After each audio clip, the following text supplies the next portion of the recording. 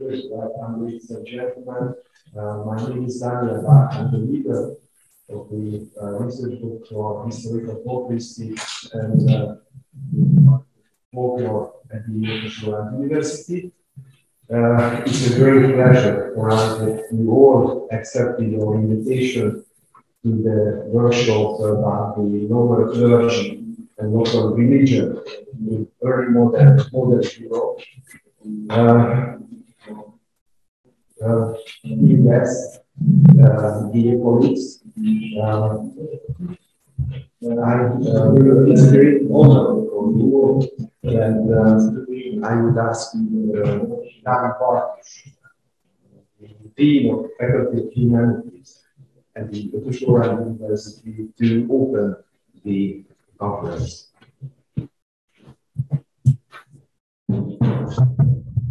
Thank you.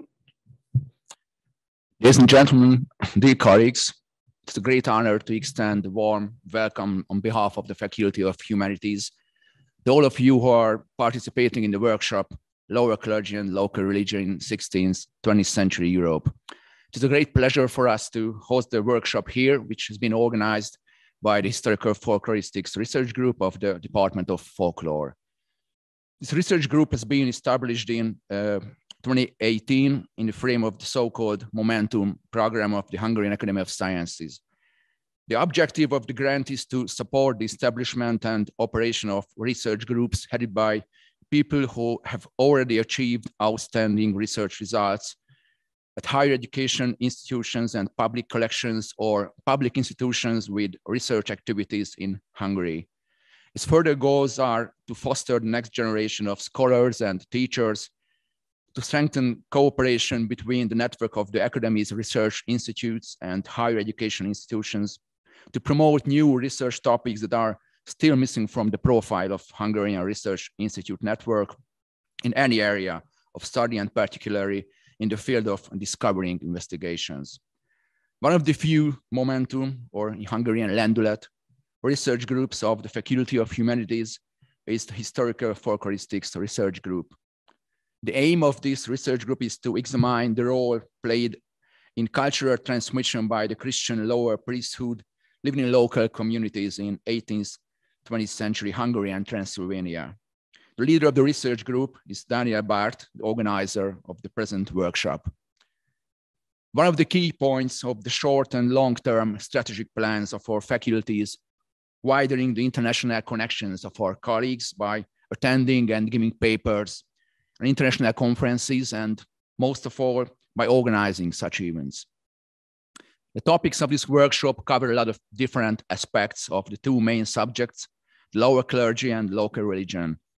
During the 2 days of the conference, 27 papers will be given by scholars from 9 countries: Hungary, Slovakia, the Czech Republic, Croatia, Slovenia, Germany, Estonia, England, and the United States. One of the aims of this workshop is to create new networks and to establish new international research groups which can apply for international grants, for example, ERC grants, which is also a strategic point of our university. I'm sure that all of you who are attending this conference will find a lot of interesting papers and discussions, and this event will be fruitful for the whole academic community. So let me wish you a delightful and stimulating conference, and thank you for your attention.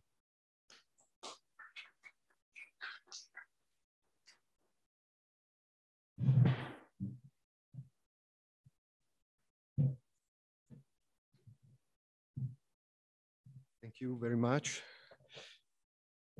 Dear colleagues, in my lecture, I would like to introduce the scientific paradigm that underlies the central question and purpose of the conference. I will focus primarily on the 2 key concepts of the workshop: the variously interpreted problems of the lower clergy and of local religion. In addition to a general terminological, theoretical, and history of science approach, in the second half of the presentation, I will try to make my argument tangible through a selection of examples from my own previous research. Many have described how there is less dialogue than there should be between disciplines and geographical regions in historical religious studies.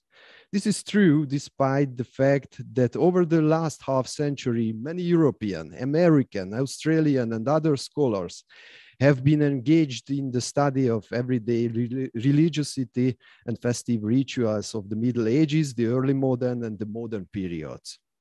The great French scholars of the history of mentality applied the dichotomy of elite and popular religion primarily to the Middle Ages, which the Anglo-Saxon historical anthropology, partly adopting and partly nuancing it, has examined in depth in relation to 3 centuries of the early modern period. The great merit of these works is that in the 1960s and 70s, they turned the attention of historians towards popular culture and shifted the narrowly conceived history of the church towards social history. By the 80s, the criticism of this sharp dichotomy had already been taken up by the new generations of Annal, and the new proposals from the field of religious history and the anthropology of religion were emerging as an alternative to the term popular religion. The vertical approach based on social stratification was replaced by a horizontal perspective, which imagined an interpretation of the practice of religion through deep drillings at local points in the socio-cultural regions of the past centuries. The concept of local religion in its modern contemporary sense was elaborated by the historian of religion William Christian in his works, most notably in his 1981 volume.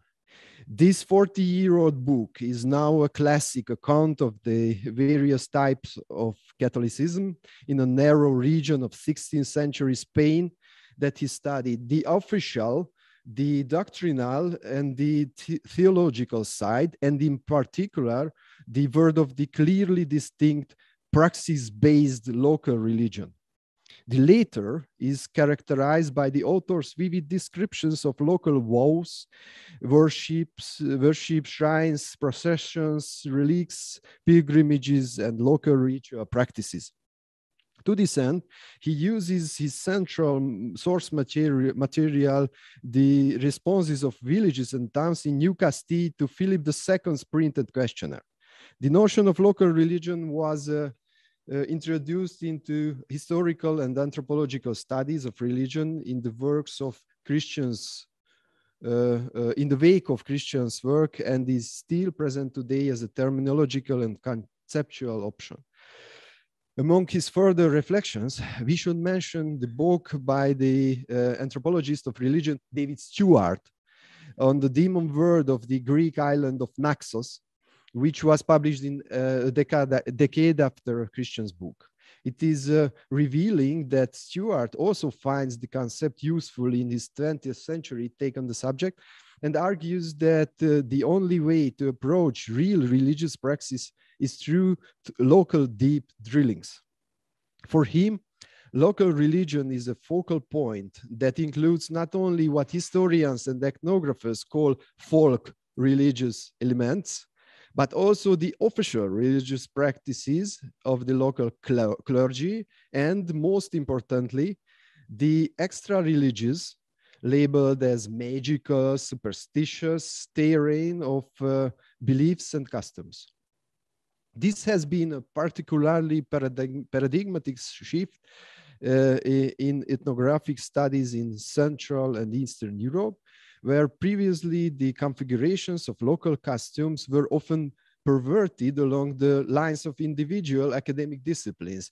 Separate researchers dealt with the folk customs of a given locality, separately with its folk beliefs, separately with its folk religiosity, the popular practice of official religion.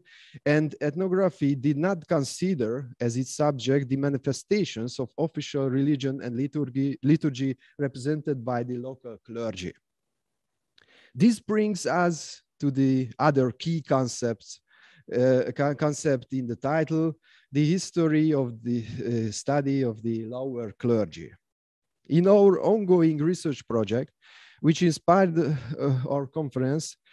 We are not interpreting this concept in a vertical sense either, extending it to Catholic and Protestant denominations. We focus on the priests and pastors who live locally and interact directly with the believers.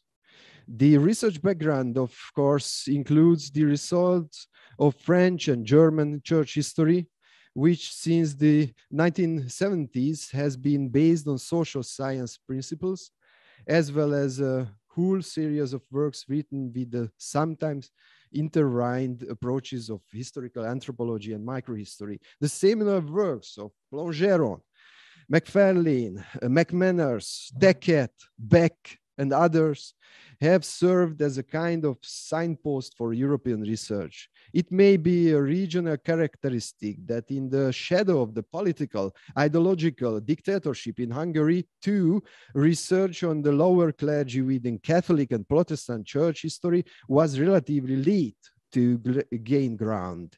But it is a positive development that from the 1990s onwards, qualitative and quantitative approaches to the subject area appeared simultaneously. In addition to church history, historical ethnography has also played an important initiating role in recent decades in the study of this topic. Our discipline was necessarily driven in this direction by the fact that we have very few written sources from the people themselves from the period preceding the 19th century, but the local clergy in the 17th and 18th centuries left behind a vast amount of written evidence reflecting the culture of the local milieu around them. The visitations, parish records, historia, domus, clerical contracts, wills, and letters of all kinds have thus become the focus of ethnographic folkloristic research. The ego documents of priests in particular are a major source of interest in this respect. For us, the local priests and pastors have become a subject of study not only as mediators of culture, but also in themselves, in their own person, mentality, culture, and attitudes. It is only natural that in the history of ethnography itself, and especially in relation to the clergy, who played a prominent role from the 19th century onwards, the history of their relationship with popular culture should also be of interest.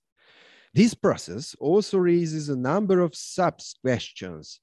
For example, how the anti-superstitious priestly attitude of the Enlightenment was transformed in the age of Romanticism into a sweeping clerical interest in pagan beliefs and folklore, and how this slowly, in the first half of the 20th century in Germany, and then in Hungary, among other places, was transformed into an independent scientific discipline called religiöse Volkskunde, which focused on the religiousness of the people themselves, again, under the leadership of practicing priests. Having said this, it does not need any further explanation why we have brought together in this workshop representatives of the academic disciplines of historical religious studies from Europe and overseas to discuss the approaches, sources, and diverse manifestations of the complex relationship between the lower clergy and local religion between the 16th and 20th centuries. Over the next 2 days, we will mostly hear case studies, as these fit well with the micro-historical orientation of a research group. The main protagonist of these stories will most often be priests and pastors in local communities who have reflected in some way on the culture of the micro-society surrounding them, often serving the needs of the believers, sometimes seeking to reform, sometimes conveying lower cultural patterns to the elite, or as we see in the reality of a long-term local operation, carrying out a combination of all these in their lives.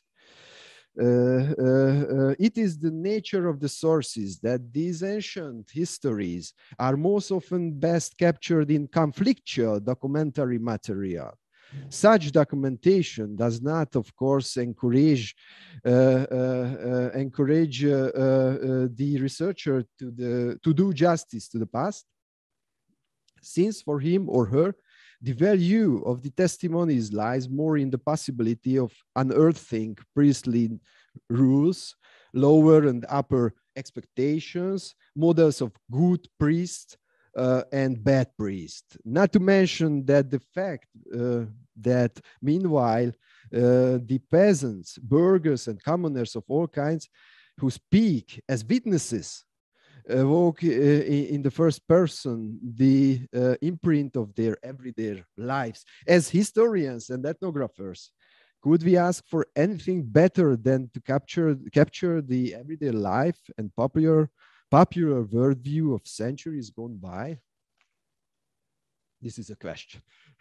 True to my aforementioned promise, in my presentation, I will give examples of the conflation of the two concepts in the title from my own 2.5 decades of historical research, which I conducted in the multi-ethnic and multi-confessional micro-world of the 18th and 19th centuries in a narrower region of southern Hungary, the Bácska, primarily in Roman Catholic archives. I first encountered the issue of the lower clergy and local religion in the documents of the visitations. In the last years of the previous century, I myself followed the previous research traditions of church history and ethnography, and tried to gain insight into the local aspects of early modern religious life through the records of the canonical visitations. I am certainly not the only one to have been somewhat disappointed by the often schematic, stereotypical, and repetitive nature of this type of source.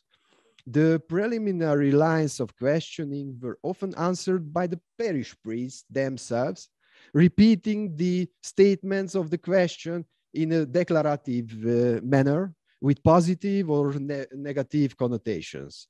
This experience was particularly painful in the context of the practice of the sacraments, which was at that time the focus of my interest. In the 1767 visitation round in Bácska, there was hardly a trace of local specificity in this area, but rather it seemed that all parish priests carried out their pastoral work in accordance with the principles of the Tridentinum and fulfilled the superior expectations to a large extent. The chapter of the morals of the people contained mostly stereotypes repeated from village to village, with some important expectations. In most of the villages, there were references to local vow days and vow rituals. These were typically held from spring to autumn with the aim of positively influencing agricultural production, especially arable crops and fruit and grapes, by holding a morning prayer of the Holy Communion with the Eucharist in church and a procession on a selected day of the week, in order to achieve the desired goal. There was no official ecclesiastical provision to this act, but it could not be considered a paraliturgical event, since the respective parish priests performed the rite. Many noted that it was a local custom practice since the beginning of time, from which it would have been impossible to depart without offending the religious sensibilities of the believers. In these cases, the local representative of the agrarian church had to serve the local religious needs, adapting to the local practice wherever he was stationed. Since there was no higher church prohibition on these, they felt free to report them to their superiors. The force of local vows was not only binding on priests. There are telling accounts of conflicts in which Protestants in multi-confessional settlements were subject to a half-day ban on work, the violation of which was branded by the Catholic community as an attack on the economic well-being of the whole settlement. In many places, the vow rituals were combined with visits to village chapels, which implies aspects of investigation into the localized nature of worship. In Bácska, besides Hungarians, there were Germans, Catholics, South Slavs, Orthodox Serbs, among others, living in large numbers and in close proximity. Thus, we can often discover ethnic determinations behind the manifestations of holy worship. Likewise, the places of worship, trees, icon trees, springs, etc., which were only gradually recognized by the church, have ethnic features. Although in Bácska, in the Bácska region, in particular, we have relatively early records of places of worship shared by Catholic South Slavs and Orthodox Serbs. After a thorough quantitative study of the visits, my interest turned to the source material of certain conflicts. Among several case studies, I can highlight the case which falls into this same line of thought, when in the 1760s, in a village called Kolut, where Germans and Catholic South Slavs, in the sources Illyrians, lived together, the local priest, Matthias Sloboda, challenged the local custom. To him, the custom of guarding the vineyards in the fall seemed to be a custom to be eradicated, especially among the southern Slav girls. The girls spent weeks in the vineyards during harvest season, and this gave to the young men a pretext to visit them regularly. In 1764, the priest grew tired of having to marry girls who became pregnant at this time every year. Using the power of the clergy, one Sunday in September, he drove the girls aged 8 to 16 from the vineyard into the village and, to their shame, locked them in a pen. The enraged parents then stormed the priest's house and smashed his windows with wooden stakes. The young priest, fresh out of seminary, attempted to implement large-scale, rather drastic plans for a moral reform, which brought him into a difficult-to-resolve conflict with the community, which was still observing local customs. I was even more concerned for a longer period with the wide range of services provided by the priest, of which the sacramental practice, which was highly localized in the early modern period, is a notable example. I have collected the diverse official, semi-official, or forbidden printed and manuscript corpus of benedictions and exorcisms in early modern Hungary in a separate volume. A decade before. It was through these small rituals that the lower clergy met the various needs of the believers, from thousands of manifestations of agricultural activity through moments of individual life and well-being to cures for physical and mental illnesses.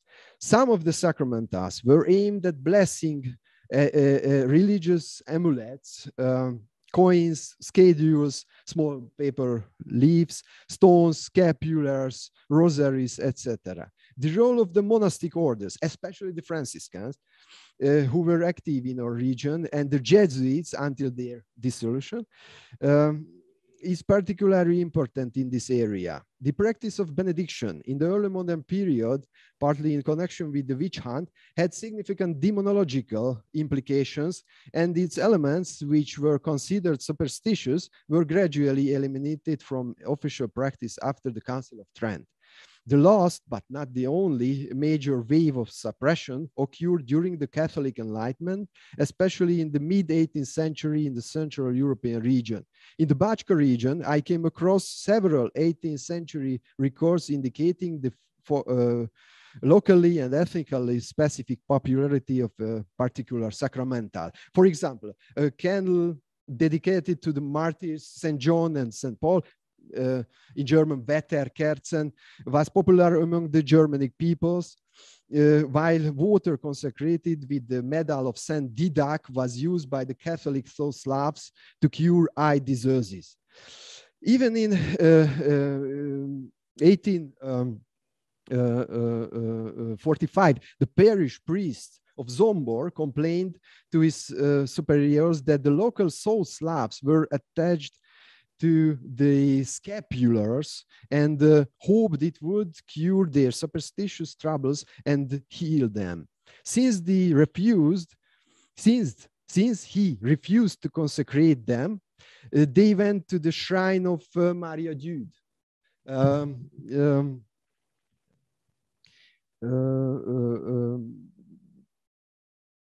In southern Transdanubia, to have the Franciscans there bless the amulets. It is a sign of the superstitious attitude of the people that only virgin priests who have not been in contact with a woman were allowed to give such amulets. The parish priest's indignation shows a rational, dismissive attitude. Other examples. In addition to all these themes and stories, I also delved deeper into the problems of the lower clergy and local religion in my book about the worldview of the exorcist Rokus Mandrovic, an 18th century Croatian Franciscan friar from Zombor, who carried out his healing activities founded upon his personal charisma in the town of Zombor in the Bajka region, with benedictions and exorcisms during the 3 decisive years of his life. Since this book was published in English in 2020, it is perhaps unnecessary for me to give any outline of its contents in the last section of this presentation. Through the Franciscan's ego documents, mainly his letters and his conflictual documents, it was possible not only to gain insight into his own demonological thinking, but also to reach a micro-level approach to local religious claims. The local fan base of the charismatic Franciscan friar consisted partly of deeply religious Catholic Slav women, and partly of the city's Catholic leaders along the lines of local political, religious, ethnic relations. The devout women praised the power, potentia, and direct and effective services of the popular friar for the physical and spiritual ills. Their religious practice, including that of the Franciscan friar, was based on outdated demonological views that were unacceptable to the Catholic Enlightenment infused church leadership. The story reveals that the story reveals the conflict between the central church leadership and the local religion, with the friar serving the latter, becoming the focus of events and the target of the leadership. From the above, it is surely obvious that I am a committed fan myself, a fan of the historical applicability of the micro-historical approach to the concepts in the title. This is the background to the idea, the organization, and the present hosting of our conference. I am grateful to our research colleagues for having accepted our invitation and for contributing with their presentations to the complex but all the more beautiful questions of early modern and modern European lower clergy and local religion. Thank you for your attention.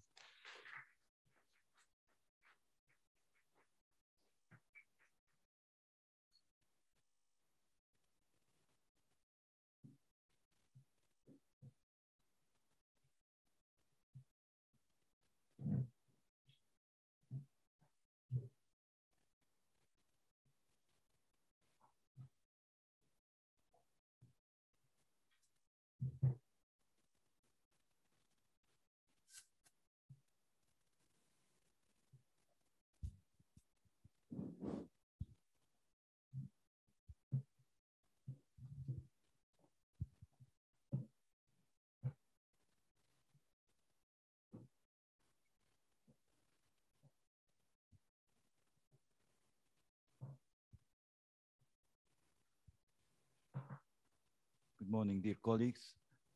Am I on the mark? Yes. I'm Gábor Klanicai from the Department of Medieval Studies at the Central European University. And I thank very much Daniel Bart for having invited me to participate in this conference, and I will chair the first morning. My presence here is also an example of how interdisciplinary this new research project is. A medievalist and a historian is looking at the work of folklorists, anthropologists, and early modernists with a great interest. And I will start without further ado. Let me also say that my role is here also keeping the time. We have several presentations in the morning. We have to fit in there. Everybody has 20 minutes. And then after the presentations, we will have also another 20 minutes for discussion and questions.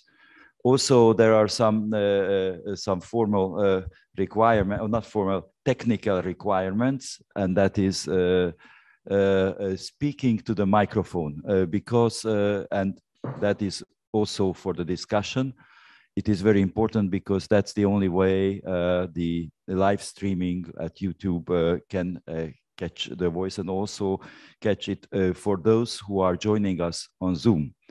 And without further ado, let me start with announcing our first speaker, who is speaking from a distance.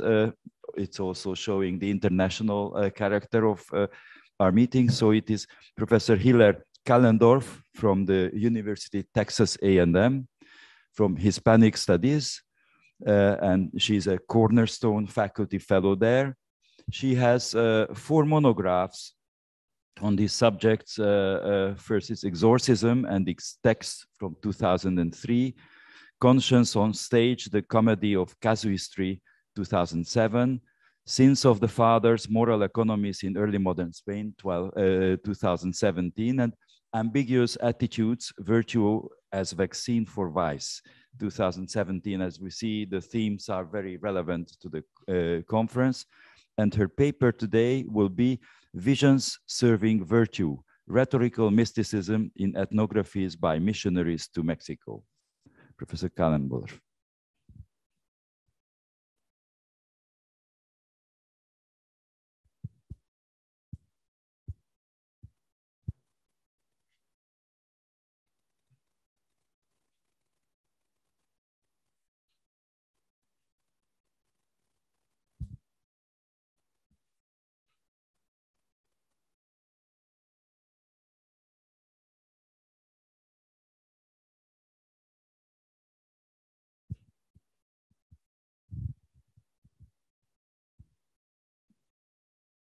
We don't hear you yet, Professor.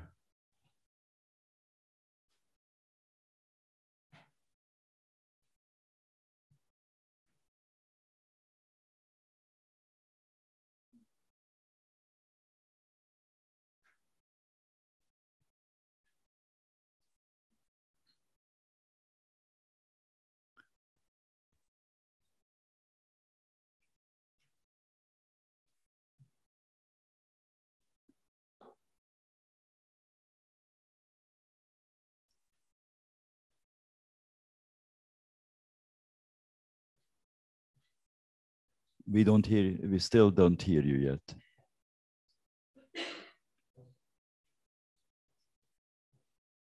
The voice is not switched on, it seems. Now, how about that? Yeah, that's now fine. Yeah. Okay. Now we hear you. Good. I apologize for the technical difficulties. I've been doing this from here for 2 months without issue until yesterday, and then something happened. We're not sure what, but anyway, I think we've got it. Now it's perfect. Okay. So we're listening to you. Wonderful. Thank you. Thank you. I apologize. Okay. Mystical elements pervade the text of the Memoriales written by Franciscan Friar Toribio de Benavente, who chose as his pen name Motolinia.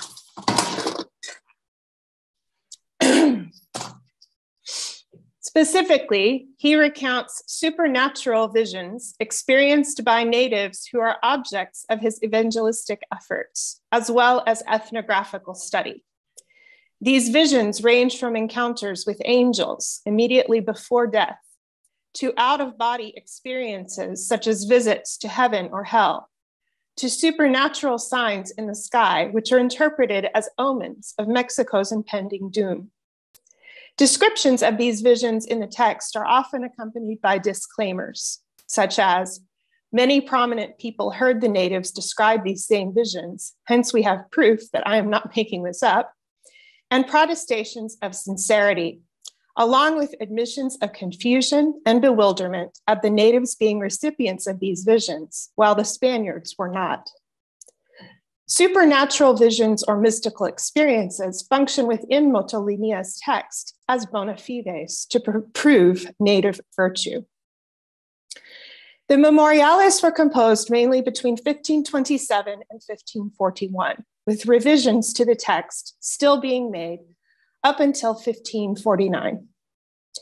In them, this one of the 12 original Franciscan missionaries to Mexico recounts his personal experiences living among and working with the native indigenous peoples. Among many remarkable features of this text is its inclusion of detailed descriptions of supernatural visions experienced not by the author himself, but instead by the native Mexicans he was proselytizing. Several of the visions were of a shining child, presumably the baby Jesus, the crucified Christ, and a golden or fiery crown. At least one of the natives claimed to have caught a glimpse of heaven itself, in what could almost be seen as a precursor for the literary movement of Latin American magical realism. Mottolinia reports these occurrences very matter-of-factly. And here I quote, "Some of these natives have seen at the time of raising the consecrated host a very shiny boy, and others have seen our Redeemer crucified with great splendor. And when they see this, they cannot do anything else but fall on their faces, and those who see this are very comforted and filled with admiration. In the same way, they have seen above a friar, when he preaches to them, a very beautiful crown over his head, which looked in turns like it was made of gold or like it was made of fire. Other people have seen in the Mass over the Most Holy Sacrament a sphere like flames of fire. And a person who came very early in the morning to the church on Sundays, finding the door closed, looking at the sky, saw that it opened. And in that opening, it appeared to him that heaven was very beautiful inside there. And he saw this 2 times. It seems that he who sought God in the morning and came to his house, the church being closed, found heaven open."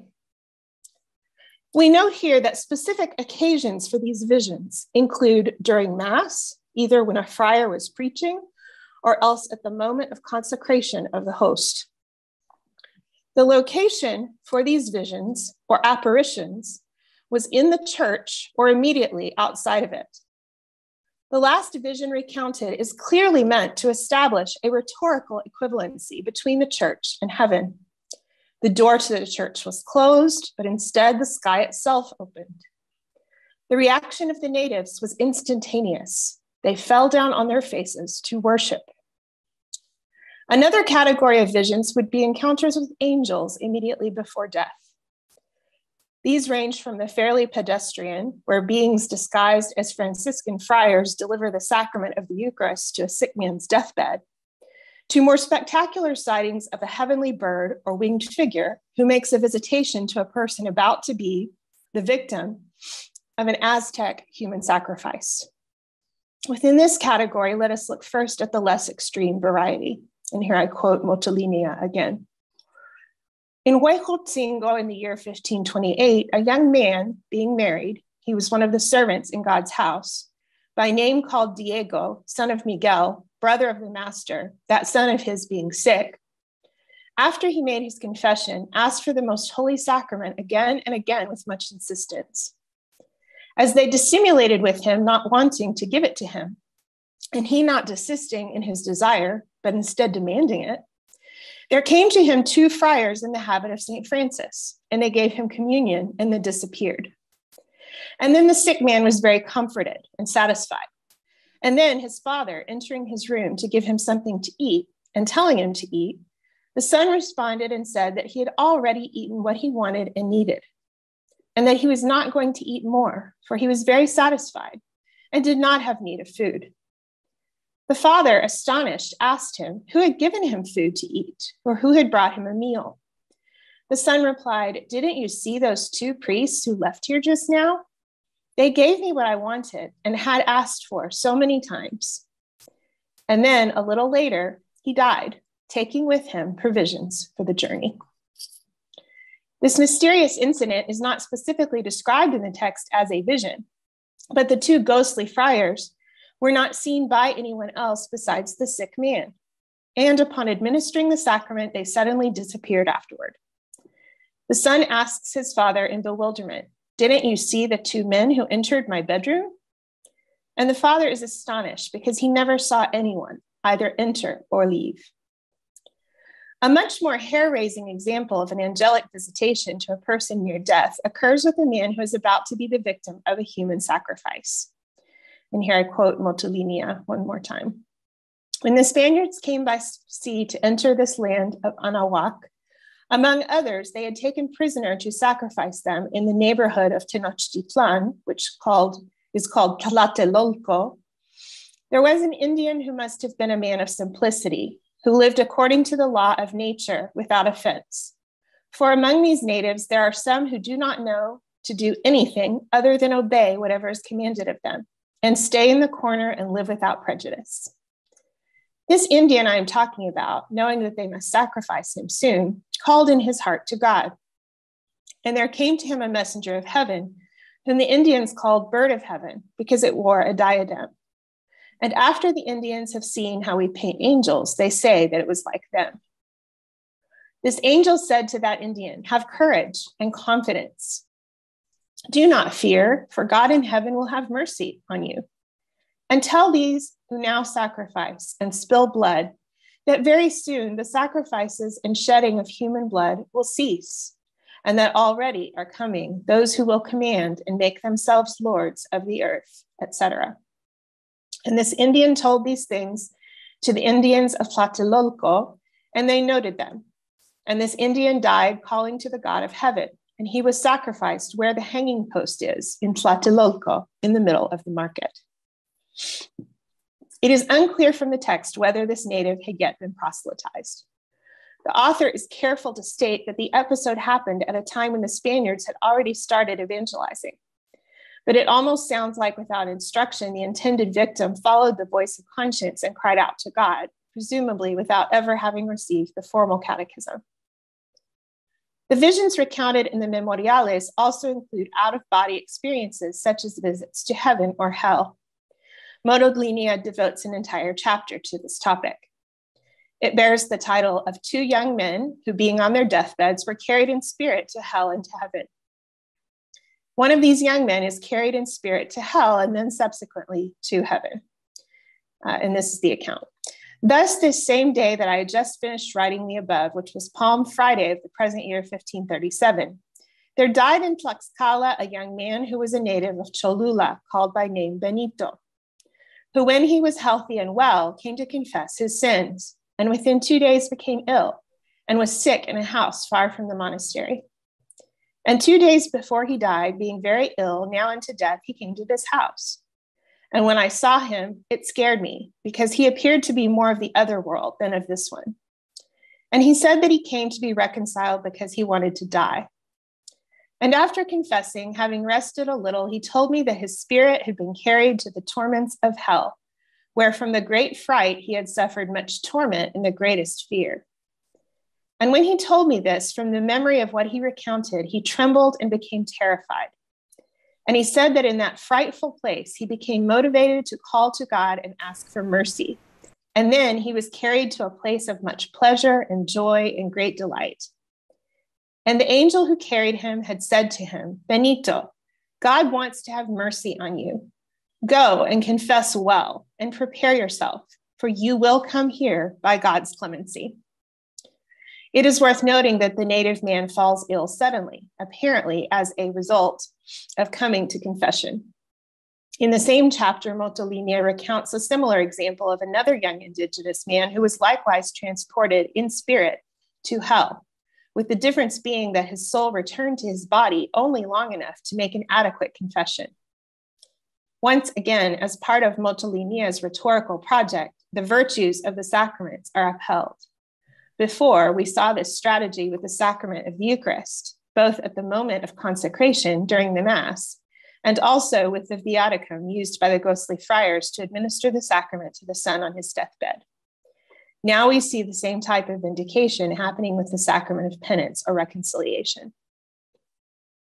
Descriptions of these visions in the text are often accompanied by disclaimers and protestations of sincerity on the part of its author and compiler, such as, all of these things I found out from trustworthy people, and those who saw them are a very good example and frequent the sacraments. Let it not be attributed, but that God, in his infinite mercy, manifests himself to these poor little ones who seek him with simplicity and purity of heart. And in them is fulfilled the gospel, blessed are the pure in heart, for they shall see God.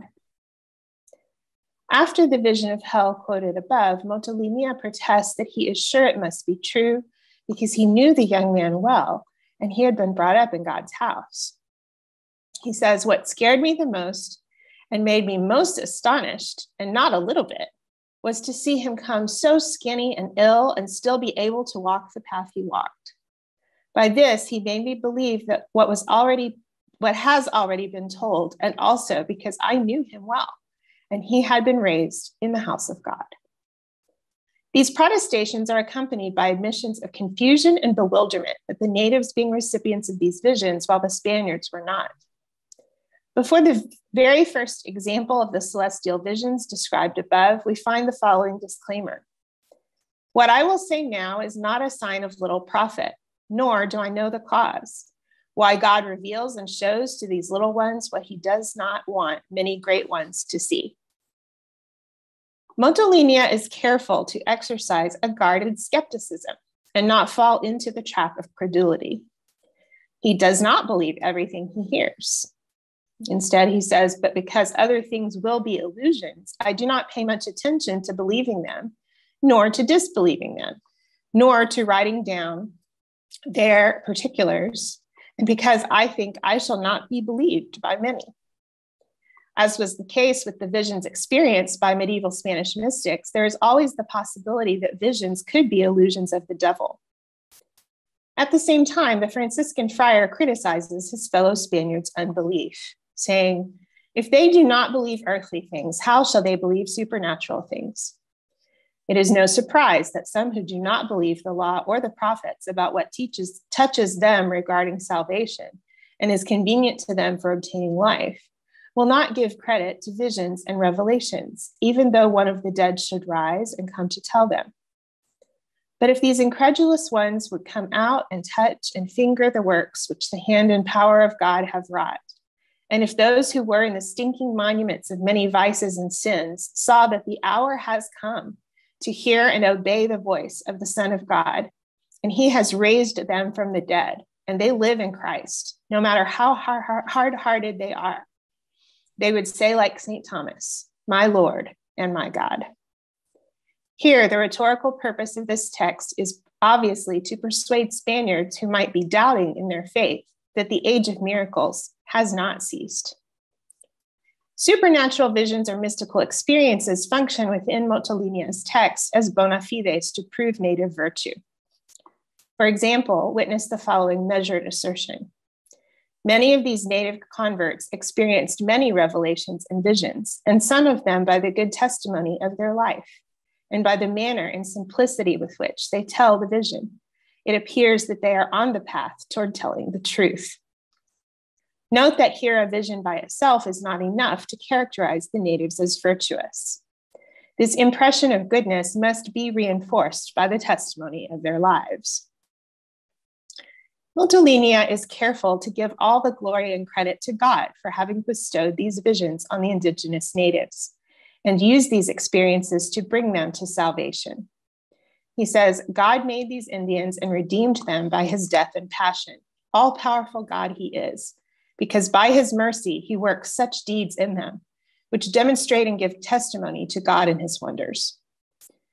But he also insists that the very bestowing of these visions proves that their recipients are worthy of such divine favor. He says, since some do not want to believe the words of this book and of these people that I repeat here, let them come, and they will see the works in them by means of which they will believe what I say, as many other Spaniards have done. That if they had not seen, they would not have believed.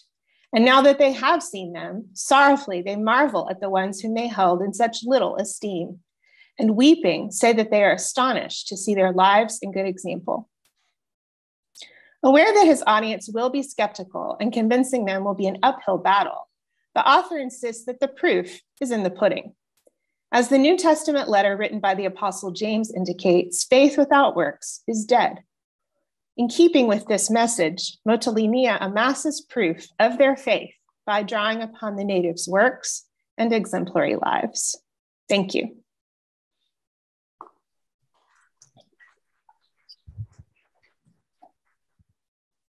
Thank you very much for this very rich and exciting presentation of local religion in the New World and the efforts of Franciscans to cope with this and have a very distinguished approach. We will have some time for discussion and questions after this first presentation, but we have two more presentations. So let me immediately ask Bernadette Schmidt, who is working at this department of folklore.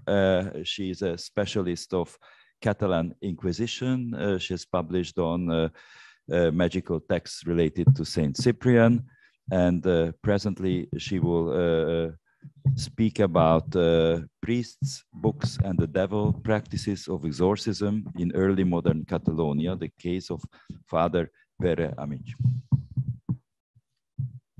Thank you very much.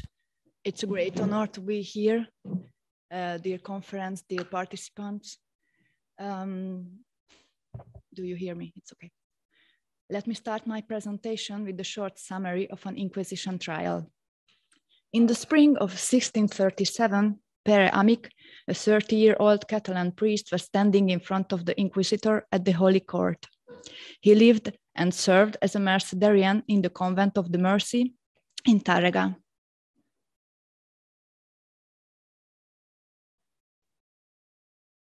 You can see the red circles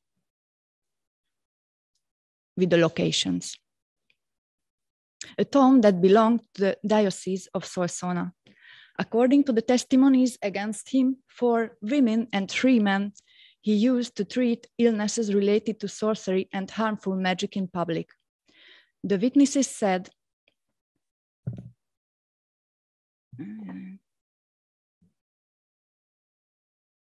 yes, that the enchanted children and adults were expected to appear in the church for 9 days in a row, where the friar met them in a chapel. He was wearing a stole, holding a book in his hands, and he said prayers for their recovery by candlelight. From time to time, he used his thumb to draw a cross on their foreheads, palms, and chests, or sometimes near the stomach. He unbuttoned their clothes to access the painful body part, then drew a cross on the problematic part 3 times and asked if it hurt when he touched it, by saying, Deus Abraham, Deus Jacob, Deus Israel. After that, he started praying and applied oil in the treated body part 3 times. He also gave some holy oil to the patients to use at home. Some people fainted after the procedure. The enchanted also received various papers. One had to be hung on the door of the room where the patient slept, and the other on the window of the same room. The door notes contained the words Jesus Nazarenus Rex Judeorum, with crosses between them, and on the window notes, he copied an excerpt from a hymn, Procur recedant somnia, hostemque nostrum comprime, nepulluantur corpore. The Inquisition court record so-called raster of cases or a list of cases mentions that the priest also had manuscripts, booklets with various prayers and recitals. These were confiscated by the Holy Court, and on 13th April in 1637, the Inquisition qualificators made the theological decision that they keep the documents and the Inquisition should prosecute their user, since they proved that he was a sorcerer who had made an implicit or explicit pact with the devil. These were the charges to initiate the proceedings against Pere Amic, and his own convent was designated as his prison. Based on the routine of the trials, 3 interrogations and admonitions followed. The interrogations usually started by the inquisitor asking the defendant whether they knew or could guess why they were standing in front of the Holy Court. The father answered it was because he had been curing patients with exorcism in a legal way. He made the sign of the cross and continued by saying the 4 Gospels one by one.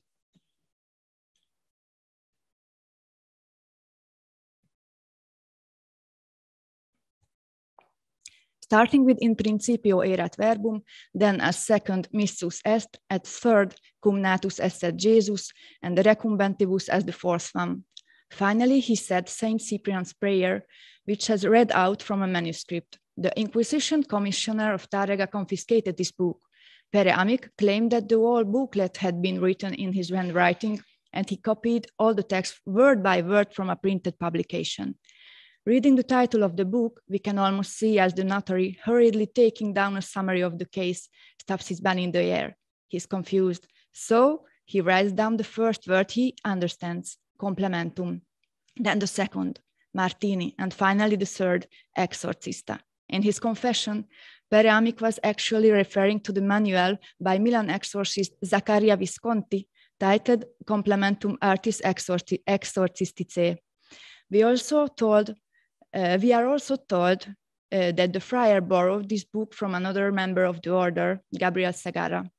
According to his confession, he consecrated all with the help of the famous Franciscan exorcist Girolamo Mengi's manual, Flagellum Demonum, and at other times he followed the instructions of the Rituale Romanum. He also consecrated the homes of the patients with holy incense based on the benediction of the Flagellum Demonum and gave them a card to keep demons away, on which he had written Jesus Nazarenus Rex Judeorum. The card was intended to prevent any malevolent spirit from entering the house by putting in the door or the window of the patient's room. He wrote another card for the bedhead with an excerpt from the aforementioned Procure Excedent, etc. For some patients, he consecrated rue based on the benediction of the Flagellum Demonum, and he blessed the bread, wine, and water they ate and drank to help their recovery. He performed the exorcisms in Tárrega and the neighboring Verdú. He started that his patients had been children and adults who had been victims of an evil spell, maleficium, which he could diagnose based on the flagellum and the malleus maleficarum. He was driven to cure women, men, and children by charity for the poor. The friar's 3rd hearing was on the 2nd of June, and on the 10th, judgment was delivered. According to that, he was strictly reprimanded and instructed never to treat patients in this manner again, and the Inquisition Commissioner should bring the tribunal the book from which he had copied the exorcism texts he had used, especially the Saint Cyprian's prayer.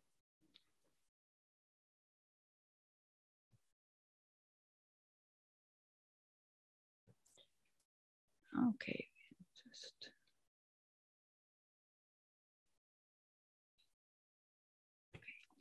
Pere Amic did not perform spectacular, theatrical, dramatized, or infamous exorcisms like the one so sharply condemned by Thomist humanist Pedro Ciruelo 100 years before in his manual on demonology, the treatise reproving all superstitions and forms of witchcraft. The case of Friar Amic was not sensational or unique in the 2nd third of the 17th century in the Principality of Catalonia. Observing statistical data derived from the database of Jaime Contreras and Gustav Henningsen, containing 40,000 trials, we can conclude that between 1615 and 1700, the number of proceedings initiated because of superstition increased at every court except for the Logrogno tribunal, where the great witch trial of Sugarramurti was conducted a few years before.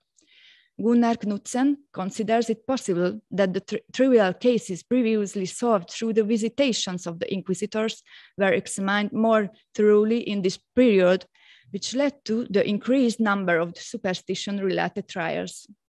Looking at the statistical data related to the superstitio trials of the Barcelona Holy Court, it is also visible that in the early modern era, repression targeted men in a higher percentage than in other Spanish courts, according to Juan Blasquez Miguel's data.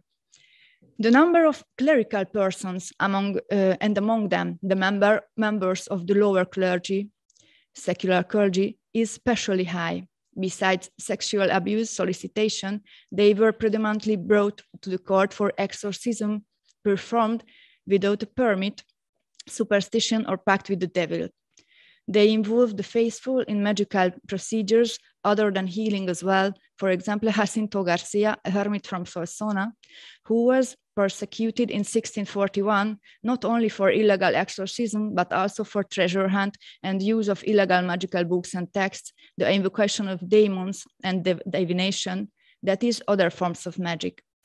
In the first half of the 17th century, in the town of La Garriga, a priest called Pere Puig healed sick believers with oil, using it to anoint their face, foreheads, ears, legs, hand, chest, heart, and stomach. Then he asked them to bring him the objects that might have made them sick. Various objects appeared, for which Puig was brought to the Inquisition. Based on the above data, we can see that although 100 years passed, the first works in demonology did not bring breakthrough results. As Moses Sluhovsky summarized, up until the first systematic attempt to define and restrict exorcismal practices, an attempt that had started in the second half of the 16th century, but did not achieve much success until the 19th century, exorcism was a routine and non-dramatic occurrence that was practiced by many thousands of individuals, some of them ecclesiastics, but the large majority of members of the laity. Jonathan Seitz examines Venetian exorcism as well as healing practices, which was how Venetians in witchcraft trials saw them. I quote, "In contrast to the situation in Northern Europe, by the late 16th century, the threat of Protestant expansion in Venice had subsided, and thus there was no longer a need for demonstrations based on theatrical exorcism to support Catholicism. In fact, in the late 16th and early 17th centuries, public exorcism were not the norm," end of quote. Instead, most clerical healings occurred in private at the request of a patient or his or her family or friends, with the main goal of diagnosing and curing illness suspected to be supernatural in origin. They say the exorcist, as a cleric who was capable of healing diseases physicians could not cure. Even though the great era of witch trials in Western Europe had already ended, Catalans, just like Venetians, were still engaging in magical divination, seeing signs of maleficium and signs of supernatural illness in their sick children, and still seeking out the services of clerical and non-clerical healers who they believed could draw on supernatural sources of power to combat witchcraft. And I will speak a little bit about the embodiment of the other, the illicit exorcist. As far as we know, no official exorcism rite existed in the Roman Catholic liturgy until the 1614 publication of the Rituale Romanum.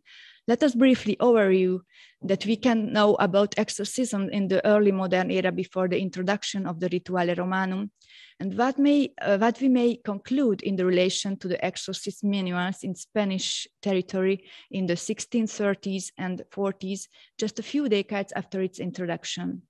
Decrees of the Council of Trent do not mention exorcism at all, and the term exorcist appears only in the sense of being one of the lesser orders of clergy.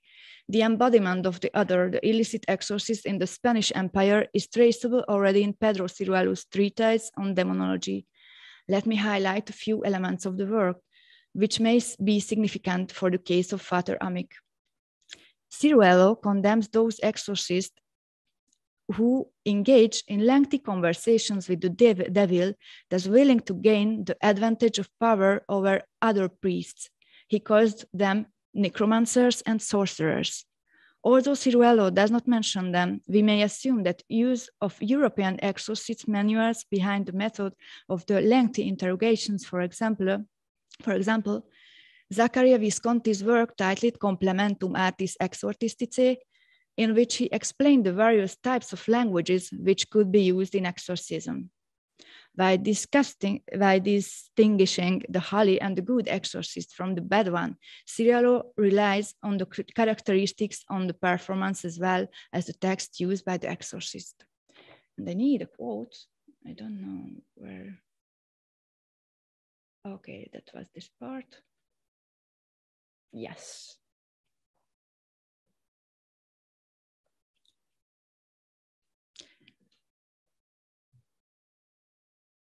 In connection with the cases of the Holy Court of Barcelona, the endeavor of the Inquisition Reformed clergy is obvious. One of the significant goals of the era was the repression and cultivation of the practices of the healers and the less educated lower clergy who lived together with the people and served their needs. However, in contrast with the charges involving pact with the devil or even more serious sins such as formal heresy, superstition trials on the lower clergy ended with mild verdicts. In the remaining time, let us gain insight into the details of the text of and the exorcist practices used by Friar Pere Amic in the 1630s, based on his confession for the Inquisition.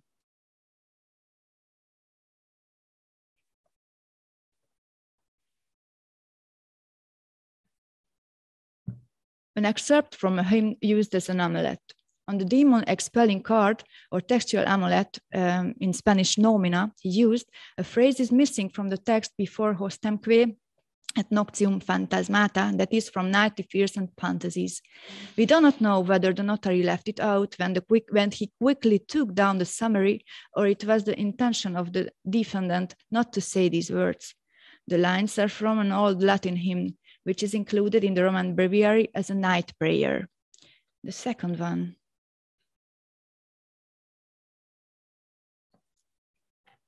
The Exorcist Manual of Zaccaria Visconti. The Barnabite father and renowned exorcist Visconti was born around 1530 in Milan. His manual was first published in 1589, at least 7 times as an individual volume, as well as in the Thesaurus Exorcismorum, together with the text of other exorcists. Visconti elaborates on how demons can cause physical harm in the human body and provides a detailed list of the symptoms of possession. Although there is no reference to whether the defendant used this manual for the diagnosis of the illnesses or supernatural origin, his confession implies that he performed the benediction from the second part of the manual, the aim of which is to expel malevolent spirits from the house. This text includes exactly the same passages from the Gospel of John, Matthew, Lucas, and Marcus as the ones quoted above.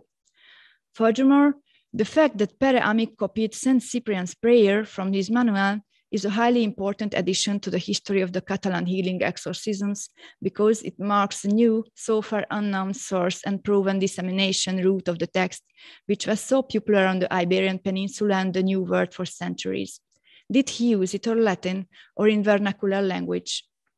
A few years ago, in another Inquisition source, I found the Catalan version of the prayer published in 1555, which was also used for exorcism by Jacinto Garcia, the hermit from Solsona, contemporary of Pere Amic. The text was also published in the 1630s in Navarra in a book for calming storms and expelling devils, this time in Latin. Around 1634, a Spanish translation was published in printing, probably based on this version. We have several data for the use of the prayer from the same decade, both in Latin and vernacular languages, but Zaccaria Visconti's version is in Latin. The text itself begins with the contrastive conversion story of Saint Cyprian of Antioch, which is followed by an exorcism text spoken by the saint in first person singular. The Cyprian prayer was specifically listed in the Spanish Index Librorum Prohibitorum in 1559, 1583, then in the 17th century in 1632 and 1640. Thus, we can say that it was listed among prohibited books and texts around the time of the Inquisition trial of Pere Amic. And while the Inquisition regularly confiscated these texts and manuscript copies, their dissemination and use could not be prevented. The third one is Girolamo Menghi's Flagellum Daemonum. Girolamo Menghi was an Italian observant Franciscan friar and recognized exorcist born in 1529 in Viadana. He wrote several exorcist manuals in Latin and Italian, in which he detailed the competencies of the exorcist, as well as the features and orders of demons and the nature of demonic pacts. Although Pere Amic said in his confession that that he consecrated the incense with the help of Menghi's manual, the text of the Benediction is not included in the book. Only the use of the consecrated incense is mentioned in the fourth exorcism, which aims at evicting demons repressing the human body. He might have performed the benediction based on the Rituale Romanum instead. According to the confession, the flagellum and the Malleus Maleficarum helped the priest in diagnosing and healing maleficium. Even though the confession does not mention the 25-item list of the symptoms of possession in Visconti's book, we may conclude from the words of Amic that the healing ritual might have included a part to determine whether the patient was the victim of maleficium or possessio. In the summary,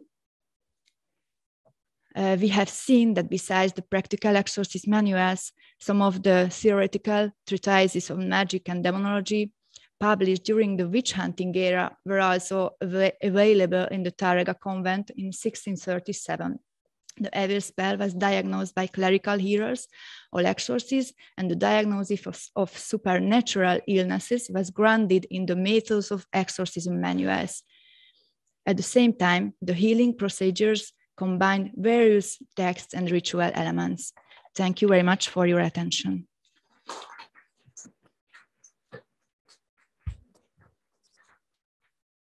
Thank you very much for this nice presentation. I see that this Institute of Ethnography and Folklore is a real center for exorcism studies and very good examples, but also of the work of the lower clergy, since it was related to their work. And we can go on with the presentations before the discussion of these papers.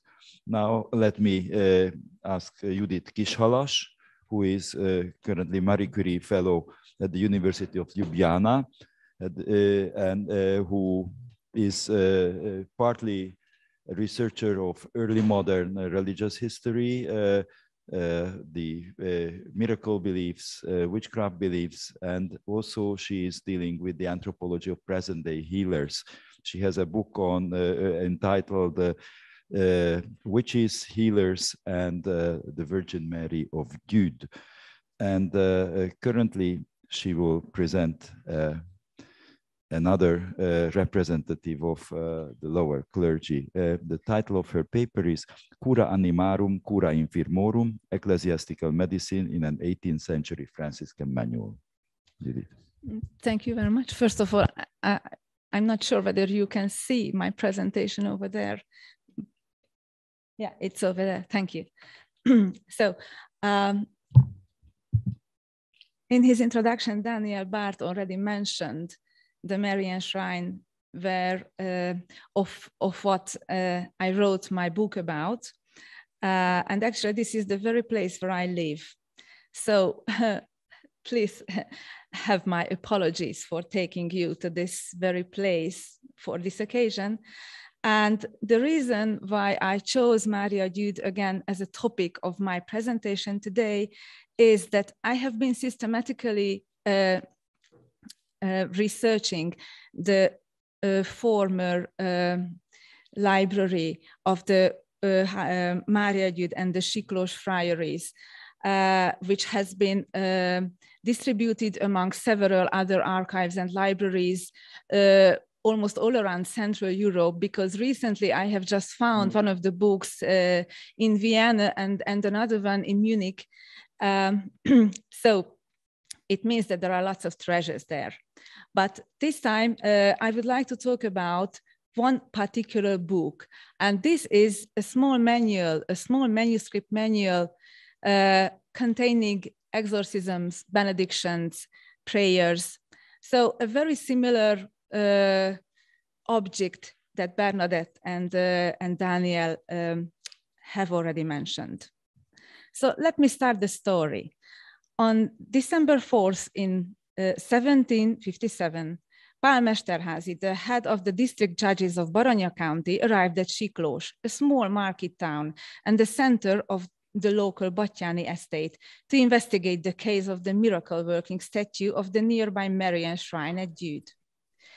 Mária Győd, or in those days it was only Győd, was, and it still is, a small village on the southern slope of the Villány Mountains. The ecclesiastical inquisition was ordered by György Klimó, the Bishop of Pécs, with an intention to settle the doubts that have been emerged about the Marian apparitions and the origins of the statue. Serfs and artisans from Siklós narrated on the history of the statue and the miracles attributed to its alleged thaumaturgical power. Here you can see Károly Batthyány and his mother, Elinor Batthyány. They founded the shrine. And here in this previous picture, you can see the shrine. Here, the church is almost looks the same as it used to look in the 18th century. And here is the Siklós castle. That was the seat of the Batthyány family there. And so you can see that they are quite close to each other. I mean, the places. Mária Győd is a typical shrine which was established after the Ottoman Turk occupation at the end of the 17th century. Here you can see the siege of Siklós in a rare woodcut. And here you can see again the shrine from another direction. So there is the statue of the miracle-working Virgin Mary. And here you can see the shrine church. And this picture was taken exactly from the bastion of the castle. And this was the view that Elinor Batthyány and her son might have seen when they looked at the shrine every day when they walked out to the bastion. However, the problem emerged and the conflict emerged out of the exchange of the two statues. And this was the reason why this investigation was initiated almost 50 years after the first apparitions. So let us turn back to the stories. As I said, 6 men testified not only about the revelations of the Virgin Mary in the ruined parish church of Győd, but also about spontaneous pilgrimages that almost immediately followed the apparitions. The testimonies claimed that several people sought Mary's divine intervention. At the same time, the Franciscans of Siklós, who took care of the shrine, compiled the first list of the more than 100 miracle stories that had been systematically collected and archived by them since 1722. There were 3 miracle collections found in the library of the Mária Győd shrine. And these miracle collections consisted of more than 300 miracles by the end of the 18th century. But at the time of the investigation, only the first collection was prepared. So one of the miraculous events reported during the Inquisition is of particular interest from our point of view now, as it demonstrates clerical healing in practice. In his testimony, Ádám Mihics recalled a case from his childhood. He told the story about Ursula, a young widow from Siklós, who had been suffering of morbus caducus, probably epilepsy, for long. To make her illness even worse, she had been bewitched, as the people thought, by someone. Maleficiis affecta, they said. She seemed to be incurable. Thus, her family members took her by force to the Mária Győd shrine to attend the Holy Mass there. Assisting as an altar server, an altar boy, the little school child, Adam Mihic, witnessed the young woman trying to escape with all her might from the church, ex ecclesia profugere, as he said. But her relatives caught and dragged her inside. When the Eucharist was elevated, Ursula started to scream and shout so loud that the little altar boy, Adam Mihic, was terrified. Then Ursula collapsed and she was lying on the floor motionless. When the Mass was over, her relatives asked the friar who served the Mass to say some blessings upon her. Super illam quandam benedictionem dixit. As soon as the Franciscan father carried out the blessing ritual, Ursula got up completely healed and soon left the church on her own 2 feet. Obviously, the story was meant as a proof of the thaumaturgical healing power of the Virgin Mary of Jude. Yet the friar's blessing also contributed to the successful recovery. As the witness did not reveal any further detail on the friar's act, one can only guess how the healing ritual was actually carried out.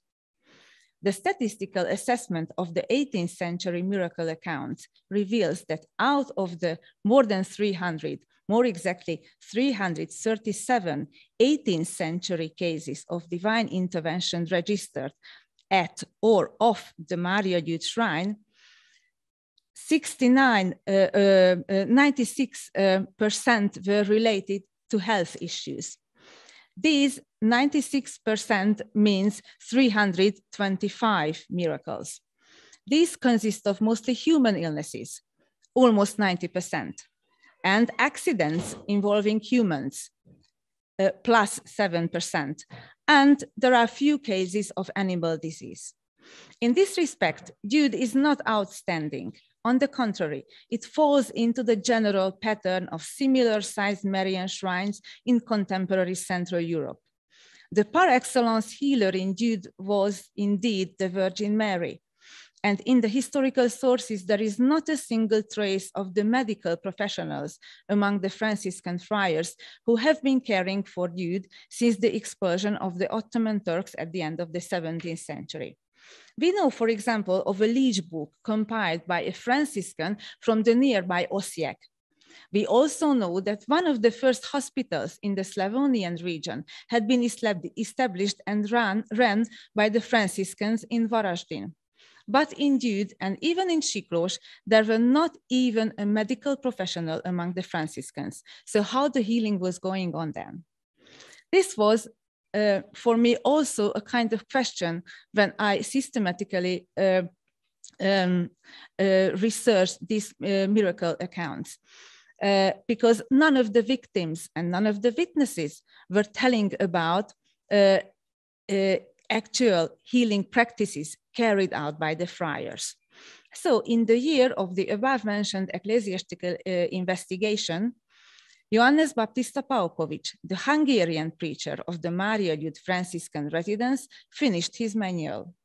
Although he gave it the title Preces Devotionalis, his compilation is not a mere manuscript prayer book, as it consists of various liturgical texts, prayers, benedictions, exorcisms, and absolutions. It provides us a literally first-hand account on the application of blessings and of various sacramentalia, both important remedies in early modern ecclesiastical medicine. So this is actually the medical activity that the friars carried out. We know very little about Johannes Baptista Paukovic, the compilator. We know that he might have been born around 1723 at an unknown location and died in the Siklos Friary in 1790. His surname suggests Southern Slavic, Illyrian ethnic origins. He was ordained a priest in 1742. Between 1745 and 1749, he studied theology at the seminar of the Zagreb Franciscan Friary, and upon the successful defense of his thesis, he acquired the title of lector. So he had a very good education, because in the legislate province of the Franciscans, the Zagreb seminar was considered to be the best in those years. Later, in 1753, he was appointed as lector and preacher to the Mária-Győd residence. 3 years later, he became the Hungarian preacher, Concionator Hungaricus, in the same community. We should say at this point that Mária-Győd was a shrine for several ethnic groups, not only for the Hungarians. So there were ethnic Illyrians, many Southern Slavic people living around the shrine and in the catchment area as well. And there were also German settlers, and above them, several Orthodox Serbian inhabitants. And they all visited and venerated the Virgin Mary of Mária-Győd. So the reason why Paukovics started his manual might have been his appointment as a Concionator Hungaricus. So he thought that he needed a liturgical and a devotional handbook for his own use and for his own needs, and also to meet the demands of his flock. As I said, we should also bear in mind that he served at a Marian shrine, which had been established in a Calvinist village. Despite the more than 50 years that have passed since the first Marian apparitions, there was not a single Roman Catholic inhabitant in the village. And there were also few Roman Catholics in the nearby Siklós. So Pater Paukovics' flock was eventually the pilgrims, the bunch of pilgrims who regularly or occasionally visited the shrine. So here I can just show you some pictures of the previous statue, which is now in the Osijek Franciscan Church. And this is the parish church of Mária-Győd, as it might have looked also in the 18th century. There are some more pictures. And here you can see that how these two statues have been exchanged. Here you can see also the 3 miracle collections, 2 in Latin and 1 in German, that were preserved in the Franciscan archives in Budapest now. And here you can see also the first page of this ecclesiastical investigation that I have mentioned, and also the starting pages of Paukovics' manual on the left. So the Praecies Devotionalis. And there are also some further sources that I would not like to talk about now, but here you can see the area from where the pilgrims visited Mária-Győd. You can see the shrine here, and all these circles symbolize the catchment area and the size of the pilgrims within the 18th century period. And this map is based on the miracle accounts, of course. So let's turn back to to Paukovics' compilation now. So his manuscript is structured around the benedictions and the exorcisms. They consist, they are the main corpus of the book. But in the beginning, one can find several prayers and supplementations. And also in the end, there are several hymns added to that. Altogether, it is less than 90 pages long, so it's rather handy. It is rather small, so one could easily hold it in the hands and then carry out the appropriate rites. I have just started to cover the sources of the compilation, that where the different kind of exorcisms and prayers might come from. So the identification of the sources has not been completed yet. So far, it seems that Father Paukovics relied on popular devotional and liturgical works of his age. His most important resource was the Rituale Franciscanum by the Franciscan observant Bernard Sannik, Paukovic copied most of the benediction and exorcism orders from Sannik's well-known manual. He also made a good use of a late 17th century Franciscan breviary titled Via Franciscana Vitae Aeterni ex regula et testamento Assisi Francisci, written by Ludovicus Valencic of Prem, the guardian of the Franciscan convent of Jindřichův-Hradec. And Paukovic copied the Officium to the Virgin Mary, to Peter of Alcantara, to Anthony of Padua, and to Saint John of Nepomuk from this collection. He also copied the prayer to Saint Barbara for good death and the 6 protests and petitions by Saint Charles of Borromeo to be often recited in case of the gravest and most dangerous illnesses. Finally, the compilation titled Fasciculus Pietatis Antoniani should be mentioned. This devotional work was written for the confraternities of Saint Anthony of Padua. We know of at least 2 editions, one from Cologne and another one from Einsiedeln from the late 17th century. Paukovic adopted 5 psalms dedicated to the miracle worker Saint Anthony, who helps in all times of need, as he quoted literally from the book. So, what is the medical context of this collection? What are the particular benedictions and exorcisms applied in case of healing the sick? Compared to the miracle collections, it seems, as I said, that most of the illnesses and most of the patients were not effectively cured by the Franciscans, but also trained medical personnel was involved in these cures.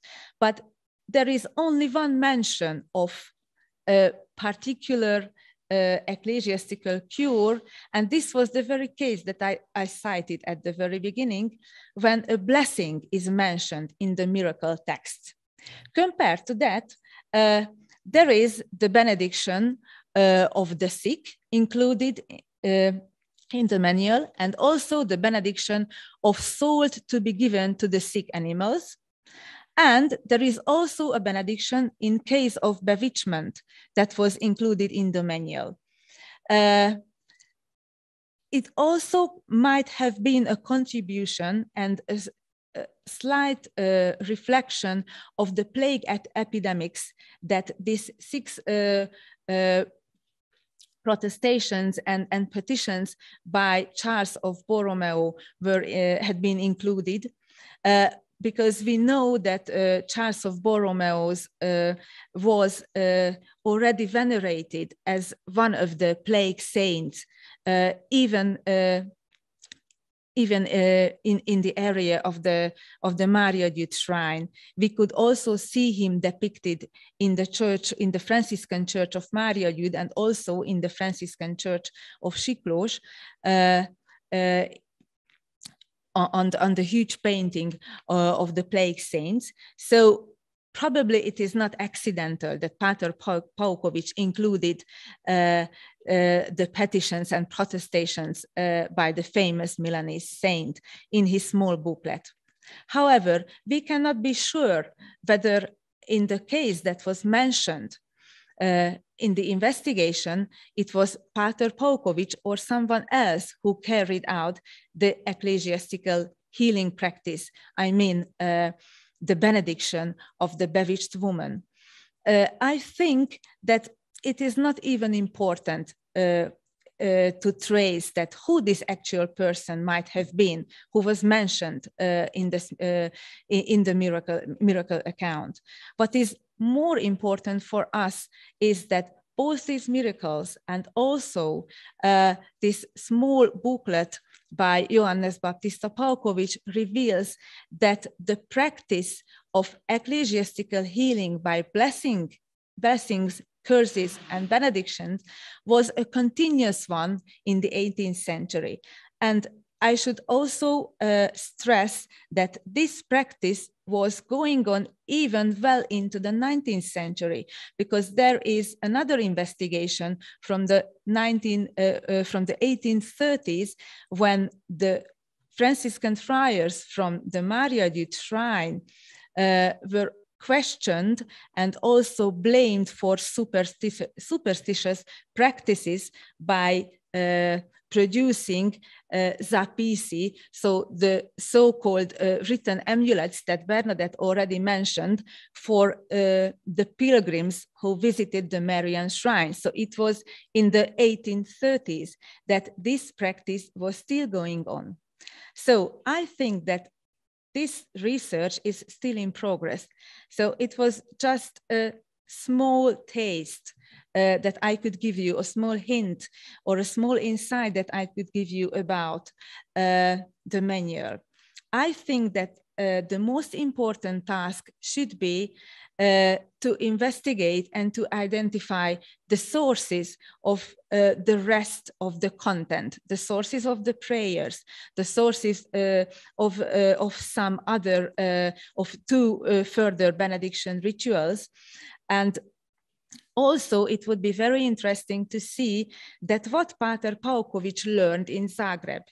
We know that his thesis was published as part of a very popular manual for parish priests and mostly, and also for Franciscan friars as a kind of petition book. And this manuscript was, this print was also found in the library of the Pécs Franciscans and also in the Siklós Franciscans library. So I think that this is the direction into which this research can be carried out, carried further in the future. So thank you very much for your kind attention.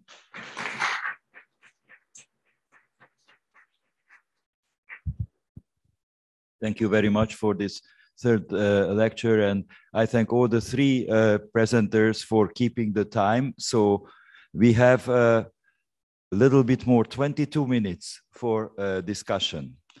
We had also three presentations, which I think is a very good start for this conference. We had three representatives of the lower clergy. We had Toribio de Bonaventa Motolinia, we had Pere Amic, and we had Johannes Baptista Paukovic from three different regions. But all the three have very interesting common features. They are handling immediate problems of the believers they care about, and they are handling it in their own way. They are relying upon knowledge, which is partly drawing from very learned ecclesiastical manuals, but partly their own way of handling it and putting it into use in a way which also attracts the attention of higher authorities and become frequently controversial. In other moments, they seem to be adapting to a new situation of early modern Christianity. So I think there are plenty of aspects to be discussed. So who would like to take the word and put questions to the...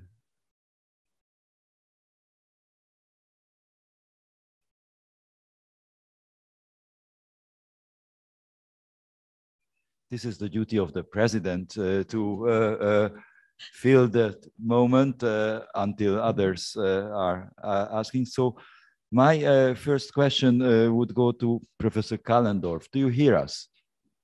Yes. So I found that very interesting, this description of popular visions, and this, I think this is a very precious manual. I had the chance to participate in a long-term research with William Christian, where we have examined such descriptions of popular visions. And this Memoriales seems to be an incredible treasure trove, very rare, such a quantity of visions. So what I would like to ask, however, is not precisely this manual, but the religious strategies of different religious orders. So apparently the Franciscans had a strategy of opening up this type of communication with the religious fantasy of the newly converted believers. Were there also Dominicans or Jesuits or other orders who had similar sensitivity to the natives, or were they very different?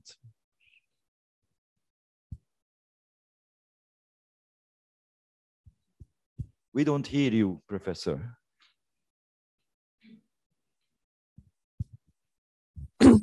Okay, can you hear me now? Yes, yes, Great. yes. Great. Okay, so the other order, I like your question very, very much.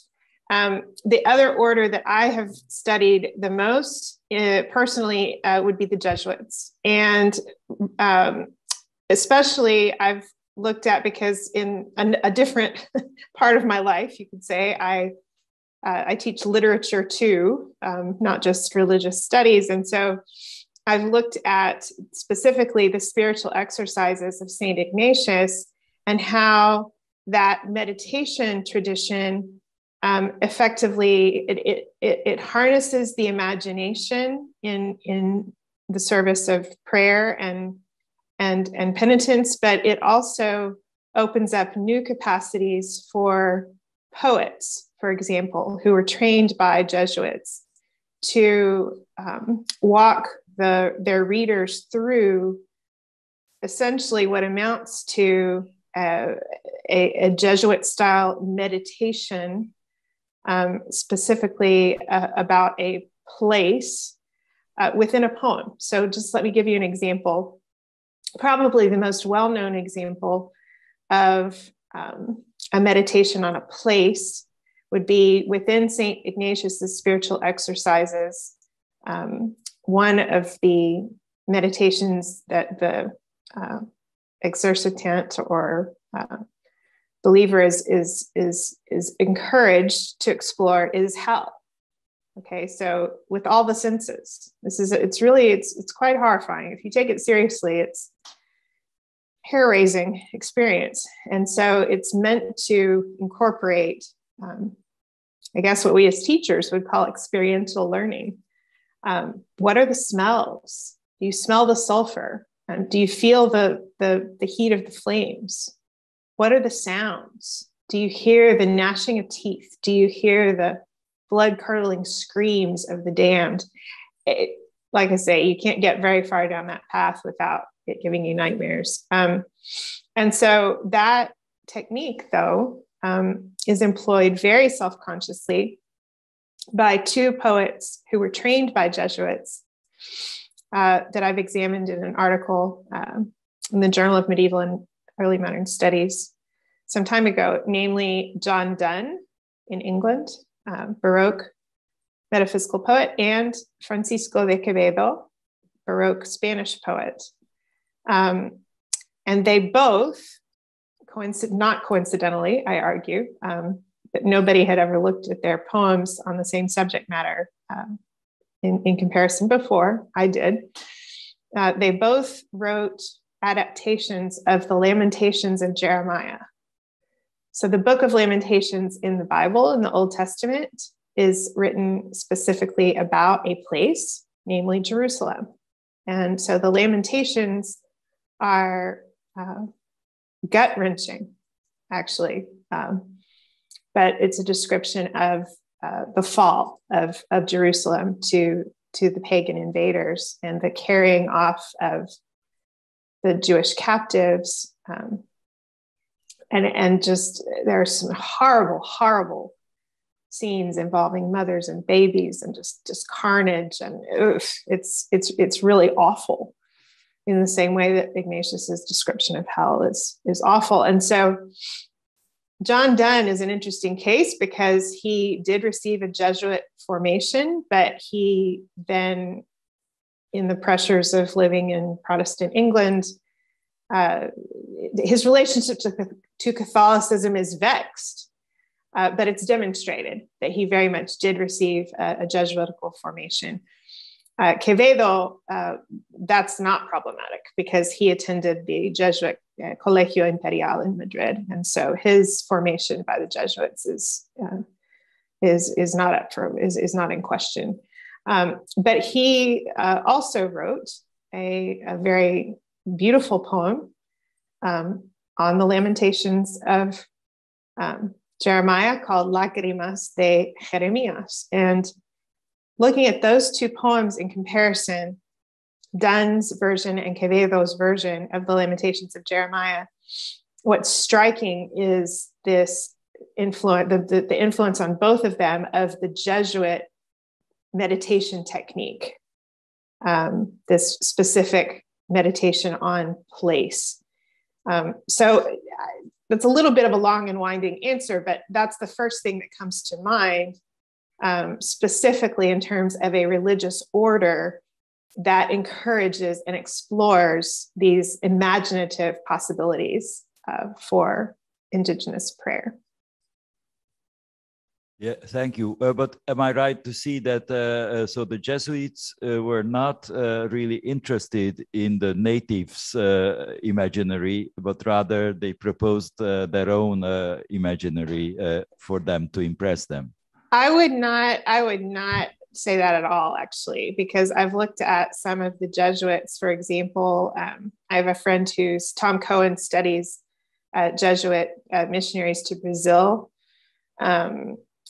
There is a manuscript at my university that I've done quite a bit of work on, but I haven't gotten around to publishing any of it yet. I've been working with a couple of different graduate students transcribing the manuscript, and it's such an odd artifact. We did a conference paper on it in Mexico, in Cholula, which is actually where some of these visions that Motolinia describes happened. And the manuscript is openly apocalyptic in nature. And so I actually, yeah, I think that's maybe the Jesuit, the Jesuits in general were not cloistered. They were out in the world. And that's one of the reasons that they were so interested in casuistry and probabilism. They were grappling with real world problems. And so I do not see them as uninterested in Indigenous meditation or vision, experiences of visions. I think it's just an area that maybe we as scholars have left unexplored. Thank you. Now, other questions. I don't want to monopolize the ground. Thank you for all three exciting paper. They were very interesting for me. You know, special thanks for Bernadette for this early parallel for my story, my Zombor story in the 18th century. My friar used the same exorcist manual from Girolamo Menghi, but your priest used it before, and my friar used it after that. This was placed on the index of the Vatican on the beginning of the 18th century. Thanks for Judith for this presentation. We all saw that this practice was very extended in the 18th century, large-scale practice, really everyday life practice in the order of Franciscans. Do you had mentioned that this continues to the 20th century. But I have a question. Do you see anything influence of the Catholic Enlightenment in the second half of the 18th century against this practice? From the local sources, I haven't seen yet any sources, any historical sources that had the slightest imprint of enlightenment. I mean, regarding this Franciscan practice. What I am interested in is basically that I am quite sure that there were diverse opinions how it was judged by, let's say, intellectuals and also Catholic intellectuals or well-educated Catholic, I mean, even practitioners, that I don't think that even the practice seems to be a kind of continuous one. I'm quite sure that, and neither the mentality that required and that demanded for this practice, nor the opinions on it remained unchanged. This is not what I wanted to suggest. I think that we just know too little about it. And for me, it was rather surprising that someone who like this Franciscan friar, who was appointed to a, let's say, not to a very fancy place, let's say, from the point of view that he could have stayed in a much better friary, or he could have been appointed to there. But it seems, and this is what I have traced, but I had no time now to mention, that he was part of a small group of young Franciscans, all trained by this Elzar Tauzes, to whom I referred to, but I didn't told his name. He was the one who gave out this, who published his manual, this manual, and it had several publications even later on. This was a confessional manual and for a confessor. And basically, he was very much inspired by Jesuits. So all of his sources were Jesuits. And even those who supported Elzar Tauzes, I mean, his studies, there were several Jesuits among them. This is what I know. So this Elzar Tauzes, he was the professor who taught Johannes Paukovic and taught several other young Franciscans. And they were all, let's say, spread along this region within the Lendület province. And they also had very close ties to several present-day Slovenian friaries, to Lower Austria, and to what is now the Czech Republic, and to several friaries there. So I tried to trace that the geographical location where this small circle of people moved around. And it seems that even though it looks that he was just a friar from a, let's say, not so significant shrine, but he basically, this handwritten manuscript is rather unique. I haven't found too much remained. Probably this is also, you know, because these Franciscan libraries were dispersed in 1951. So many of the books and the manuscripts disappeared, or they are just hiding somewhere in different kind of archives. So we do not have the full picture. But still, I should say that turning back to what you asked, he was well educated, and still we do not know too much on his approach. It seems that this compilation is just merely a copy. But what's interesting is that why exactly these pieces were selected. And I think that this is something which is in conversation with the demands of the people around. Thank you for the question. Yes, please. Microphone. Thanks a lot. Tomasz Mali from Masaryk University of Brno. thanks a lot for very nice and interesting paper. Marian apparitions and Marian medicine is also a very interesting topic for me as well. Well, I have a complementary remark or question. In a more general level, let's say that's the second half of the 18th century is not only the process of enlightenment, but also the process, very strong process of medicalization. So it would be quite interesting to see these treatises of the second half of the 18th century and the first half of the 19th also in connection with the strong tendency of medicalization of the society, because we know about, I don't know, the questions like suicide, revelations, apparitions, but also according to, in relation to the topic of exorcism, these tendencies are quite interesting to explore and to see the relations and the all consequences of this. Thanks. Thank you very much for your remark. And actually, in the book that in which I used all these miracle accounts, it is about the different types of medical realities that could be traced from the miracle accounts and also from witch trials from the very same period. So I made a kind of comparison, and I also used the contemporary medical literature on, for example, the plague, or on not on exorcism, but mostly rather on mental illnesses, and also on surgery. And so for me, it was rather obvious that these different kinds of medical realities lived.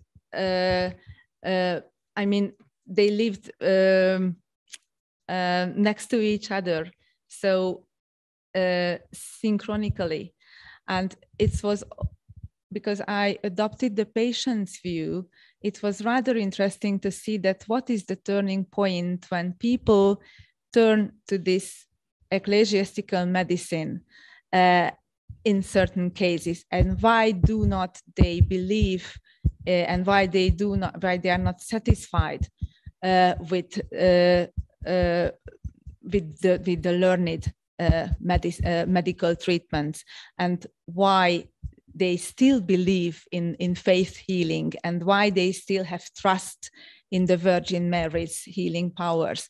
And to me, it was rather interesting to see that even in the preachings from the end of the 18th century, that remained from related to the same Marian shrine, it reflects, I mean, this preacher who writes all these preachings, both in Latin and in Hungarian, he always refers to the ecclesiastical or this faith healing as a kind of ultimate solution, even if there is proper medical help available.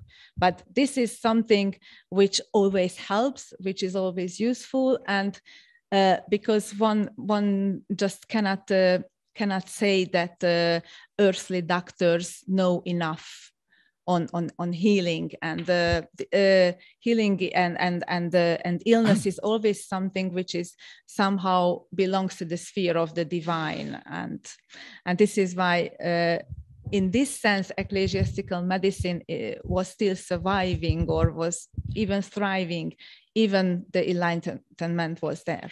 Thank you. Yeah. One last question before the break. And if I may put that question, if there is nobody, to Bernadette Schmidt, we had two examples of Franciscans, Motolinia and Palkovic were Franciscans. But this Peramich was secular, Mercedarian. Okay, because what I wanted to ask is that apparently the Spanish Franciscans were more critical for these exorcist practices. At least you mentioned some critical attitudes. Do I see it right, or is it different? Thank you for your question. It's a little bit difficult because when I'm seeing the local examples, then the image is very different from the high clergy's ideals. And during 100 years, there is a critic, there is a very strong discourse against these local practices. And just a little remark for Daniel Barth's example. He said that Flagellum Daemonum was not on index when during my case, so in the 17th century, but Zaccaria Visconti's manual contains Saint Cyprian's prayer that was in index from the half of the 16th century. So it's so controversial that you are using texts and the prayers that are in index, but the same volume is not on index. You can see a theatrical, I don't know, work at the big ceremony on the in front of the church in the 17th century, but the prayer of Saint Cyprian is an index, and you have an aucto sacramental with the same saint. So it's so controversial, this idea. It's a difficult question. Thank you very much. There are plenty of other things to be discussed, but this moment we have the right for a short coffee break. Thank you very much, all the three speakers and the audience. And then we will continue in 19 minutes. So we will start the second section precisely at 11:50.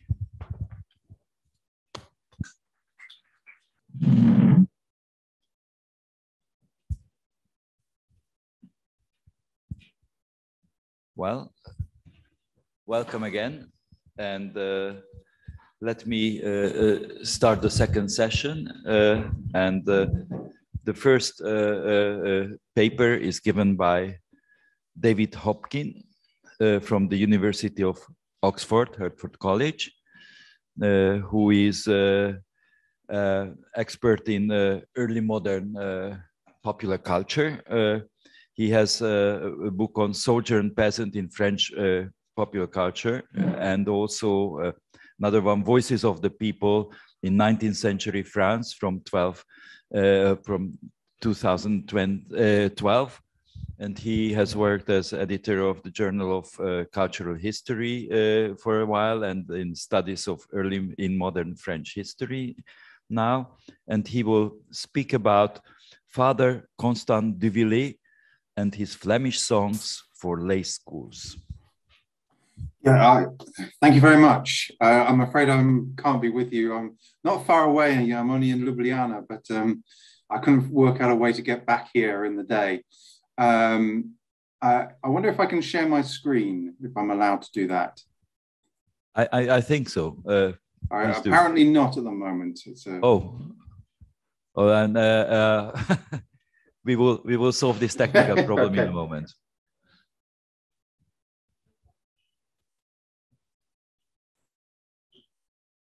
Yeah, so I'm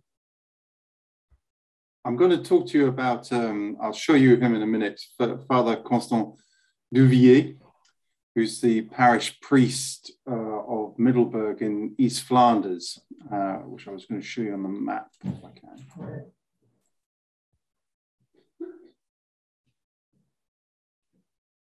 Just a moment, excuse us for...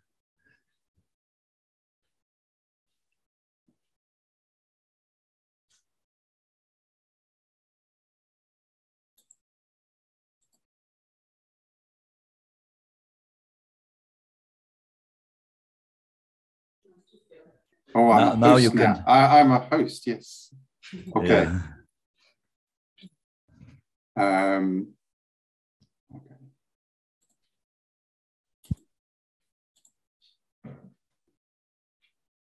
So, yes, we're moving into the 19th century. with this gentleman here. And he's the parish priest of Middelburg from 1836 to 1854. And Middelburg is right on the border which came to exist between Belgium and the Netherlands after the revolution of 1830.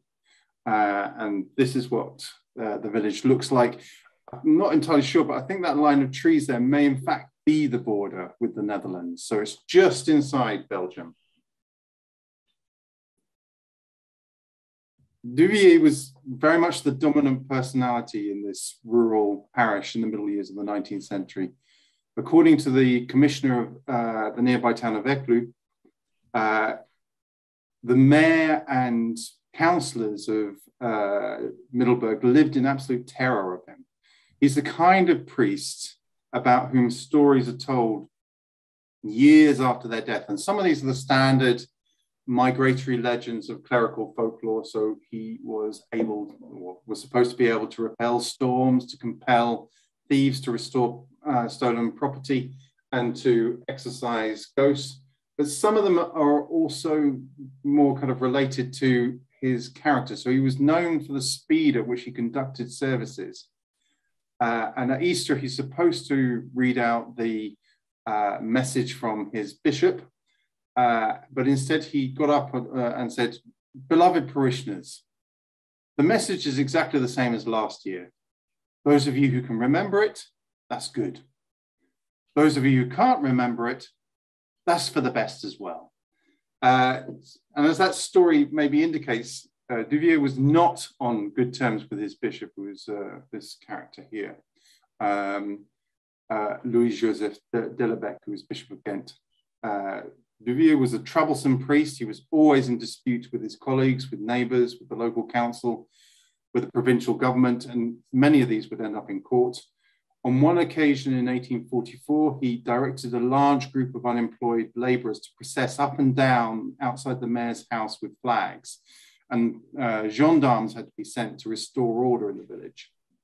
In 1850, an anti-clerical Bruges newspaper revealed that he was the anonymous poet who had written scandalous verses directed against the liberal governor of West Flanders. And the editor of that newspaper described him as wild, eccentric, and mad. And I think it's probably true that priests of Duvier's generation were less respectful of established hierarchies than their successors. He grew up when Flanders was ruled by the anti-clerical French, and then in the period where it was ruled by the Protestant king of the Netherlands, and the form of Catholicism which informed that revolutionary generation was particularly combative. It was also a socially radical and democratic form of Catholicism, which would influence those Flemish rebels of 1830. And I think the militancy of ultramontane Catholicism against the French Revolution, that's probably a well-known story, but its democratic leanings, which are quite marked in Belgium, is less familiar. But it's worth mentioning that Duvier had trained for the priesthood in France. He'd become familiar with the work of the radical French priest Lamentations, and seemed to support his campaign for theocratic democracy. Lamentations' teachings would be condemned by the Pope and by Bishop Delebecq, but their influence is definitely apparent in Duvier's early literary ventures, which he started off writing plays for his students at the minor seminary of St. Nicholas. And that was a kind of well-known hotbed of clerical republicanism. Duvier is also closely aligned with the emergent Flemish movement, which began to have influence from the 1840s, and campaigns for the rights of Flemish speakers within the new state of Belgium. French is the official language of the new state of Belgium. It's the only one used in the Belgian parliament and secondary education, upper echelons of the church. And there's a class dimension to that as well, because French was being adopted by the Flemish aristocracy and the educated middle classes. But for Duvier, French was the language of atheism and Jacobinism. And Flemings who abandoned their mother tongue for French, the term which they used at the time is Franciscan, they're the target of his most withering contempt. This is an example.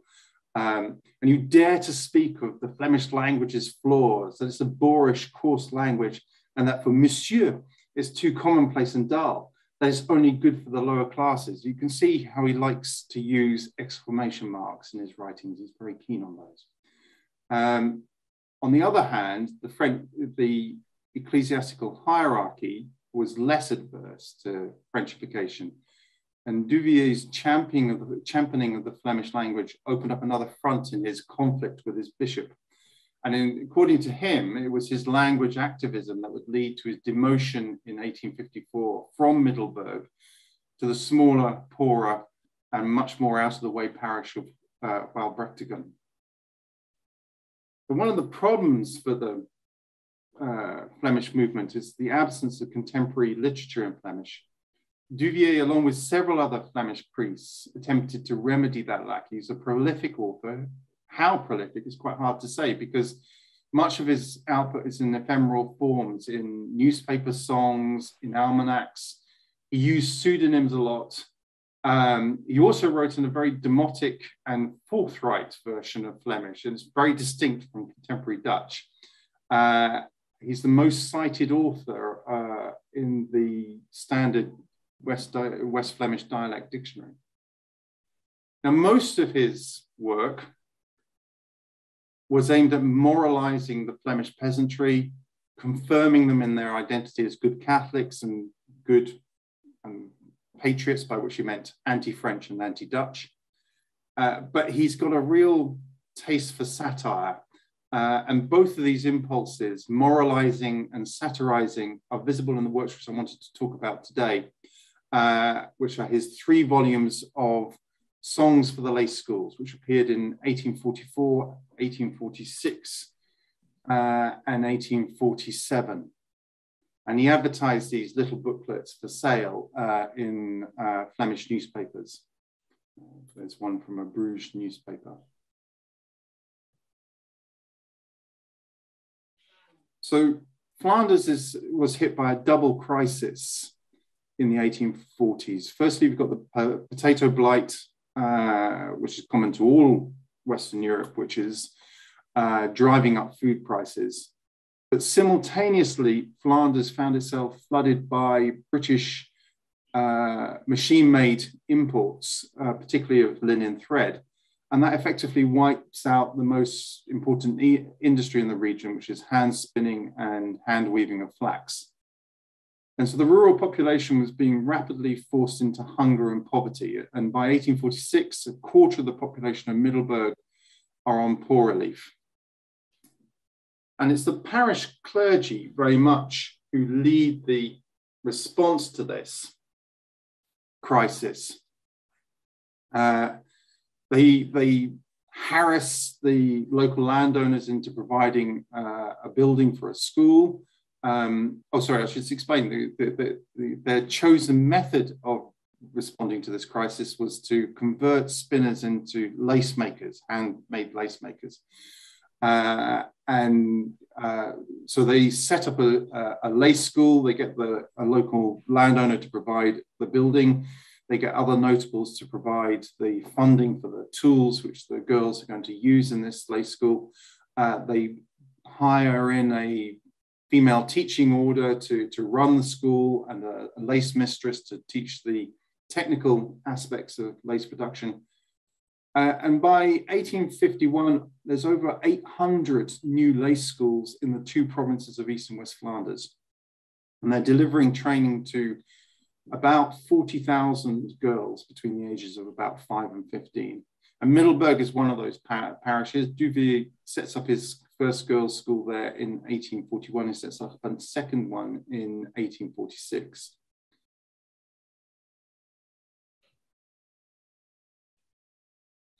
Lace making is new to Middelburg, but it's an established manufacture in Flanders. It has strong occupational traditions. And one of those traditions is that lace makers sing while they work. Some of those songs are just for entertainment. A lot of them actually religious, if of a rather heterodox kind. But some of them are also what are called term tells, the same word in English and in Flemish, in fact. And those provide a rhythm to the production process, and girls would have learnt those in the lay schools.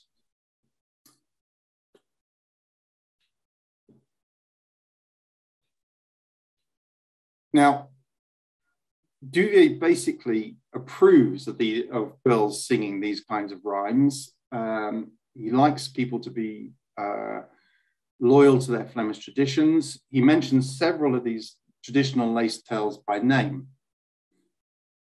Singing together with one's sisters, one's friends, that's one of the pleasures of the lace school, according to what he says. And he regularly compares lace making to a kind of game, which it's almost a pun in Dutch.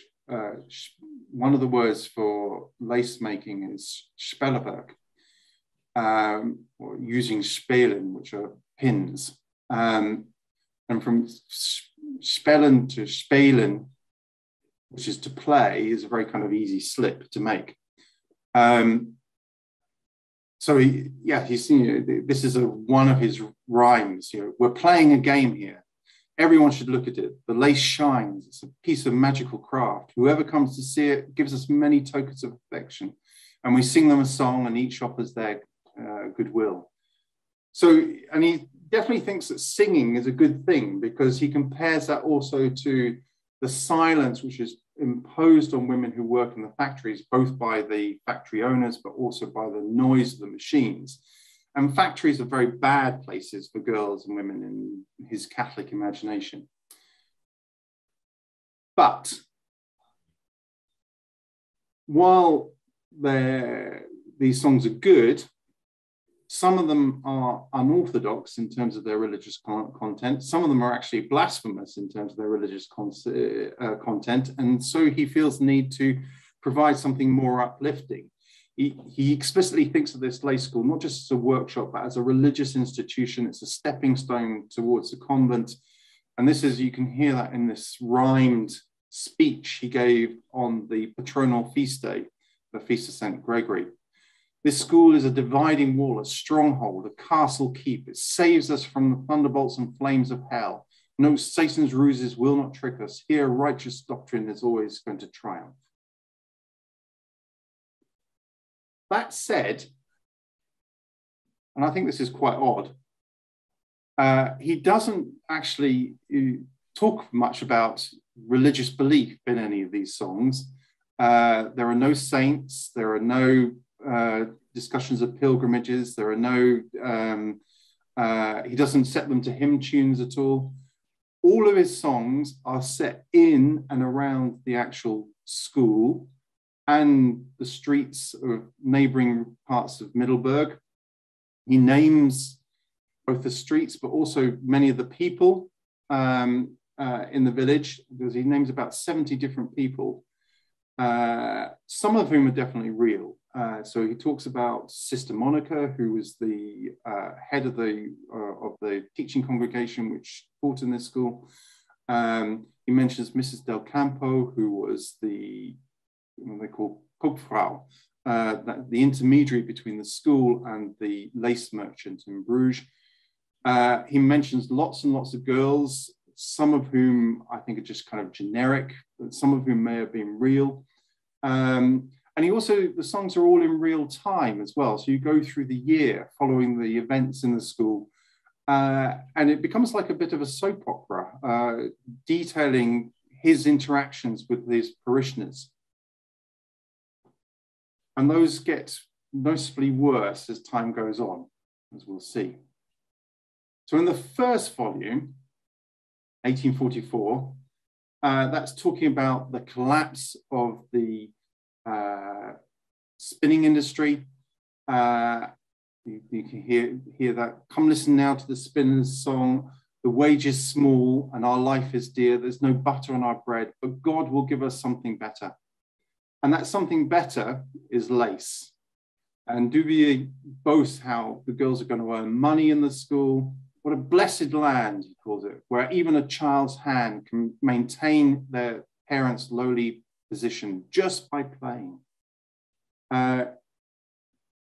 Well, obviously, because the money they earn in the school is not going to, the girls don't keep it themselves, it goes straight to their parents.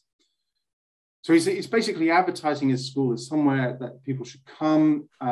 It's going to be warm and dry and welcoming. But the other aim, and he's also very clear about this, is to keep girls away from the street. The street is the source of all evil in his imagination. It's where girls are going to be lured into gossip. And he talks about gossip, about werewolves and ghosts, which he disapproves of. It's where they're going to be lured into sexual relations. It's everything that's bad happens in the street. In the second volume, 1846, the ravages of the linen crisis have got worse. The spinning wheel and the loom have completely vanished. Now industry is enthroned in the school, where all is play and chatter and song. Many of the songs in this volume are composed as dialogues between a schoolgirl and a benevolent landowner, between Duvier and Sister Monica, between another sister, Sister Clara, and Mrs. Del Campo, the intermediary, between a lace apprentice and her mother, between Duvier, the lace mistress, and Clergy, who's showing off his school as an example to other neighboring clergy of what they might do. And he's consistently presenting a positive image both of the school and the lace industry. One girl, he says, earns 10 francs an ell. An ell is traditional measurement of lace. It's about 1.20 meters. Another, he says, earns a crown a week. That's 5 francs in a week. Both of those, I should say, would be completely remarkable wages if they were true, because even fully trained adult lace makers would very seldom earn more than 1 franc a day. A lot of them, what he covers in these songs are fairly practical matters about who buys the lace. He identifies the English as the main customers, very eccentric in their taste, but reliable in terms of payment. Other songs comment on aspects of school life. So there's a lot of songs about the preparation for the patronal feast day, which will have picnics and sing-song. In one song, he visits the school to hear the mistress's report about each girl. And she says, well, Annie, father has become a lamb. Josie is always falling asleep. Kate is still a bit stubborn. The big girl, Colette, she's still stumbling over her ABC. Francis is rather clumsy. So not many of them are doing great, but if they are, then they're rewarded with the distribution of saints' images, which seems to be a very kind of large part of the attraction of the school, is these images that the girls are given. But not everything is rosy. And the very last song, Duvier warns the girls, come now, children, listen to the fate of Anastasia Dybal, who used to work in the school where she had an easy life, but then she decided to throw her lace pillow into the fire and she went off to work for a farmer. Yes, he admits she might earn a bit more there, but she's cold and she's wet. Her clothes are ruined. She's learned to swear like a soldier. And when winter comes, there won't be any work, and so she'll have to go begging. And that last song sets up the tone for the third and final volume from 1847, where it turns out that parents are taking their children out of school, either because they think they can earn more money at home, making lace, because in the school they have to make a contribution to the running of the school. So if they're making lace at home, then they don't have to do that. Or more often because they're being given other tasks, looking after younger children or taking care of the animals. And Duvier upbraids several of these parents by name. This is an example of one of them. He addresses to one of the farmers in the village. Work at home? Work at home? Are you serious? With all the goats and your pigs and the younger children crowding around all the time, demanding to be fed as if they've been starved, or they're brutally fighting each other. So he doesn't think it's a very likely prospect that they're going to be able to work at home. But he's also furious with all the girls who've left the school. Girls like Francesca Braal, who becomes a peddler, or Genevieve d'Ont, who's gone to work for a farmer, or Barbara Quickleby, who now thinks that she's so fine, she won't even acknowledge the priest in the street. She's got big Marmaduke sleeves, she's got ribbons in her hair. But how, the priest asks, can she afford them? It can't be to her credit, he's sure. Unfortunately, not only the girls, but the parents are also getting tired of Duvier's sermons and the discipline in the lay schools. And in another song, a mother comes to complain about how her daughter is being treated. What has Maria done wrong that you should beat us so? And saying, don't lay another finger on her. The mistress replies, that discipline is necessary in the school, and lady, this is not a dovecot, you have to realize. But it's all going very badly wrong from the sound of this volume. And in one of the songs, Duvier, he's wandering in the winter through the village, musing on the ingratitude of the poor. He meets another one of his former pupils who's now working in the field, and he declares, no, I don't wish harm on anybody. But if this is what the poor want, then I'm not going to lift another finger to help them and let them get what's coming to them. So he's really documenting the complete breakdown of his relationship with his parishioners, which I do think is also part of the background to his removal from Middelburg towards this poorer parish in another part of East Flanders. So Duvier, I think, is a very interesting example of one of these radical revolutionary priests of the 1830s.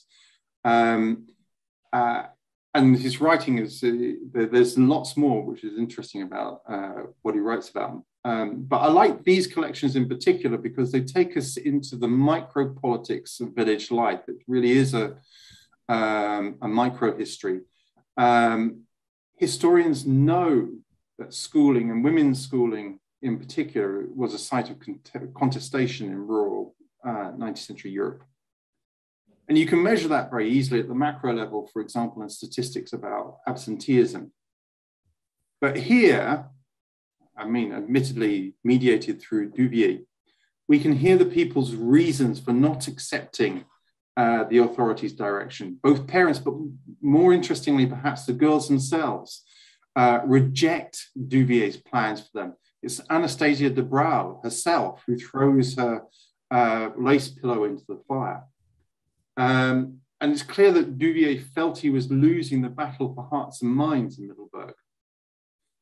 That said, in some ways, I think he probably was winning the war. Lay schools would end up being a major political battleground in 19th century Belgium. In 1879, a liberal government attempted to introduce secular primary education for both boys and girls in every village in Belgium. But the Catholic clergy, but particularly the Flemish clergy, called for a boycott of these secular schools. Good Catholics should not go to these schools. They should still send their daughters to the church-run lay school. And that's precisely what they did in Middelburg. The children who had attended Duvier's school in the 1840s, now themselves parents, observed that boycott. And the clergy effectively win the school, what's called the First School War in Belgium. And that sets the tone for politics in Flanders right up until the First World War. And in a way, I think Duvier was also winning in the sense that he was changing the repertoire of songs which were performed in the lay schools. I mean, there's this large traditional repertoire, which is still performed into the 20th century. But in the 20th century, folklorists like this lady here, Magda Kathmeyer, will collect songs sung in the lay schools in Bruges, in Ypres, and elsewhere in Flanders. And actually, several of Duvier's songs turn up. and the Lamott School in Ypres, which is a very important center where also lace teachers were trained. One of his songs appears as a lace tale, and you can see it's advertising the virtues of lace making. But this has become part of the school's oral tradition. Neither the girls nor the nuns who taught it to them knew the origin of this song. It was just a song which they had always sung. But actually it's written by Duvier. So although he was largely forgotten in Flanders, he continued to influence the training and education of generations of Flemish women, as literally hundreds of thousands of women would have gone through these lace schools over the course of the 19th century and into the 20th century. So that was the end of my presentation and of the, I'll stop sharing, remember how. Thank you very much, Professor Hopkin.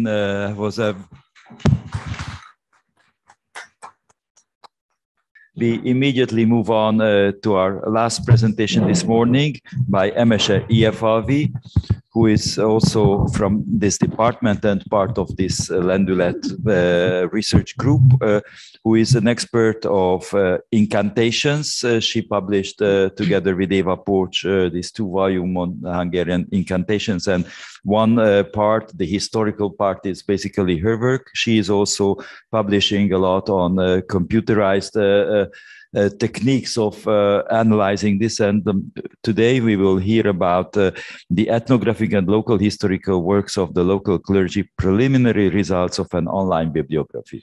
Yeah, thank you, Gabor. Yes, and I'm very happy that we can host this conference here. As you heard, I'm from here, the department, and it's basically my second home. I graduated here. I defended my PhD here, and I'm working here. And in my presentation, I'm going to talk about our online bibliographic initiatives. We would like to collect all of the local historical works from priests and ministers from the mid-18th century to the mid-20th century. So, it is a well-known fact in international folkloristics and ethnography that priests, pastors, ministers were the first polyhistor intellectuals from the late 18th and early 20th centuries who started to take an interest in popular culture from a scientific point of view. With varying degrees of emphasis and shifts in time, it can nevertheless be said that among the founders of the discipline, its first major collectors and researchers, clerical intellectuals throughout Europe played a decisive role, often of very high ecclesiastical rank. Let us look some examples. For instance, Jakob Hurt, considered to be the first representative of Estonian folkloristics, served as a pastor in St. Petersburg for more than 20 years, while maintaining an extensive network of folklore collectors through correspondence and leaving behind a vast amount of material. The Norwegian Anton Christian Bang, born a year later, was a Lutheran pastor and later a bishop who first ventured to publish in print Norwegian incantations and magical texts. Matthias Johann Eisen, also Estonian, was born about 20 years later than the aforementioned colleagues, and after graduating in theology, he served as a pastor in Karelia and Ingria, but at the end of his life, he was the professor of folkloristics at the University of Tartu. Or consider the Scottish Roman Catholic priest, Alan MacDonald, who died relatively young and who served on the Isle of Eriskay and collected Gael language and beliefs with incredible diligence. The list goes on and on through the history of European folkloristics and ethnography. Among the first prominent representatives and founders of the Hungarian folkloristics and ethnography, we can find numerous ecclesiastical persons too. For example, the Roman Catholic Bishop Arnold Ipoi, who was interested in ancient religion and Hungarian mythology, or the Transylvanian Unitarian Bishop János Kriza, who researched the Székely folk poetry, or the Calvinist minister, linguist, and later the chief notary of the Calvinist Diocese of Dunamellék, Áron Sziládi, who was mainly interested in the study of the origins of the Hungarian people. But later, among the figures of the already institutionalized discipline, many researchers were also clergymen, such as the Roman Catholic priest Lajos Kálmány, who was a recognized scholar of mythology, folk religion, and folklore of the Southern Great Plain, in addition to his clerical service. The ethnographic folkloristic research of clerical figures, in addition to their primary profession, is relatively well known, and the canonized outstanding large-scale works of pastoral and clerical folklorists and ethnographers who published even their own time are also reasonably well known. Although the manuscript legacies, correspondence, and more precise exploration of the collecting networks of the canonized figures still leaves much to be done in Hungarian folklore studies, one of the objectives of our research group is to investigate the activities of lower clergy in the 80s, 90s, and 20th century Hungary as one of the most important local intellectual strata. That is, not only the canonized ecclesiastical elite in positions of power. In this investigation, we are interested not only in how the lower clergy defined popular or folk culture, but also in how they transmitted popular culture to the elite social strata. Thus, in the history of science aspect of our research, we also examine how the attitude of wanting to reform popular culture, folk culture, which was dominant in the second half of the 18th century during the Enlightenment, gradually transformed into an attitude of interest in folk culture, which eventually led to the birth of ethnography and folklore studies at the end of the 19th century. To study this process, we started to build an online bibliographic database entitled Ethnographic and Local History Works of Pastors and Priests from the 18th century to the mid-20th century. The specific aim of our research team was to identify the lesser-known pastors and priests who had any kind of writing on local culture in print from the 18th century to the mid-20th century. With the help of the research team, we are collecting published works without any narrow genre or thematic restrictions. By making a systematic bibliography, we hope first and foremost to gain a more nuanced picture of the changing attitudes of the clergy towards the local culture over this almost 300-year period. Our hope is that once the sources and data have been explored and collected, we will find answers to questions such as how and when the eradication of superstition in the Enlightenment turned into the preservation of folklore heritage and eventually into a scientific research perspective. We will get a more nuanced picture of the spatial and thematic diversity of interest in popular local culture. Are there, for example, denominational differences in topics? Which regions are the text focused on? By denomination, who is writing about popular local culture? In what platforms, forums was it possible to write about such topics in print in the 18th and 19th century and in the first half of the 20th century? We started the data collection in 3 ways. On the one hand, we started to include the works of well-known canonized priests and pastors in print, for example, Arno Dipoi, Lajos Kálmány, Elemér Schwarz, and so on. On the other hand, we started to systematically review the periodicals that define the different periods and centuries, so far mainly from the 19th century. This is how we first included the relevant articles of Ethnographia, the scientific journal of the Hungarian Ethnographic Society launched in 1890, Magyar Nyelvőr, the linguistic journal launched also in the 19th century, Századok, the journal of the Hungarian Historical Society, also launched in the late 19th century. After the emerging national scientific journals, we continued to build a database by looking through the religious journals, newspapers of different denominations that were important in the period, such as Religio, Magyar Sion, Unitárius Közlöny, Keresztény Magvető, and so on. The online bibliography was created using Zotero, a free open source reference management software developed by the Roy Rosenzweig Center for History and New Media. It allows several staff members to enter data simultaneously, and the constantly expanding online bibliography is already published and searchable at this early stage. For each item included, in addition to the general bibliographic metadata, where and when it was published, URL for the online access, we record a short biography of the priest or pastors and minister, the ethnographic landscape, region, or specific settlements of which the writing is about, the genre of the writing as we defined it, for example, local history text, travelogue, ethnographic description, ethnographic study, and so on. The Zotero program also provides the possibility to customize the tagging system according to the user's needs, which expands the later filtering and searching options. As a tag, we have specified the denomination of the author, Roman Catholic, Lutheran, Calvinist, Unitarian, and so on, and the thematic keywords of the article based on the Hungarian Ethnography Handbook and Lexicon, for example, folk poetry, folk costumes, agriculture, ballad. In order to ensure a consistency of the thematic keywords, our approach was to assign the item to one or more of the larger thematic groups of the lexicon.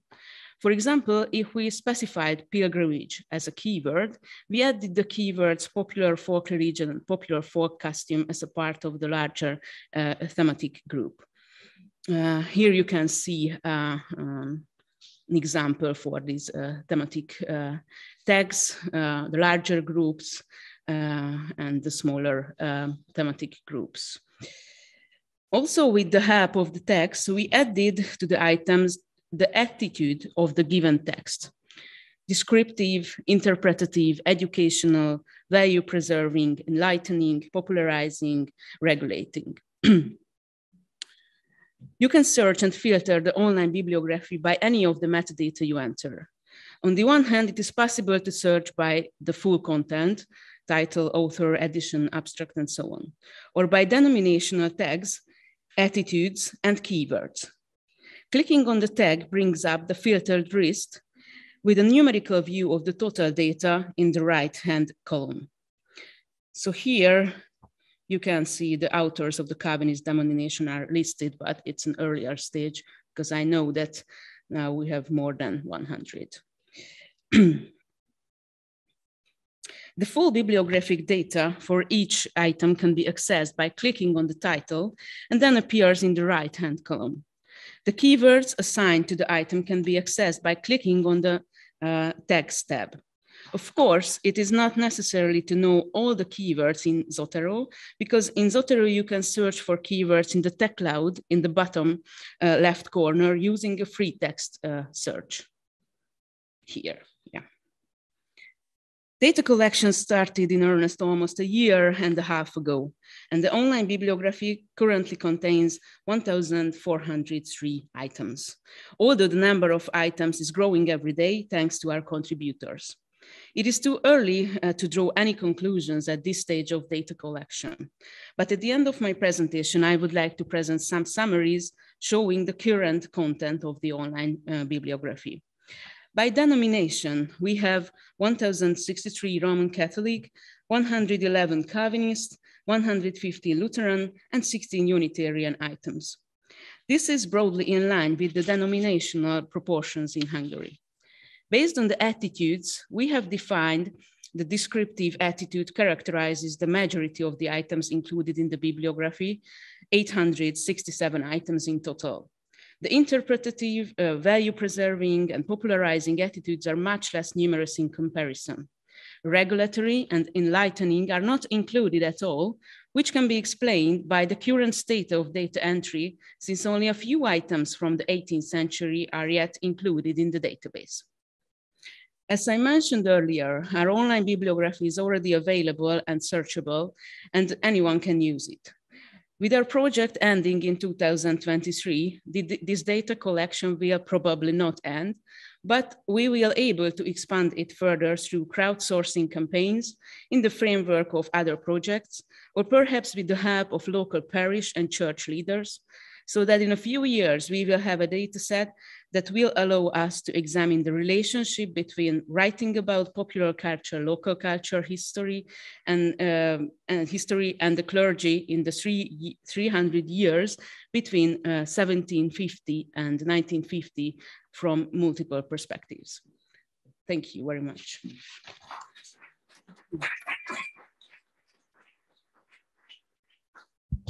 Thank you very much for this very interesting and rich presentation, and also for being so concise. So you saved 5 minutes of the last 10 to our discussion. We have 15 minutes for discussion. I should like to ask you to put questions and answers in a concise way to fit in some discussion in the first, at the end of the first term. While you're thinking, let me just say that the second half of the morning sessions were giving very, very interesting continuation of the first half. The first half showed parish priests interested and involved also in the various types of exorcist, visionary activities or the practice of miracle working, healing of the people, but in a different way than the official condemnation of these practices. Here we have in the 19th century already a different attitude, and a very important one that is involving in modern problems of the people, the lay school songs, for example, in a very unusual way, and educating them and expressing their problems, or having a parish priest testing these popular beliefs in a physical, modern way, and instead of condemning them. Or then this wonderful collection, which I'm very much looking forward to use, parish priests as folklorists, actually, or the first step of ethnographic discipline. And please put some questions. There's a question online. Yeah. Please go ahead. Hello everybody. Yes. My name is Marta Bojtikova. I come from the Comenius University in Slovakia, and thank you for all the very interesting presentations I had a chance to hear. My question is aimed to the last speaker, as it is usually so that at the end of the session one remembers best the last paper. No, this is only as a joke, but as far as MSN, EFLV had introduced a really impressive project. I'm having just a factual question. If in your database is going to be somehow considered the ethnic belonging of the pastors and priests. That is in a way connected with my and with our interest in the Slovaks living in the Hungarian lowlands, with their pastors who actually created the literacy of those people then. So are there any frames for ethnic belonging? Thank you. Thank you very much for the question. Unfortunately not. So we're not marking the ethnicity of the author, the pastor's author, of the pastor's ethnicity, but maybe it would be a very difficult task if you're just thinking about the 20th century to decide whether somebody was Hungarian or Slovakian or German, or so it is a very problematic question. Well, I don't mean if you judge the ethnicity of the author, but what is the way, choosing a language? So does it mean that your bibliography is going to only map the Hungarian. Yes, not exactly. No, sorry, no. I mean, written actually, in Hungarian. We are focused on the Hungarian language works, of course, but if we know a pastor or minister who collected a lot and wrote a lot about local history or local culture, and then he had a German language article too, that we include that article too to the database. So this is just a side. Sorry? I mean, German is good, Slovak is not? No, you misunderstand it. It was just an example. So if we found somebody who wrote a lot of materials in Hungarian, or just one article in Hungarian and one article or short essay on local culture in Slovakian, then of course we will put to the database. But of course we focus on the Hungarian material, and it is always just a side project or side material, because we are not looking exactly other languages. So that's why it is at that case, I would really like to propose a collaboration, as far as there were really I would say key figures, pastors, Lutheran pastors in the lowlands, which is nowadays Hungary. They definitely should be listed in your bibliography, and we are also looking forward, of course, to other collected data. Thank you very much. So I shall try to make contact personally to you. Thank you. Goodbye. Thank you. It would be great. Thanks. Thank you very much, Professor Hopkin. Yeah, it's a follow-up question to that, because I don't know the Hungarian material at all, really. But I do know about clerical collectors of folklore in France and Belgium, where issues to do with mother tongue are absolutely central, particularly for Catholic priests who are becoming involved in the collecting of folklore. It's partly about the preservation and valorization of a language, which is also seen by these priests as a protection against secularism, anti-clericalism, French republicanism. So Flemish priests are very active in Belgium in some ways in the collecting of folklore. You see the same in places like Brittany in France, which is you have a kind of minority language, which is also a minority which are considered strongly Catholic.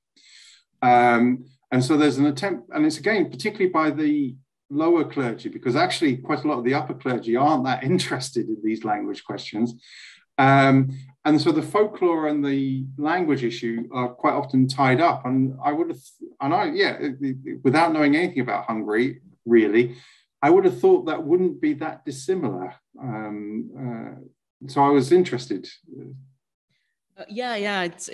It's similar here. So we put to the database all of the dialectological article too. So we didn't separate this. So we worked dialectology and early ethnography or folklore studies as twins, or so we didn't split it up. Yeah. Jonathan Roper. Thank you. I have a question for Professor Hopkin. The tells you talked about in Flemish, are they very local? Are they spread throughout the Flemish area? Do they have analogues in other languages, French, German, English? So, this is interesting. So they are spread quite widely in the Flemish area, and they do seem to have, if you like, a kind of common repertoire around all the lace-making districts, which I suppose are quite concentrated. So we're just talking about East and West Flanders, We're not talking about the whole of the Flemish-speaking part of Belgium. So there's one which is mentioned by Dybal in 1846, sorry, which is the one about the cat, he says, which is presumably one called The Cat by the Sea, which is a very long tale. It's over 300 lines long, really complicated, really problematic actually from a religious point of view. And there's all kinds of things happening in there which are not what religious figures should be doing. The lady I mentioned later, Magda Kafmeijer, recorded about 7 versions of this in and around Bruges. And there are other versions collected elsewhere. So it does seem to be, you know, it's a kind of common repertoire throughout the lace districts, these tales. Now that one is not shared by lace makers in any other region, but there are a few, maybe not the whole tale, but rhymes, which you also find in English lace tales. I haven't found any parallels with German lace tales. I mean, there is a kind of German tradition of these kinds of songs, but I haven't found any overlap in terms of content. But there is some, not much, but there is some overlap with English tales. So yeah, I was hoping there was going to be a lot more. I thought there was going to be underground lace makers culture which spreads throughout Europe through lace schools, through these nuns moving around, carrying it with them. I haven't quite uncovered that, but that's what I did. Yeah, that's what I was hoping for. But there is some indication of that. And some of the songs which they sing in the lace schools, you also find very clear analogues in French lace districts and flat matter Catalan lace districts. Thank you. We have 2 more minutes for one last question. I'm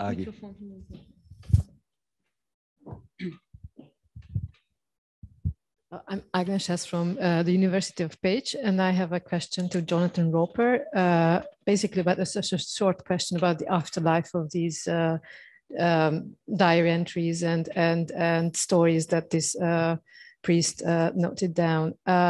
How does the contemporary community relate to these questions? I mean, these stories. Do they use it as for the construction of local identity or local memory or local history, or do they know about it at all? That's a very... Yep, here. No. Okay, that's a very good question. I haven't done field work in Burwash, but I have visited. And the book is published, but it's got this odd title. It's, you know, sometimes what happened in the 19th century, that the collections of folk songs from one particular region of a country was then published as national.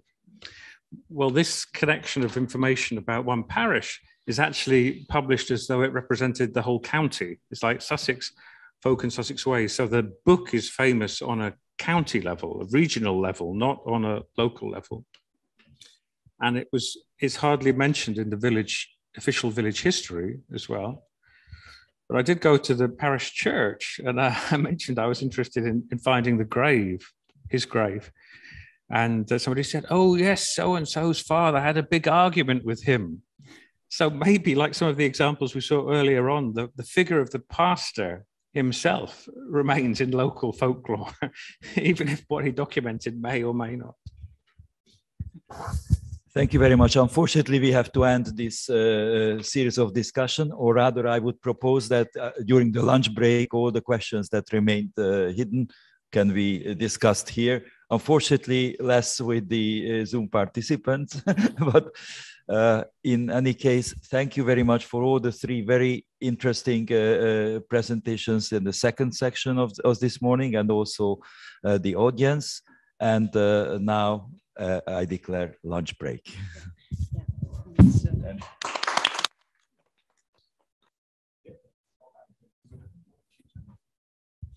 Can we? we can Okay, try. ladies and gentlemen, we are starting the afternoon sessions now. So please take your seats. And let me introduce you our first speaker. Tõnu Jönuks is coming from the Estonian Literary Museum from Tartu, Estonia. He's an expert not only on folk religion, but also in archaeology. And this time he will also give us a taste on his archaeological knowledge. And please, Tõnu, start your talk on folk pilgrimages and possible folk pilgrimage badges during the medieval and early modern period Estonia. Thank you. Thank you for this introduction. And thank you also for accepting my paper. Do we see? Yeah. Okay, so this is the title, the folk pilgrimages in early modern, late medieval and early modern Estonia. And just before I go to the main topic of this presentation, there is just a brief historical background for just to contextualize and interpret the following. Estonia was Christianized rather late. The missionary period can be dated only to the 12th century. And by the late 12th, early 13th century, we already had some Christian-looking burials. Also, the Christian symbolic was the main kind of decoration. The official Christianization, together with the Crusade, was in the early 13th century, and since 1227, Estonia was officially considered as a Christian country.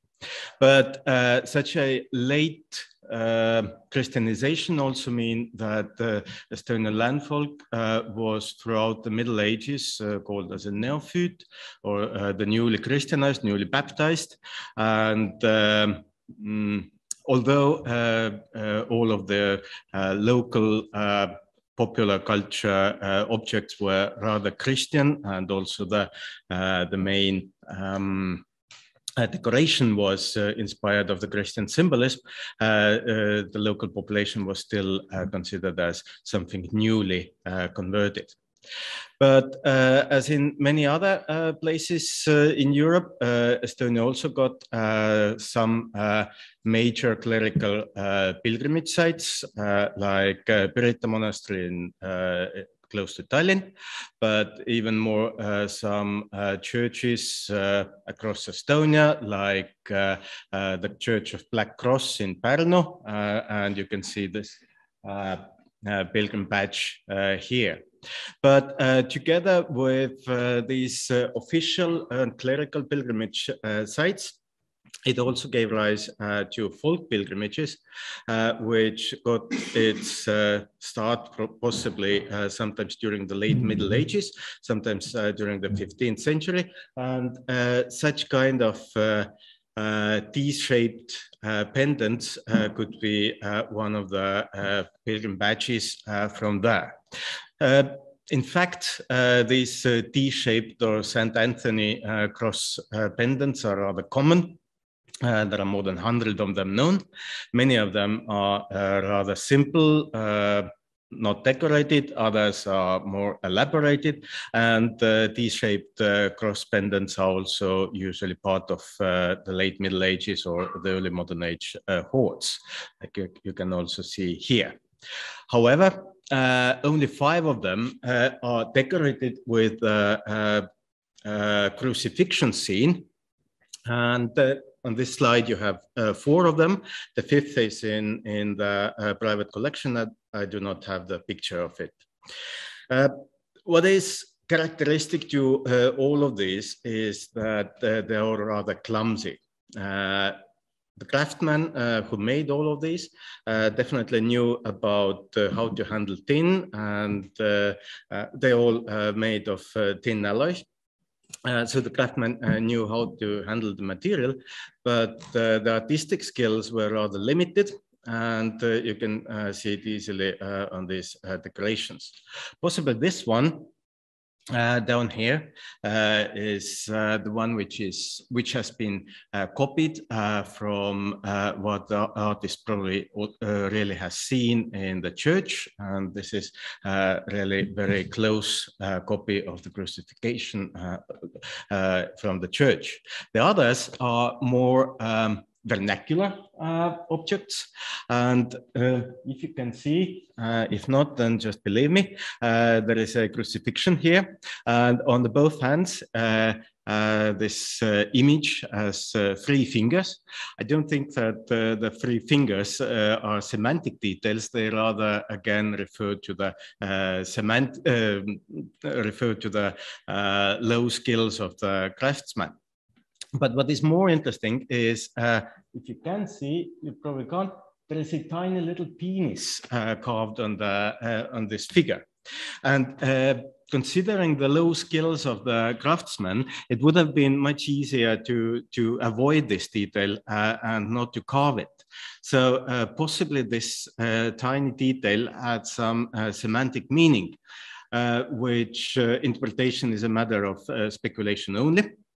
But we can speculate that this clearly male, emphasized male figure has something to do with vernacular folk religion purposes on fertility, prosperity, and others like that. And indeed, we can also read from late Middle Ages, early modern sources, and that the Livonian peasants have brought all sorts of things to churches so that the priests can bless and give the blessing to the foodstuff, but also on candles and copper rings and all sorts of that. So possibly this emphasized male crucifixion has something to do with fertility purposes. The other similar objects, these 2 are made with in the same mold, and depict again a very clumsily made crucifixion. There is a human figure or anthropomorphic figure. The position of hands is again very difficult to interpret. Again, considering how low are the skills of the craftsman, it would have been easier to draw the hands only just as straight hands. But for some reasons, they have depicted it rather like waving us. We've also made metallographic analysis of these 2 pendants, and even though the measurements were made on the surface only, the significant difference in the plumbum ratio suggested that these 2 objects have been made in different episodes. So possibly this craftsman had one mold, and he was using the mold multiple times to produce many of such pendants, of what only 2 of them have been preserved or found. Now, when we put all of these pendants on the map, this westernmost here is, this is the one which is in private collection, and its original finding place is unknown. This 3-fingered and figure with a penis has been found from the late Middle Age debris layer in Tallinn, and the other 3 have been found inside this red square from northeast Estonia. And interestingly, in the middle of all these, there is a church or large chapel, something which is rather mysterious place in Estonia. We even do not know when and why it has been built, possibly already sometimes during the 13th century. But the Middle Age sources about this church or chapel are rather limited. Instead, from the 17th century, we have really interesting descriptions of local people who have gathered around this chapel at certain times. and they have been doing the superstitious deeds and superstitious rituals there. Possibly, this was the place where the local landfolk carried on the Catholic or the folk pilgrimages, and possibly this is the place, as it was the major center of this region. It was also the place where this craftsman was living, producing also such pendants. Such kind of places and descriptions are found across Estonia. This is another Middle Age chapel, which has been preserved nothing more than just foundation. And here we have also a similar kind of story of people from far away gathering together at certain times and doing the superstitious deeds.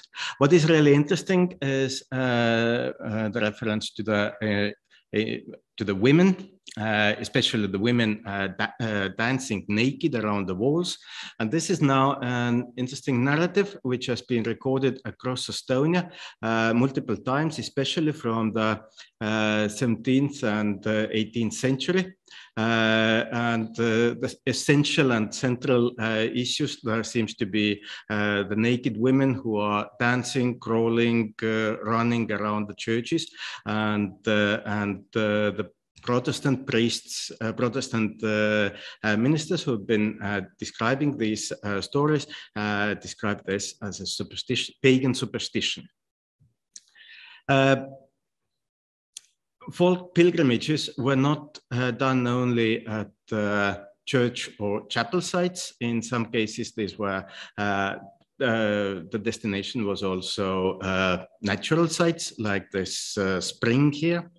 And about this spring, we have a 17th century record saying that people gathered together from distant villages at a certain time. And there is a local female who has been acting as a priest, and people offer coins with the cross signs into this spring. As this story has been recorded in the 17th century, Estonia was part of the Swedish kingdom at that time, and the Swedish coins are all marked by 3 crowns, not with the cross signs. So it means that the people who have been using this spring, they deliberately chose earlier coins, and the coins with a cross sign to offer in the spring.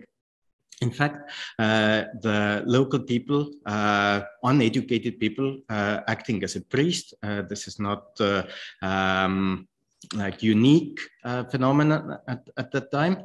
And from some time, from some places, it is even known that such wild priests have been even more popular than the actual official clerical priests. Features that can be associated with folk pilgrimages are even more varied, and here is another example. This is a church, Kadrina, which all corners of the church building have been decorated with various kind of crosses. Again, this is a tradition which has been recorded across Estonia, especially on medieval churches only. And it has not been recorded on the churches built in the since the 18th century. So the tradition must be either late Middle Age or very early modern ages. But usually such crosses are carved only single crosses. This example has multiple cross signs.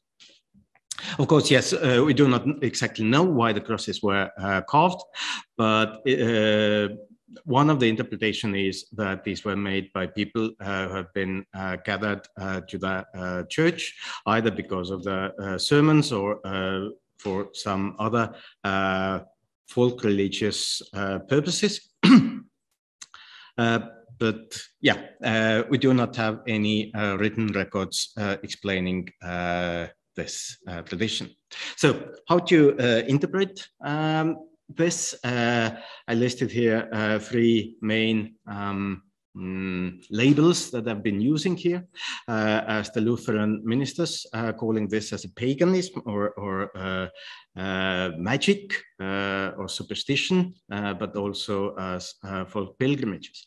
And I think the main tension or the main question is from whose point of view we are interpreting these rituals and these activities. And from the point of view of local people, this was one thing. From the point of view of clericals, this is another thing. And especially if we compare the 17th century or late Middle Age, early modern clerical descriptions, this is even more complicated. And I compared here two authors. The one, Jesuit Antonio Possevino, who has been describing Estonia and the local landfolk as deeply and sincerely Christian and devoted to Christian religion. And on the other side, more or less at the same time, the Protestant Münster, who have been describing the same population as animals, as superstitious pagans. So considering these clerical descriptions, we can easily see that for the Lutheran writers, everything that was not Lutheran, it was considered as pagans. And but as Lutheran writings have been more common since the 17th century, they have been shaped also the understanding of the whole Estonian folk religion. And a good example also how Lutheran descriptions put everything together labeled as paganism is here.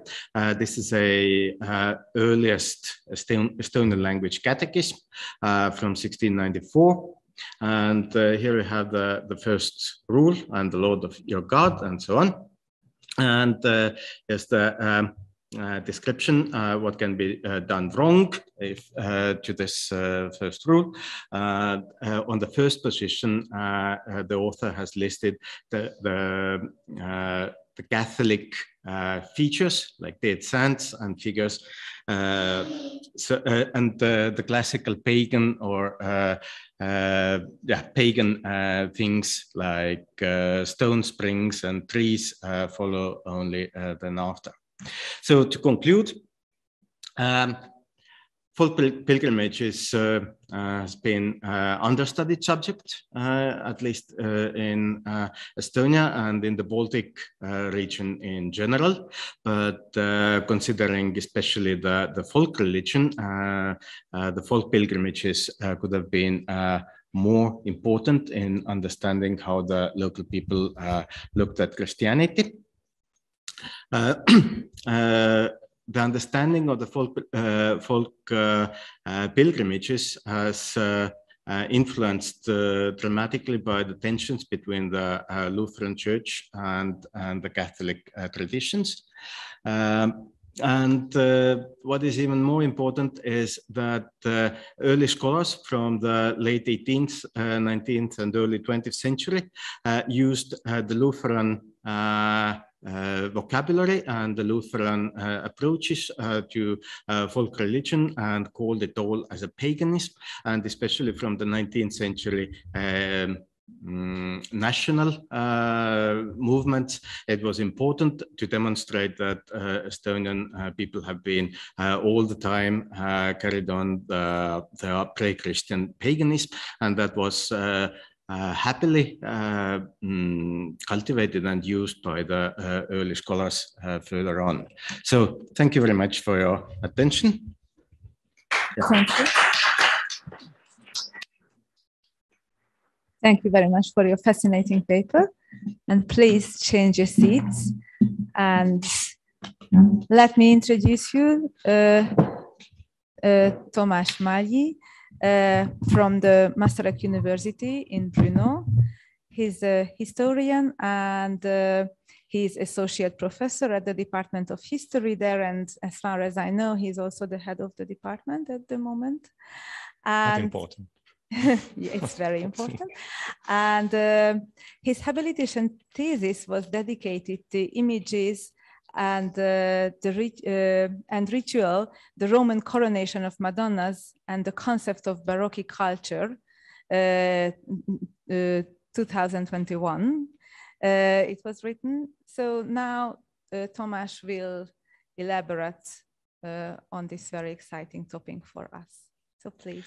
Thank you very much. Thanks a lot. I will move to the 18th century, more precisely to the first half of the 18th century. I hope you will be able to see my presentation, since I can see it on the computer. Perfect, thanks. Well, it's my pleasure to have an opportunity to talk about very specific ceremonial and ritual acts from the first half of the 18th century. It means a specific coronation of sacred images guaranteed by the Vatican chapter of St. Peter that were carried out in Italy from 1631. From then on, more than 1,300 such ceremonies have occurred in Europe and beyond. And I'm interested in the period when these festivities started to be performed outside of Italy. That is, after 1715. Firstly, in Dalmatian, Croatian Terzato, Trsat, Rijeka, and in the Polish pilgrim site Częstochowa. Then, during the 18th century, also elsewhere in the Habsburg monarchy and the Polish-Lithuanian Commonwealth. There were some 30 Roman coronations of this territory, on this territory, throughout the course of the 18th century. The vast majority of these, 26, took place in Rzeczpospolita Polska, in particular in Rus, somewhat fewer in the Grand Duchy of Lithuania and in Royal Prussia, and also in Polish Kingdom. In terms of structure, these coronations were ceremonial acts, which normally lasted 8 days and attracted thousands of people. At the center of the ritual was the rite of crowning the Madonna and the infant Jesus, which was accompanied by the ceremonial liturgy, panegyrics, and sermons, administering the sacraments, processions with the crowned objects, fireworks and illuminations, military salvos and music. All of this took place in areas which were decorated with ceremonial arcs, backdrops, emblems, and flowers. The sources tell us that there was a huge number of visitors who were offered souvenirs, engravings, and small prints, while larger commemorative prints were made at every celebration to be sent to Rome as proof that the ceremony has been carried out. Historians and art historians have so far interpreted these events both as expressions of the religious and artistic culture of Baroque and as demonstrations of the Catholic Church and state power. As such, the coronations should have mirrored not only the power ambitions of Roman Catholicism, but also, for example, specific state-backed Habsburg piety, pietas austriaca, as suggested by the Czech historiography, or power representations of magnate families, as assumed by Polish historians. In other words, these, one of the grandest festivities of the 18th century, were to be primarily an expression of power representation of the elites and the idea of the state. These assumptions stem from the fact that historians tend to take into account only a part of the social reality of ritual acts, as they usually pay attention only to the most important subjects. This, however, obscures different types of representation at different levels and at different stages for which these types of public events provided a suitable space. It's true that the picture of the events was significantly shaped by those who initiated and organized them. That means bishops, abbots, and the nobility. Accordingly, it's their names and merits that appear most often in the celebratory prints, which reported in detailed in detail on the coronation. In Brno, for example, the coronation in 1736 became a matter for two men, namely the prior of the local Augustinian monastery, Andreas Zirkel. You can see on the slide his modes of representation during this coronation, and the Bishop of Olomouc, Wolfgang Hannibal of Schrattenbach. They both wrote letters to members of the Vatican chapter. Zirkel gathered documents of the sanctity of the image and embodied his personal ambition in a number of media of representation: celebratory print, triumphal portal, liturgical utensils. You can see his coat of arms on many of these liturgical objects provided by the Augsburg artificial workshops. Celebratory prints mentioned by name only important actors and personalities: popes, members of the Vatican chapter, local bishops, and representatives of the provincial authorities. The prints, in accordance with other narrative sources, presented statistics on the number of nobles who attended the feast. The triumphal arcs displayed heraldic references to the Pope, the Emperor, bishops, and the other prelates, and to the nobility. There was little or almost no room left in this representation for lower clergy. In principle, only members of the religious orders that co-organized the events found a place here. I would like to show, however, that the local clergy found a very important position, as the mentioned events took place in the local context in a specific social and cultural space. At first, I'd like to draw attention to the processions that took place on the occasion of coronations. They basically took two forms: a smaller one, in which the crowns were transferred to the place of coronation, and a large one with an already crowned image. The great processions largely followed the prescribed Roman rite for the Corpus Christi feasts, but at the same time reflected local customs. The Roman Ceremoniale Episcoporum of 1600 stated the sequence of these processions, and it's to say that the regional diocesan agendas basically took over the indicated centralized structure, which situated the most prestigious groups of participants close to the sacred object. As already mentioned, two types of processions took place during the coronations of images. The first one took place usually inside the church and was reserved only for prelates, secular elites, and members of religious orders. In host church, the coronations took place. This is the case, for example, of the procession with the crowns on Jasná Góra near Częstochowa in 1717, as you can see on the slide. The second type of procession took place outside the church and after the coronation. In Moravian town Brno, as is the example, several processions took place on the day of the coronation in 1736. The most interesting is the afternoon procession with a crowned image. In the first phase its first phase was to carry a votive candle, which was made on behalf of the city council as a reminder of the period of the icon had been in the city.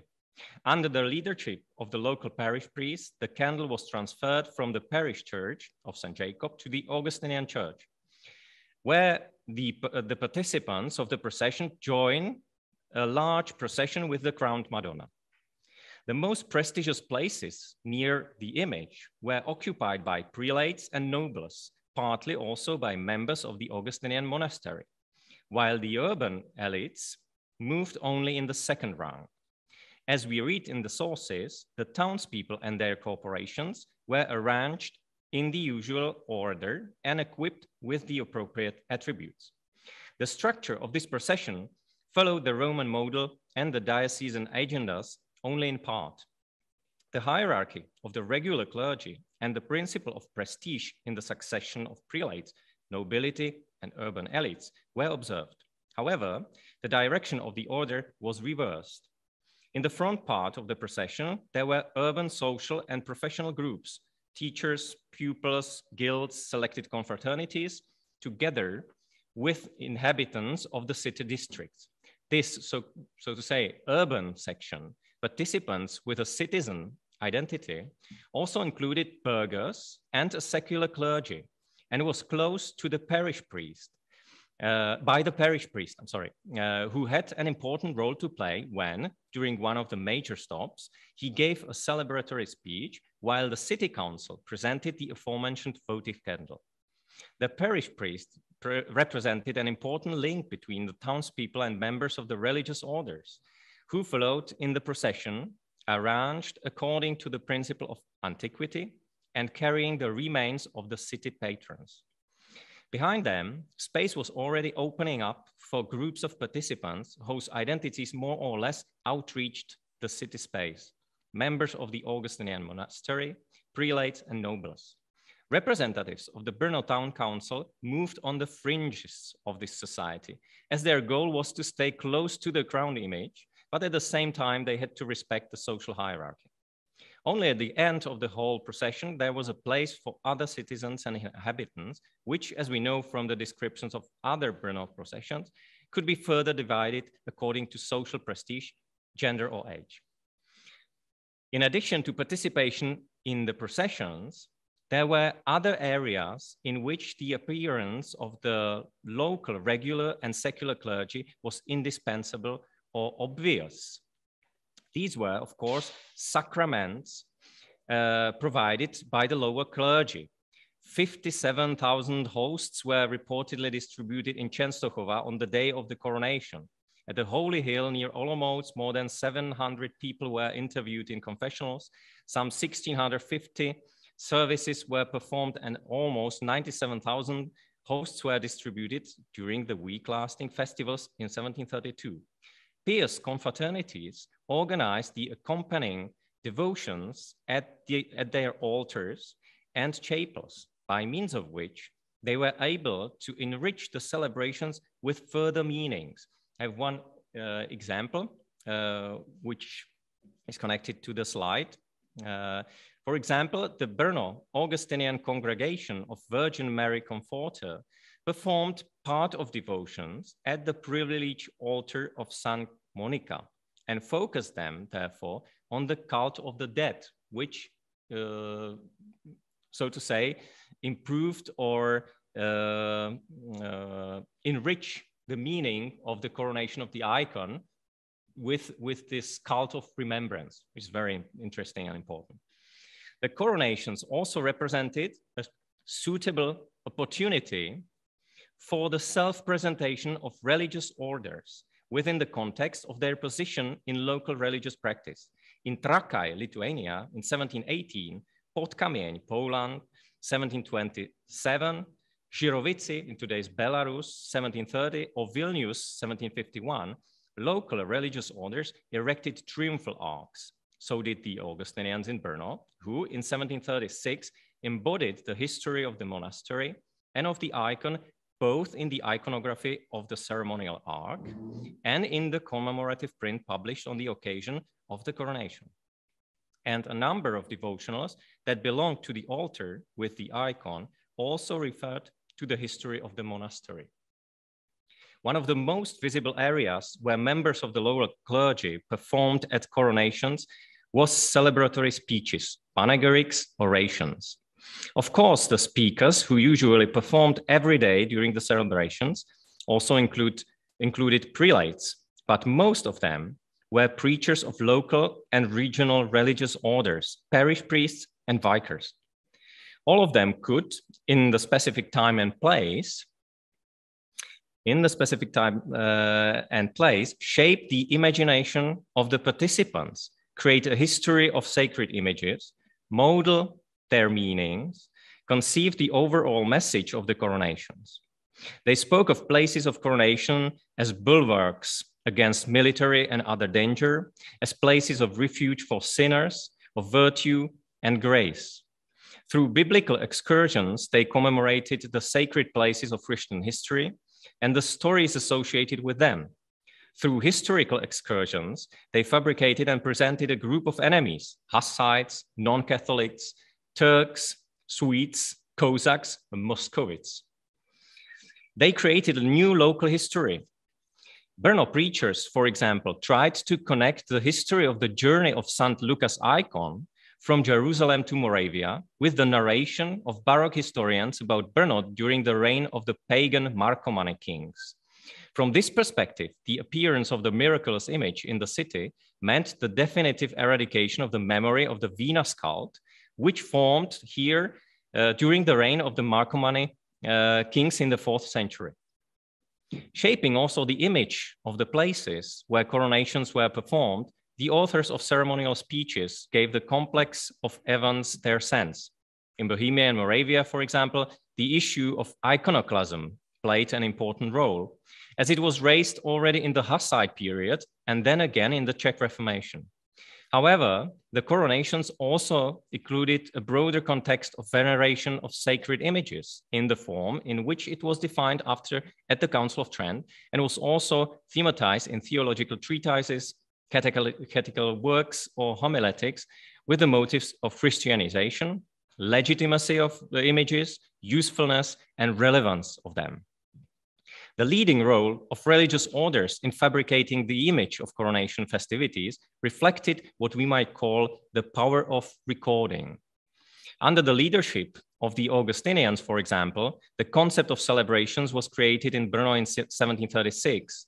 Augustinian Prior arranged the work of Augsburg goldsmiths on creating a canopy for the crowned icon, organized a large part of the program, and sent invitations to the celebration. The Augustinians addressed the preachers who were to deliver celebratory speeches, and the order's historian designed the iconography of the triumphal arch built in front of the Augustinian church. The commemorative prints, which were mostly of the Augustinian provenance, were considerably inspired by the Augustinian synopsis of the ceremony and the excerpts to the history of the image. Last but not least, the largest collection of written documents on the coronation was collected by the aforementioned Prior Andras Circle. The authority and competencies of the order's historiography are often neglected in this context. It was the members of religious orders who had the heuristic and financial potential, as well as the social credit to create the orders or even the country's history. This historiography was closely connected with chronistics and the culture of writing in general, for which there were suitable conditions in the monasteries, including methodological background. The result was a specific interpretation of history that could have been reproduced in social practice, such as in written fixation and in ritual and ceremonial acts at the Marian coronations. Thank you very much. Thank you so much. It was really fascinating, actually, to see this very rich material culture of early modern devotion. And our next speaker will take us again to the early modern period, to the 17th century. So Vladimír Maňas is also coming from the Masaryk University, from Brno, the Czech Republic, and he's currently affiliated to the Department of Musicology, and he's an assistant professor there, and his interest in early modern culture and devotional culture resulted several exciting works on the cultural history of the early modern period. But this time we are going to talk about horticulture. So please, Vladimír, the floor is yours. Thank you very much. Ladies and gentlemen, at the beginning of this topic was the intersection of two research projects within the study of church history of Moravia, with a focus on religious brotherhoods and diocesan clergy. I was particularly interested in the case of priest Václav Kozmian, a native from Moravian Ostrava, where I myself come from. My colleague Karel Miller, in his research into the heraldic monuments of Northern Moravia and Silesia, came in the same time across an extraordinary amount of heraldic evidence associated with this priest: the coat of arms in a stone, once part of the decoration of the parish church in Tibor, the coat of arms on a bell donated by Kozmian to the same church, and the coat of arms of a hitherto unidentified painting in the Opava Museum. The inscription, Flores Civitates Priboriensis, in conjunction with Cosmian's personal coat of arms, left us in no doubt that this is an idealized portrait of this particular priest. However, the painting, which was probably created before Cosmian's death, is above all a visual prelude to the theme of, or phenomenon of, priestly towns, which can be observed in Moravia or in the Olomouc diocese, especially in 18th century. By this phenomenon, to which I have not yet been able to find parallels in neighboring countries, and it certainly existed here as well for 17th and 18th century, I also understand a certain prestige of the town itself, which was derived from the greater number of clerics coming from there. My colleague Pavel Pumper speaks in this context of a certain local tradition of the priestly vocation. Before I discuss the phenomenon of priestly towns in more detail, please allow me a small expose of the fate and activities of Václav Kosmian. He came from the family of a town clerk, in Moravská Ostrava, one of the towns belonging directly to the bishops of Olomouc. Given his ordination to the priesthood in 1617, he was born sometime before 1598. He studied at the Jesuit Academy in Olomouc, and after his ordination, he probably served as a chaplain directly in his hometown, where his younger brother took over the office of scribe or clerk. When the position of parish priest in nearby Příbor, also a town of Hukvaldy estate, and therefore a bishop's property, was vacated, he went there in 1619, and he remained there with a few exceptions until his death. From the time of his activity in Příbor, his care for the local Marian fraternity is well documented, for which he obtained new privileges in 1629. The record even speaks of the restoration of the fraternity. In Kraków in 1630, he bought some prints for the parish church, and in 1638, he even used the church money to buy new music prints from Venice, then published. So it's evident that he was also very concerned about the level of liturgy and liturgical music in particular, or generally speaking, we could use the umbrella term decoration of the church. In 1640, we can observe a strange temporary change of positions for three priests. Kosmian then became an acting dean for 2 months in another episcopal town, Vyškov, because the priest from Vyškov studied briefly at the University of Vienna, no doubt to gain the Olomouc canonry, which he then succeeded in doing. And in Příbor, he was represented, Kosmian was temporarily represented by a younger priest, Eusebius. When the latter died as a parish priest in the aforementioned Ostrava in 1656, the town council of Ostrava asked the bishop's officials to reinstate Kosmian as a native of Ostrava, a priest of orderly and exemplary pious life. Moreover, the testament of Eusebius testifies that these two parish priests of Ostrava and Příbor maintained friendly relations at that time.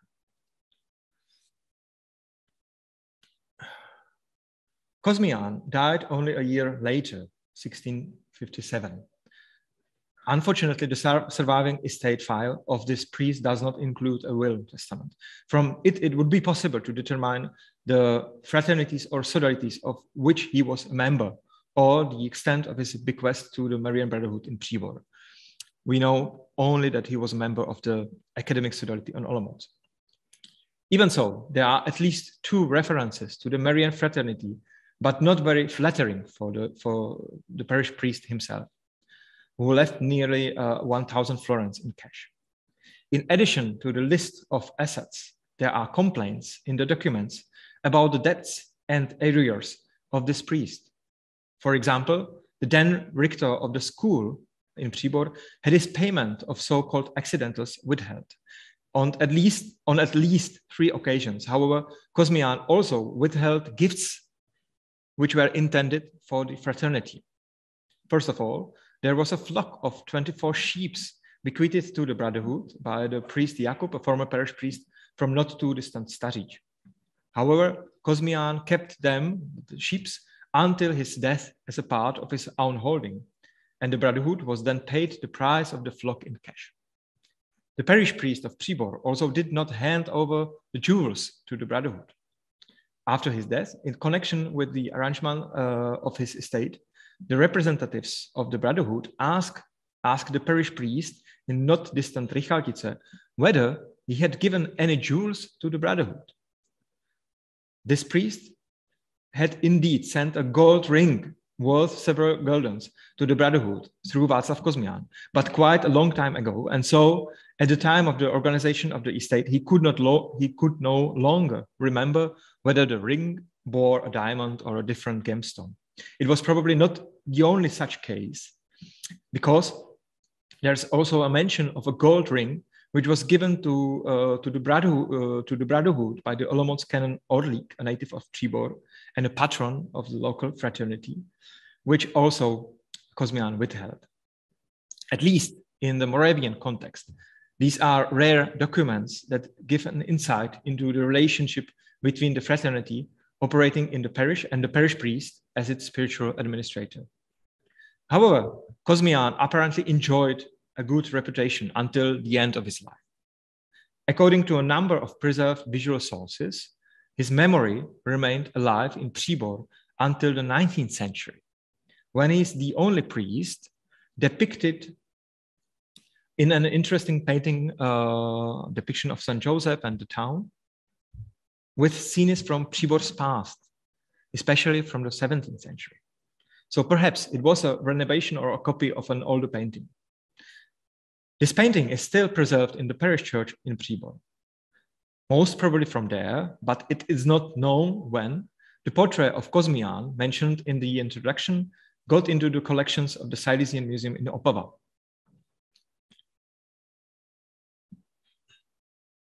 So we have the portrait here.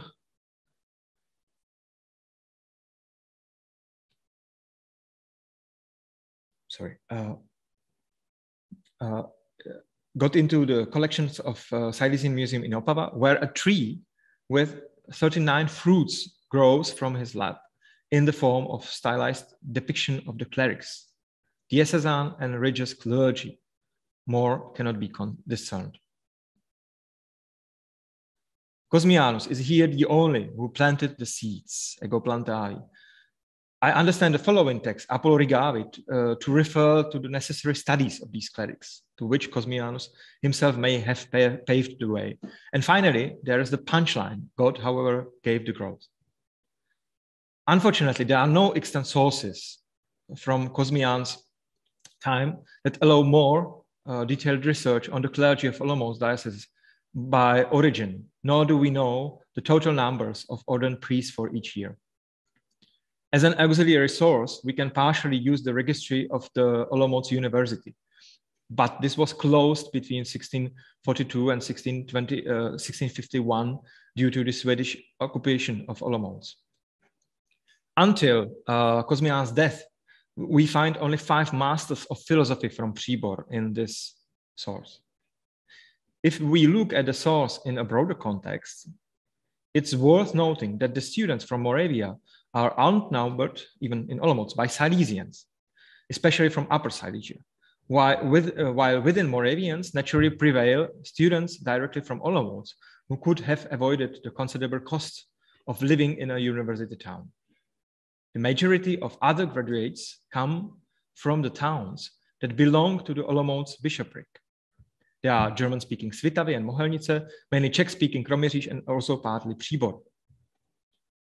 The situation is also changing quite a lot depending on the establishment of various foundations for students, which accelerate the influx of students from certain towns, and also following the boom of Jesuit colleges in the royal towns of Moravia, Jihlava, Znojmo, and Brno. This is a rare engraving from 1678 depicting not only the garden of the bishop's garden in Kroměříž, but these statues of Greek ancient goddesses represents particular towns of the bishop's estates, and Neptune represents here Přibor. You can see that just Close to him is the town of Ostrava, Ostravia, Ostra. And it refers also to the vicinity of both towns.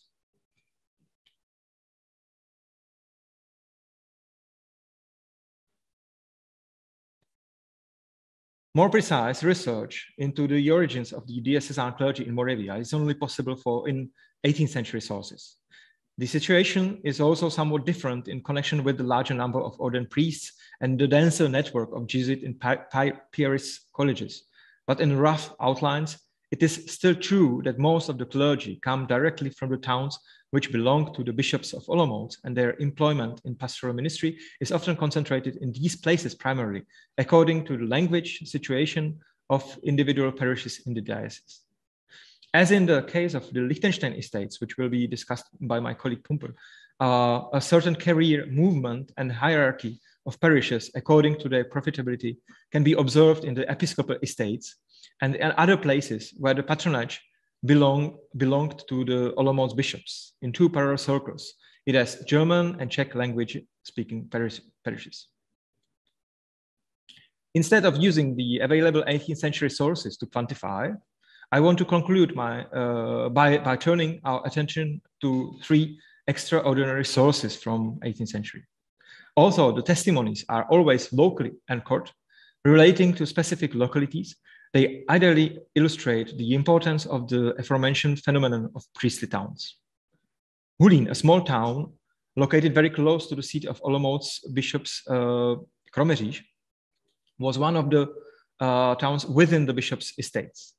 Therefore, during 17th up to 19th centuries, we can observe the tendency of bishop as a patron to appoint extremely capable priests as a local parish priest there, who in this way could be in relative proximity to the bishop's court, and often their career continued upwards. In contrast, a surprisingly small number of clerics came from the town itself. In the current state of research, we would not have noticed this, but much attention has been paid to this phenomenon by the Hulín town scribe and author of the local chronicle written in 740s. In its pages, he reflects in detail on the fate of the individual parish priests in Hulín, apparently in close collaboration then with the parish priest Kořiske, an extremely learned and capable priest. In connection with the brief stay of a certain priest Felix in Hulín in 1623, so more than 100 years earlier, the chronist Tupáček records that because of the alleged accusation of the priest of theft by the locals, a kind of curse was supposed to hang over Hulín, so that no priest would ever be or could ever become a priest coming from Hulín, no young adult. The chronicler then goes on to give examples from his own time to confirm the curse. If any of the priests from Hulín had already attained the office of a parish priest, it means an independent position, he subsequently lost this office. Tupáček then quotes 4 specific cases of failed priestly careers of young men from Hulín. Tupáček's story is complemented by the entry of the aforementioned priest Kořiske in the local register for 1748. The parish priest requested a special apostolic brief from Rome in that year, which was supposed to abolish more than a century of the alleged excommunication or cursing of Hulín. The considerable cost of this papal privilege shows how urgently this alleged curse was perceived after more than 100 years. The Příbor mentioned in the introduction, the town of Příbor, is worth mentioning in connection with the commemorative entry in the registry of the aforementioned Marian Fraternity for the year 1731. On the occasion of its titular feast, a total of 37 priests native of this town gathered there on one point and entered their names into the registry. This was certainly not the total number of priests from Příbor. A similarly exceptional personality as Kosmián was David Ignác Holub, who became parish priest in Przybor in 1694. And the following year, he wrote a detailed description of the church and the legend of the local Marian image or shrine, including a detailed list of votive offerings. This is one of the oldest known inventories of this type in Moravia. In the context of our report, it's significant that Holub was a native of nearby Místek, also a town within the bishop's estates. Holub's name appears on the foreground of the depiction of the town of Místek with a tree of a very similar conception as we have already seen in the portrait of Kosmian.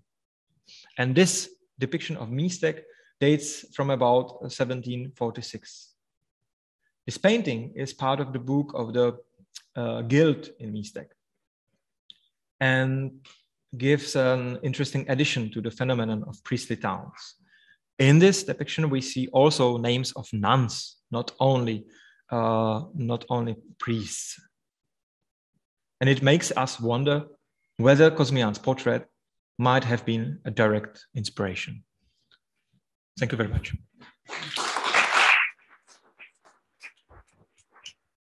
Thank you, Vladimir, for your very economic dealing with time. And after this very rich demonstration of ecclesiastical sources, we are going to have another expert of ecclesiastical sources from Hungary. And Béla Mihalik is senior researcher at the Research Center for the Humanities in the Institute of History, but he also worked as the director of the Hungarian Jesuit archives. So he's going to talk about now conversion, the conversion of Jews. So please, Béla, start your presentation. Thank you for your kind introduction, dear colleagues. I hope so soon. Yeah. In the summer of 1780, a strange incident happened in the village of Napkor in eastern Hungary, in the garden of the Gálai family, one of the oldest Hungarian noble families. Klára Árvai, the wife of a local doctor, was walking in the garden with Franciska Kálai, the older daughter of the landlord. Suddenly, the other younger daughter, Juliana Kálai, appeared in the garden with the 3-year-old Esther, daughter of the local Jewish tenant. The Jewish girl had been a guest of the Kálai daughters from time to time, and they were very fond of Esther, luring her with fruit, sweets, and ribbons. Juliana, with a glass of water in her other hand, hurried to her sister in the garden and said, I quote, "Francie, we can baptize the Jewish girl now." End of quotation. Then one of the Christian women, maybe the doctor's wife or Lady Francisca, said, I quote, "Esther, I baptize thee in the name of the Father, the Son, and the Holy Ghost of God. Amen." End of quotation. Then she sprinkled the girl with water and said, I quote, "Lord God, have mercy on this child, that she may die innocent." End of quotation. The little girl was already crying, and they could only soothe her with sweet fruits. Then they dried her head and let her go home. After 6 uneventful years, the Bishop of Eger reported the case to the Royal Council of Lieutenancy, which ordered an investigation into the baptism of Esther. A joint committee of officials from the county of Szabolcs and the local Catholic dean took testimonies from the actors involved in the events of 1780. In my paper, I will examine 2 issues in relation to this case. First, I will review the question of the baptism of Jews in 18th century Hungary in the context of this case. Secondly, I will examine the character of the parish priest who got into the spotlight during the investigation. The archival sources were researched in the archive of the Archdiocese of Eger, including general files on the Jews, the records of the parish of Napkor, the personal records of the parish priests, and the protocols of the diocesan consistory. After the local dean, local Catholic dean, got informed about the baptism of Esther, he interrogated the doctor's wife, Clara Árvai, already in 1780. Clara Árvai testified that she had baptized the little girl.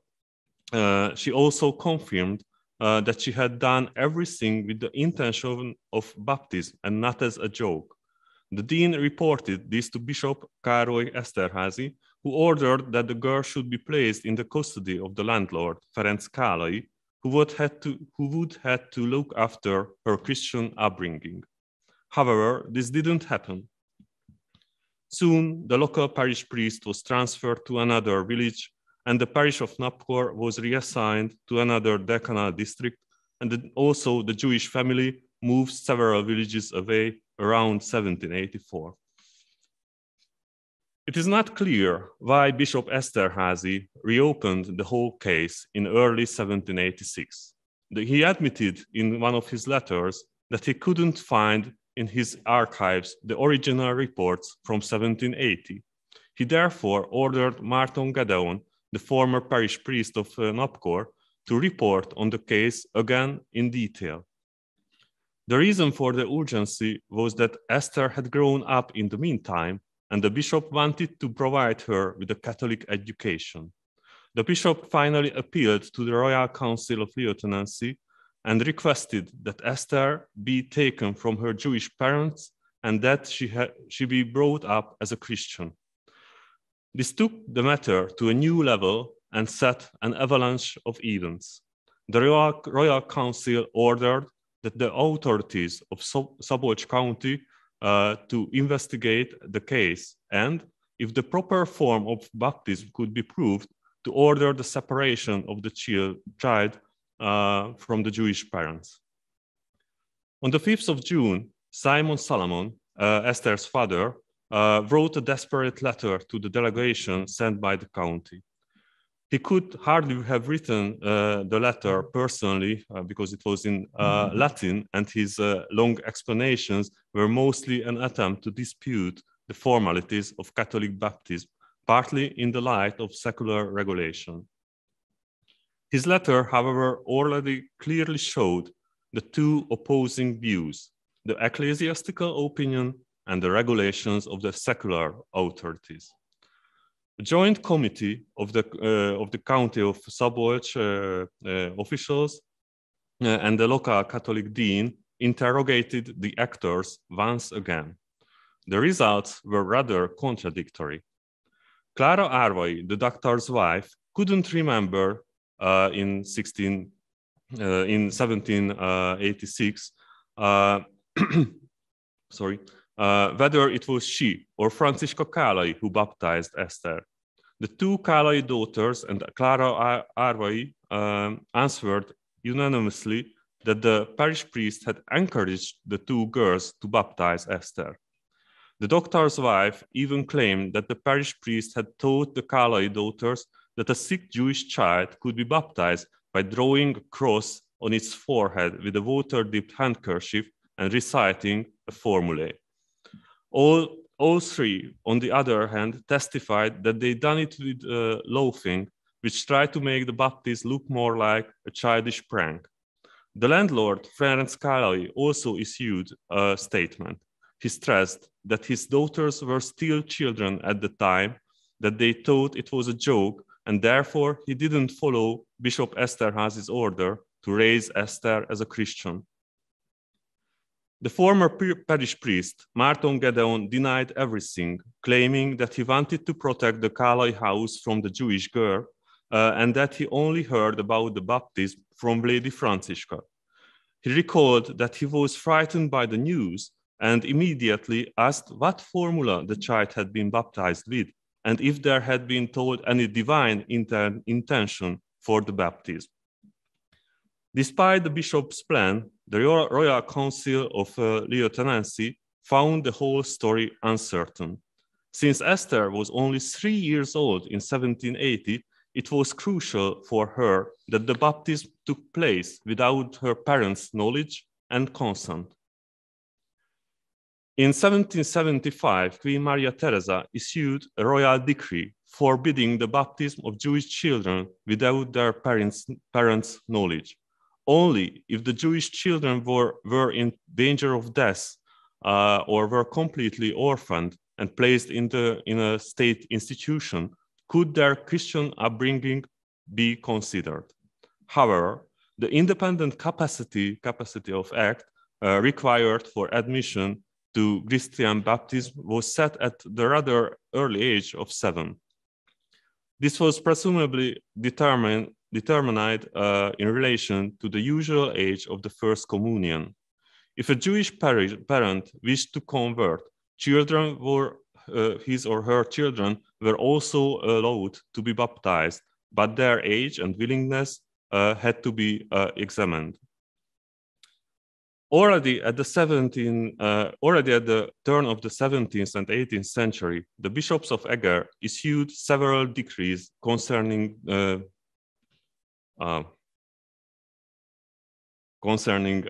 Jews. Bishop István Telekesi laid down the rules for the conversion of Muslim and Jewish persons in his Rituale Agriense, published in 1702. The ritual book generally covered the formulas and rituals required for the baptism of Jewish adults. Before converting to Catholicism, they had to renounce their former faith according to the form given: I despise Jewish faithlessness, I reject Hebrew superstitions. In 1695, the Bishop of Eger forbade Jews to settle in his bishopric city. However, in the surrounding villages, it was the bishop who appointed them to distill brandy, or pálinka. In 1701, the Archbishop of Esztergom, the Primate of Hungary, Cardinal Leopold Kolonich, warned Bishop Telekesi to don't tolerate Jews in the dioceses as states. In the second half of the 18th century, as the immigration of Jews from Poland to Eastern Hungary accelerated, more and more Jewish conversion documents can be found in the bishop's archive. These, however, were all adult Jews, typically young men. According to their recorded testimonies, they were generally outcast by their Jewish community for converting and even threatened, which led them to turn to the bishop for protection and financial support. However, the figure of a local parish priest appeared most often behind each conversion. The growth of the Jewish community, however, went beyond the jurisdiction of the Catholic Church and increasingly required state regulation in many areas. Only one aspect of this was the regulation of the relationship between the Catholic Church and the Jews, for example, concerning the baptism of Jewish children. A department was soon set up within the Royal Council of Lieutenancy to deal with the affairs of the Jews. They took census of the Jewish population from time to time, administrated the toleration tax of Jews, and decided on many matters relating to the Jews. In the case of Esther II, the Royal Council of Lieutenancy finally issued a decision in the autumn of 1686. The child was allowed to remain with her parents, the baptism was annulled, and the doctor's wife was fined. In the second half of my paper, I returned to the local level, to Napkor, once again to briefly examine the character of the parish priest. The local society of Napkor changed quite colorfully in the 18th century. After the plague of 1739, Roman Catholic Hungarians and Germans, as well as Greek Catholic Ruthenians and Romanians, repopulated the village. The local Roman Catholic parish was founded in 1761 on the initiative of the landowner Kálai family.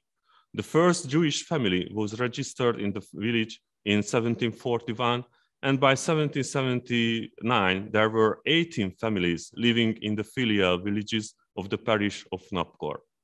In the last third of the 18th century, the Catholic parish was surprisingly administrated by two brothers. Between 1773 and 1783, Márton Gedeon was the parish priest in Napkor, followed by his younger brother Mihály Gedeon until 1804. So it was Márton who was the parish priest at the time of Esther's baptism, but it was his brother who had to face the consequences. Unfortunately, there are no personal documents in the archives about the older brother Márton, but his younger brother Mihály left behind a rather large file.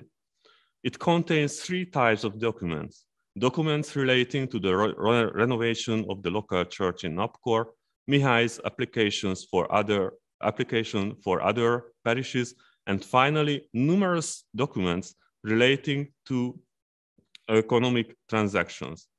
In the latter, the local Jews appear twice and show that the Gedeon brothers and Mihály in particular, so the younger brother in particular, had a rather ambivalent relationship with them. The first conflict occurred during the time of the older brother Márton Gedeon. The parish priest rented a brandy distillery, so a Pálinka distillery, in a neighboring village. He appointed a converted Jew, Gottfried Christian, to run it. The distiller later confessed that Márton Gedeon had cheated several times in the grain weighing process, thus putting him, Gottfried Christian, in debt.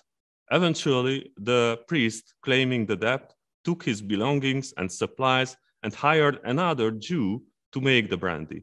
Gottfried took particular offense at being mocked by other Jews. I quote, "If you hadn't been baptized, you wouldn't have been treated so mercilessly by your spiritual father." End of quotation. The other Jews laughed so at their baptized fellow men. The younger brother, Mihály Gedeon, tried his luck in another branch of local economy. In Napkor, one of the most important economic incomes came from tobacco growing. It was so important that the symbol of tobacco weighing was even included in the coat of arms of the village. It is known from a church visit in 1779 that the parish had a small tobacco garden, but it was in a bad location. In 1785, the parish priest, so Mihály Gedeon, tried to sell the tobacco in the city of Kassa, contracting for 20 centner, but 8 centner were unusable according to the buyer's complaint. Father Mihály blamed the damage on the local Jews, saying that they hadn't dried the tobacco carefully. It may just be a strange coincidence. The case of the baptism of Esther came up again just as Mihály Gedeon was being harassed by the tobacco customers in Kassa, and he began to blame the local Jews. To sum up, the Gedeon brothers made a visible attempt to expand the scope of parish economic management beyond traditional sources of income. Brandy distilling or tobacco trading were not exactly standard elements of parish economy. Thus, the characters of the 2 parish priests reveal the figure of the German Ökonomie-Pfarrer, a parish priest who was also involved deeply in economic activities. The Jewish community, which grew in the eastern part of the country towards the end of the 18th century, was also involved in an increasing number of sectors of the economy.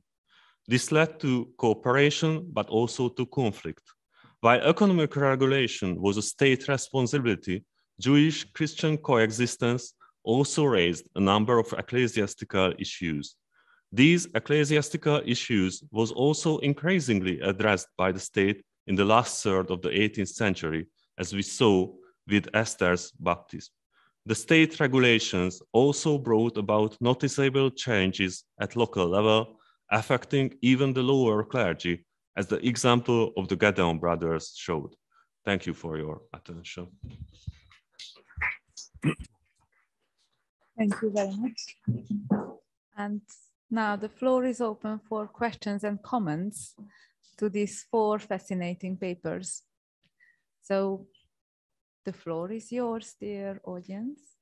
But until you are thinking, I'm following the habit of Gábor, and I also have some ideas that why these 4 papers were put together in the program. And I found some very interesting connections between them. First of all, we could see the very rich material culture of devotion in the early modern period, or even from the medieval period on. So pilgrimage badges, coronation of images, and then gardening in a metaphorical sense, and also in a real sense. So these are all the different kinds of material aspects of devotion, and also the role of the local clergy in it was very exciting. On the other hand, we could also see examples of different denominations or even different religions living side by side, and their interrelationships between them. So Christianity and Lutheranism in the medieval period, or even thinking about paganism or the pagan Estonians, and now conversion appeared again in our last lecture in connections with the Jews. And last but not least, we could also see that how space and geography and motion is how deeply it is connected to religious behavior. So we could see the example of processions and pilgrimage, but also priests very actively moving around in their communities and acting. So I guess that these aspects have not been so strongly highlighted so far in this workshop, but perhaps you also have questions and comments about these various topics. So please.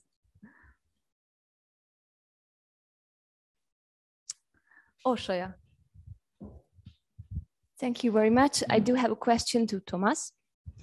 Thank you for this interesting presentation. My question is that, have you ever found data from this period regarding coronation of statues?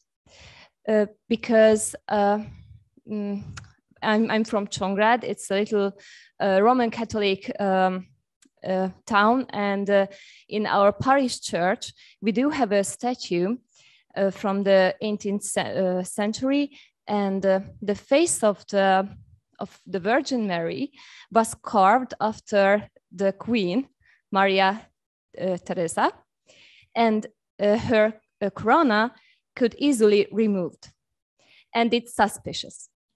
And I never find until now any data regarding what happened with this statue in the past, but have you ever found data regarding statues, coronation of statues before? You can also use that. Thank you very much. Sure, also statues were coronated in this period, but my answer would be a bit complicated. First of all, the tradition of coronations of images, also statues, reaches up to the early Middle Ages. These coronations I was talking about were quite a new tradition after the Council of Trient, invented in the end of the 16th century in the northern Italy, and then adapted by the Vatican chapter as a new authority. But instead of these, also another regional coronations took part in different parts of Europe. For instance, in Bavaria, where the authority of local bishops was in a certain conflict with Roman Church, with the Vatican chapter, they provided some other types of coronations in their own way. So that's the first thing. So there were also local coronations on behalf of local clergy, local bishops, and we usually do not have much material, at least up to the 19th century, about these other coronations. The Vatican coronations are quite well documented because of process of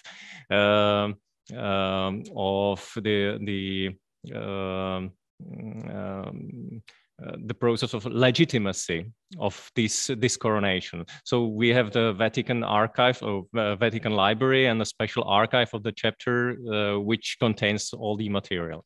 And regarding the statues, we have, I was talking about the coronations of the first half of the 18th century, and there is also a coronation, for example, of the Madonna at Holy Mountain near Příbram. It's the Prague region in today's Czech Republic, Bohemia, then 1732. And there was also a statue. The logic of Vatican coronations was so that the first coronations provided in Italy were taking part of the most ancient images, so to call the early Christian icons. Then when this was fulfilled, so to say, then also another images were coronated, and also the early modern or late medieval or early modern statue, as is the case of the called of the mentioned Madonna at Příbram, which is a statue reportedly made in the 14th century, but it's probable that this was made only at the beginning of the 17th century. So that also these were crowned, but the crowns were just small pieces of silver and gold, and it was, I don't know how to say it, it was flat, just a flat 2 crowns. So not a normal crown. These crowns, these objects were usually donated by local nobles or burghers, and were also there are also cases when the images or statues were coronated or ornamented, so to say, with these objects, but not officially through this coronation. So sorry for the broader answer. Sorry. Perfect. Thanks a lot. Thank you. Okay. More questions or comments? Yes, of course. I would like to add to this question. Concerning the coronated depictions or coronated statues, precisely the inventories are interesting of the 17th and 18th century, are interesting source to observe how it was handled, these statues, because if, for instance, in a local parish church was enough of votive gifts from silver or gold gathered, then a priest of the church could order to make a new corona for a new decoration, or even a metal or golden or silver dress for the statue. So from this point of view, from the local or regional aspects, I don't know any situation of official coronation, such as the cases which Tomáš mentioned, but this was a very often we can find it in sources, and even the use of the gifts, of the votive gifts for this dress and other accessories for the statues up to the 1770, I guess, when there's a huge I would say turning point in 70s and 80s.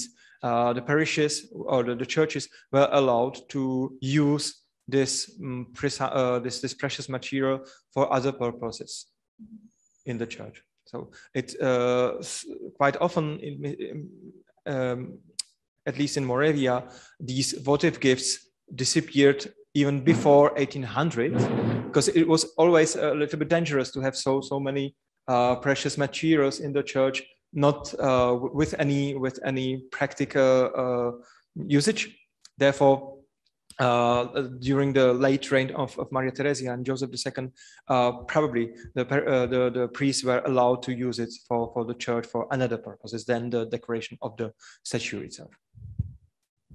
Thank you so much for your exciting opinion and insight you have such a deep knowledge on this topic, but perhaps you have questions to the other presenters of our session. So please don't hesitate to ask your questions. Please. Pavel Pumper from Ostrava. I've got questions. One question to the last presentation. It was a very interesting story in many ways. And my question concerns the parish economy because it's the topic of my research also. I can confirm that tobacco plantation or tobacco garden and distillery both are very unusual sources of incomes for parish. And my question is, who was the owner of this property? Was it a parish church or parish benefice?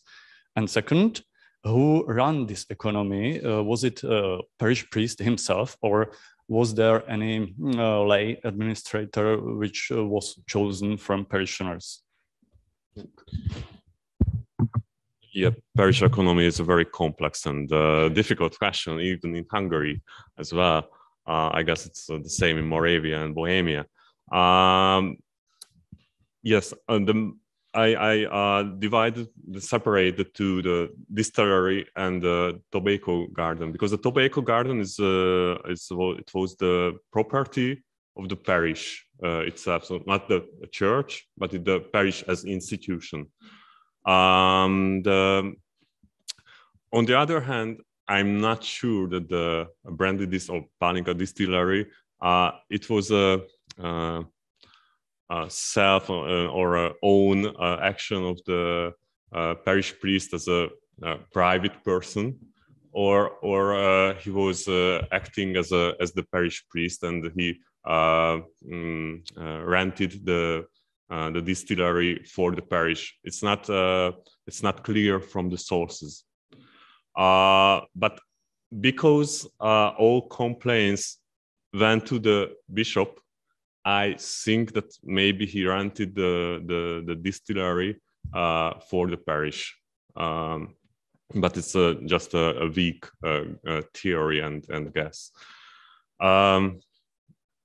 Yes, and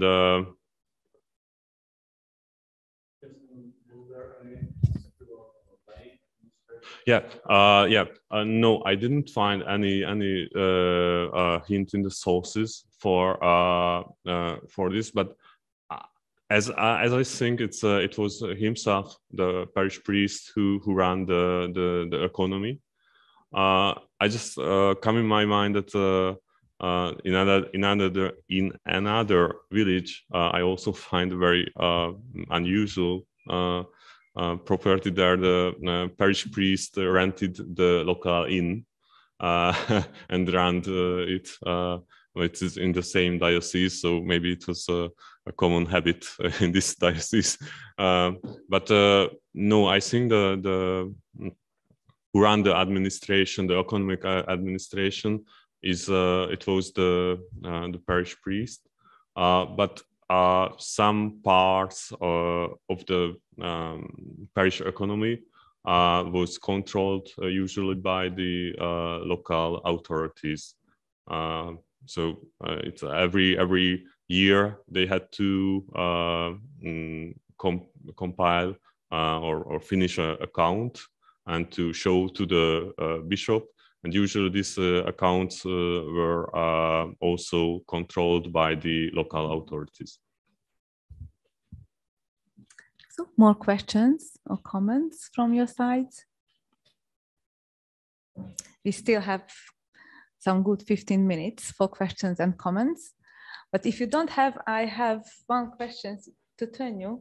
And I would just like to ask that you mentioned these pilgrimages in the medieval times. And you just said that this topic was not really researched with respect to the Baltic states. But as far as I know, that these Nordic pilgrimage routes have been re-established. What's the situation with Estonia? Because I know that, for example, in Tallinn, there is the Pirita cloister, which was obviously dedicated to Saint Bridget. And in the Nordic countries, there are several pilgrimage routes which have been established. on the exact lines of the earlier pilgrimage routes. So is it the same kind of idea appeared? Did it appear in Estonia, or you are just still withstanding to this renewal? Yeah, thank you. This is really interesting issue indeed concerning how the modern Protestant church is trying to be more attractive, I would say. And indeed, it is also, I think, in both in Estonia and Latvia, that the Lutheran Church is also trying to use the Middle Age pilgrimage sites and trying to associate somehow with this tradition. So the Lutheran Church is indeed doing also the pilgrimages, organizing the pilgrimages, and also somehow copying the Catholic traditions. So at the moment we see a very interesting theological processes of how Lutheran and Catholic traditions are intertwined. So yeah, it is everywhere in the northern countries. Thank you so much. Donny, please.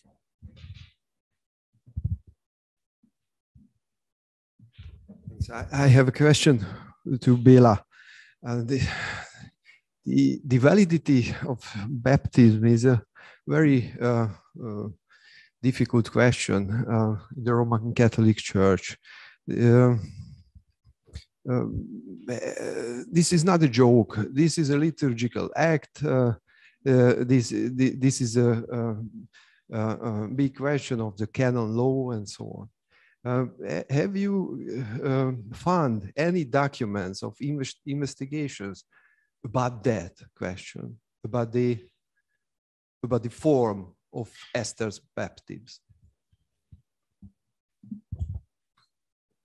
Yeah, they asked both times. So first in 1780, there was only took testimony from the doctor's wife by the local Catholic dean. And he already asked her about that, what formulas she used. Was there any intentions that, like, I baptize you like parish priest in the church or so? And they also, and he also asked about the conditions, which I think that was about the later questions that they are loafing or not, and how this moment happened, that case happened. And in the second round in 1786, there is no questions.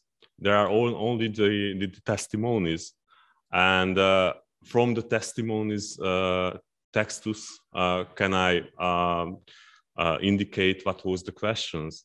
And because all three women talked about the formulas, the intentions, and that they loathed, I think these were the main characteristics about the investigation on the baptism itself.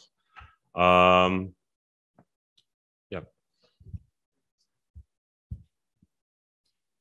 May I just add something to this? Approximately from the same period, there is one witch trial from Sexard, which was against a gypsy girl. I mean, she was I think 11 or 12 years old, but she was recently baptized. And these gypsy girls and gypsy children were taken away from their families and were given to Christian and very often Christian German families for upbringing. And then they were, how should I say, they were forcibly baptized. And they got this Christian upbringing there. So I could just see some analogies and similarities between the case that you mentioned and with these Jewish children. Yeah. And I don't know whether there was a similar law or a similar act, I mean a legal act, that how it should be carried out, as you mentioned with the Jews. But probably there were some similar like official procedures for the new Hungarians, as the Roma ethnicity was called in that period. That also came to my mind with the question of the baptism, that midwives were, exactly, as Daniel already wrote in his books and his papers about it, but we all know, all folklorists know, that there was this baptism in need, and the midwives had to take an oath that they were the legitimate persons who could baptize the child, the newborn child in the case of need. But it was very strictly regulated by the church, and all these canonical visitations were regularly interrogated the midwives in each settlement, whether they took this oath and whether they could legally baptize the children or not. So perhaps this was also very crucial in this case, what Daniel also pointed at. I have 2 comments for this. Because Clara Arvai was the wife of the local doctor. That's what I wanted to point out. My first indication was that maybe she was the local midwife, but I didn't find any proof about it. And the other thing that the two daughter of the landlord, Franciscan and Juliana Kálai, also testified in the second round that they were taught by the parish priest how to baptize, and it's also the same way as the midwives were working. Exactly, because they were also educated by the parish priests.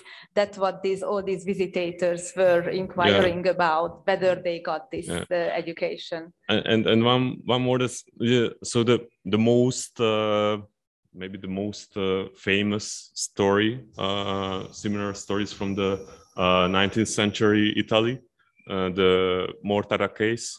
When the Edgardo Mortara, a Jewish child, was ill in Bologna, and he was baptized secretly by the servant, the maid of the Christian servant of the family, and because Bologna that time was the part of the Papal state, at the decision of the Pope.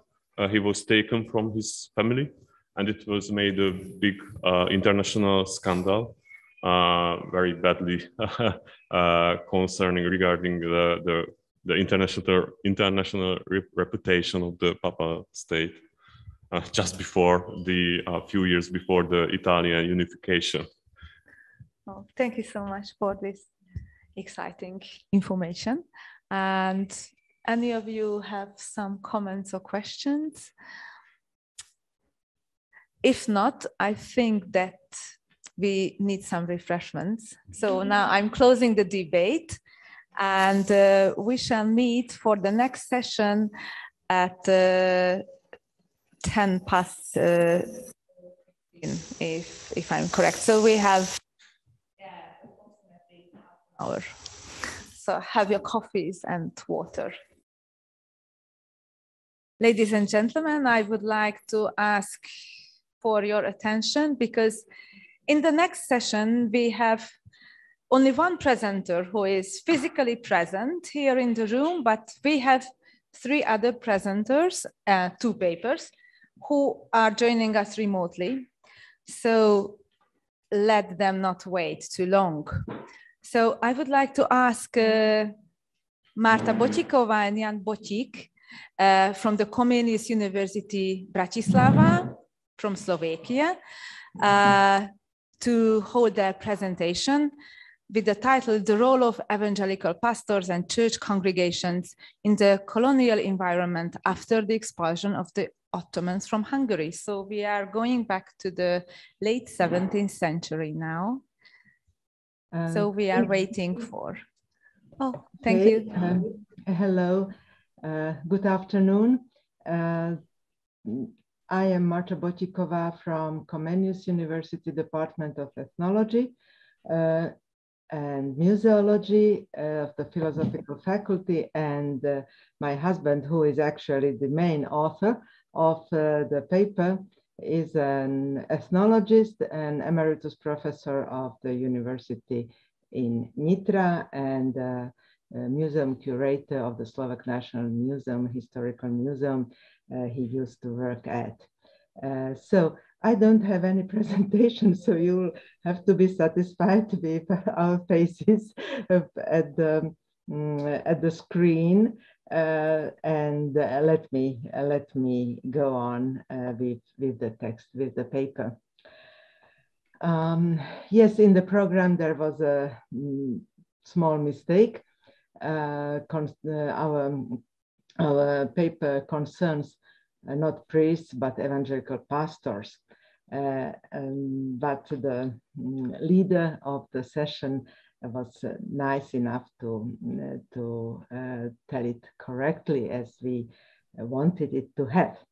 So the modern history of several European countries was marked by the expansion of the Ottomans, who, after the victorious battle of Mohács, penetrated from the Balkans northward to the depths of that time Hungary, even into the southern regions of what is today's Slovakia. These outbursts brought Hungary under the Ottoman Empire for 150 years.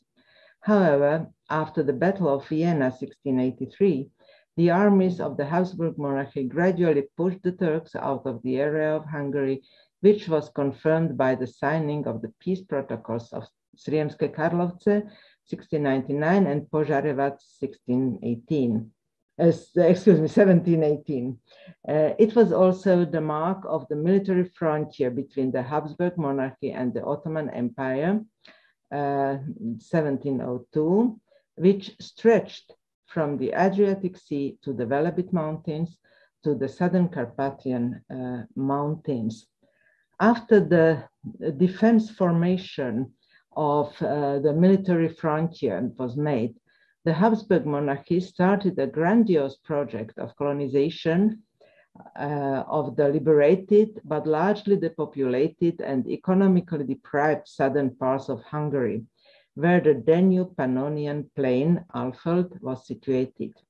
During the 18th to 19th centuries, more or less numerous streams of colonists of various nationalities, Germans, Slovaks, Czechs, Poles, Ruthenians, Bulgarians, Jews, French, Spaniards, Italians, and others, began to move among the population of the old settled Hungarians, Romanians, Serbs, and Croats. During the 18th and 19th centuries, approximately 40,000 families, that is, approximately 200,000 people, emigrated from Slovakia to the southern parts of Hungary. They settled on the Danube Pannonian plain, more precisely on the border of present-day Hungary, Romania, Serbia, and Croatia. The Slovak colonists formed 24 more or less extensive linguistic islands or enclaves.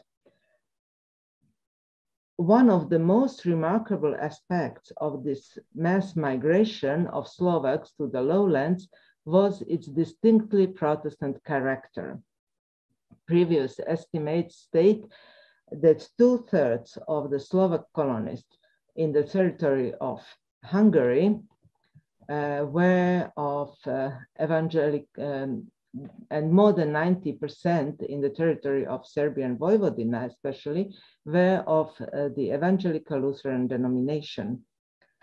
In forming the picture of Slovak colonies in the lowlands, it has now long been established that the main and equal factors of the migratory movements were not only economic, but also religious motivations. Religious factors were not only behind the migratory decisions of the emigrants, they were also determining factors in how the colonists arranged their lives in the newly settled environment. Evangelical pastors, or at least teachers in the capacity of Levites, lay pastors, were also represented in the larger groups of colonists. Therefore, Ludovic Hahn could write that, I quote, "The first concern of the new settlement was to organize itself as a church." It is therefore appropriate to ask what it meant for the colonists to organize themselves as a church as they settled into the new environment. It was a difficult organizational act, the purpose of which was to introduce into the life of the colonists self-governing body, which among the Protestants is called a church congregation. The primary task of its board of trustees, consisting of pastor, a teacher, and a selected number of presbyters from among the church community, was to create an infrastructure appropriate to the religious needs and the religious needs of the congregation: a church, a bell tower, a parsonage, a school, and a cemetery. As with their houses and farmsteads, these ecclesiastical buildings were how the colonists took root and grew into their new surroundings. This infrastructure for their own cult and educational needs united members of the religious community and strengthened their religious and communal belonging. In addition, it also forged emotional ties to the colonized territory, thereby legitimizing their claim to their newly conquered homeland. Since the intention of our conference is to trace the activities of pastors and religious communities in local and community groupings, our article focuses on the characteristics of the religious life of Slovak Lutherans in the colonial locality of Nádľak. In 1771, there were 2,393 inhabitants in Nádľak, mostly of Romanian nationality and partly Serbs. Between 1803 and 1806, approximately 3,000 Slovaks settled in Nádľak. In 1850, the number of Slovaks had grown to 4,877. At that time, there were 9,353 inhabitants with the following national and religious affiliation living in Nádľak. It is according to Zajac and Hahn, 1853.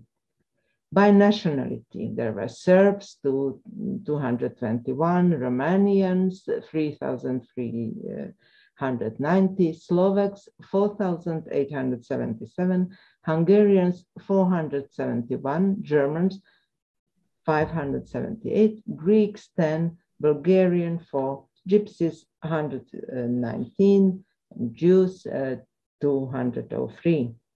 According to the religion, Roman Catholics were nearly 600, Greek Catholics just a little less than 800, Orthodox were nearly 3,000, and Lutherans of the Augsburg Confession were 4,733, Helvetic Evangelicals 115, and Judaizers 203.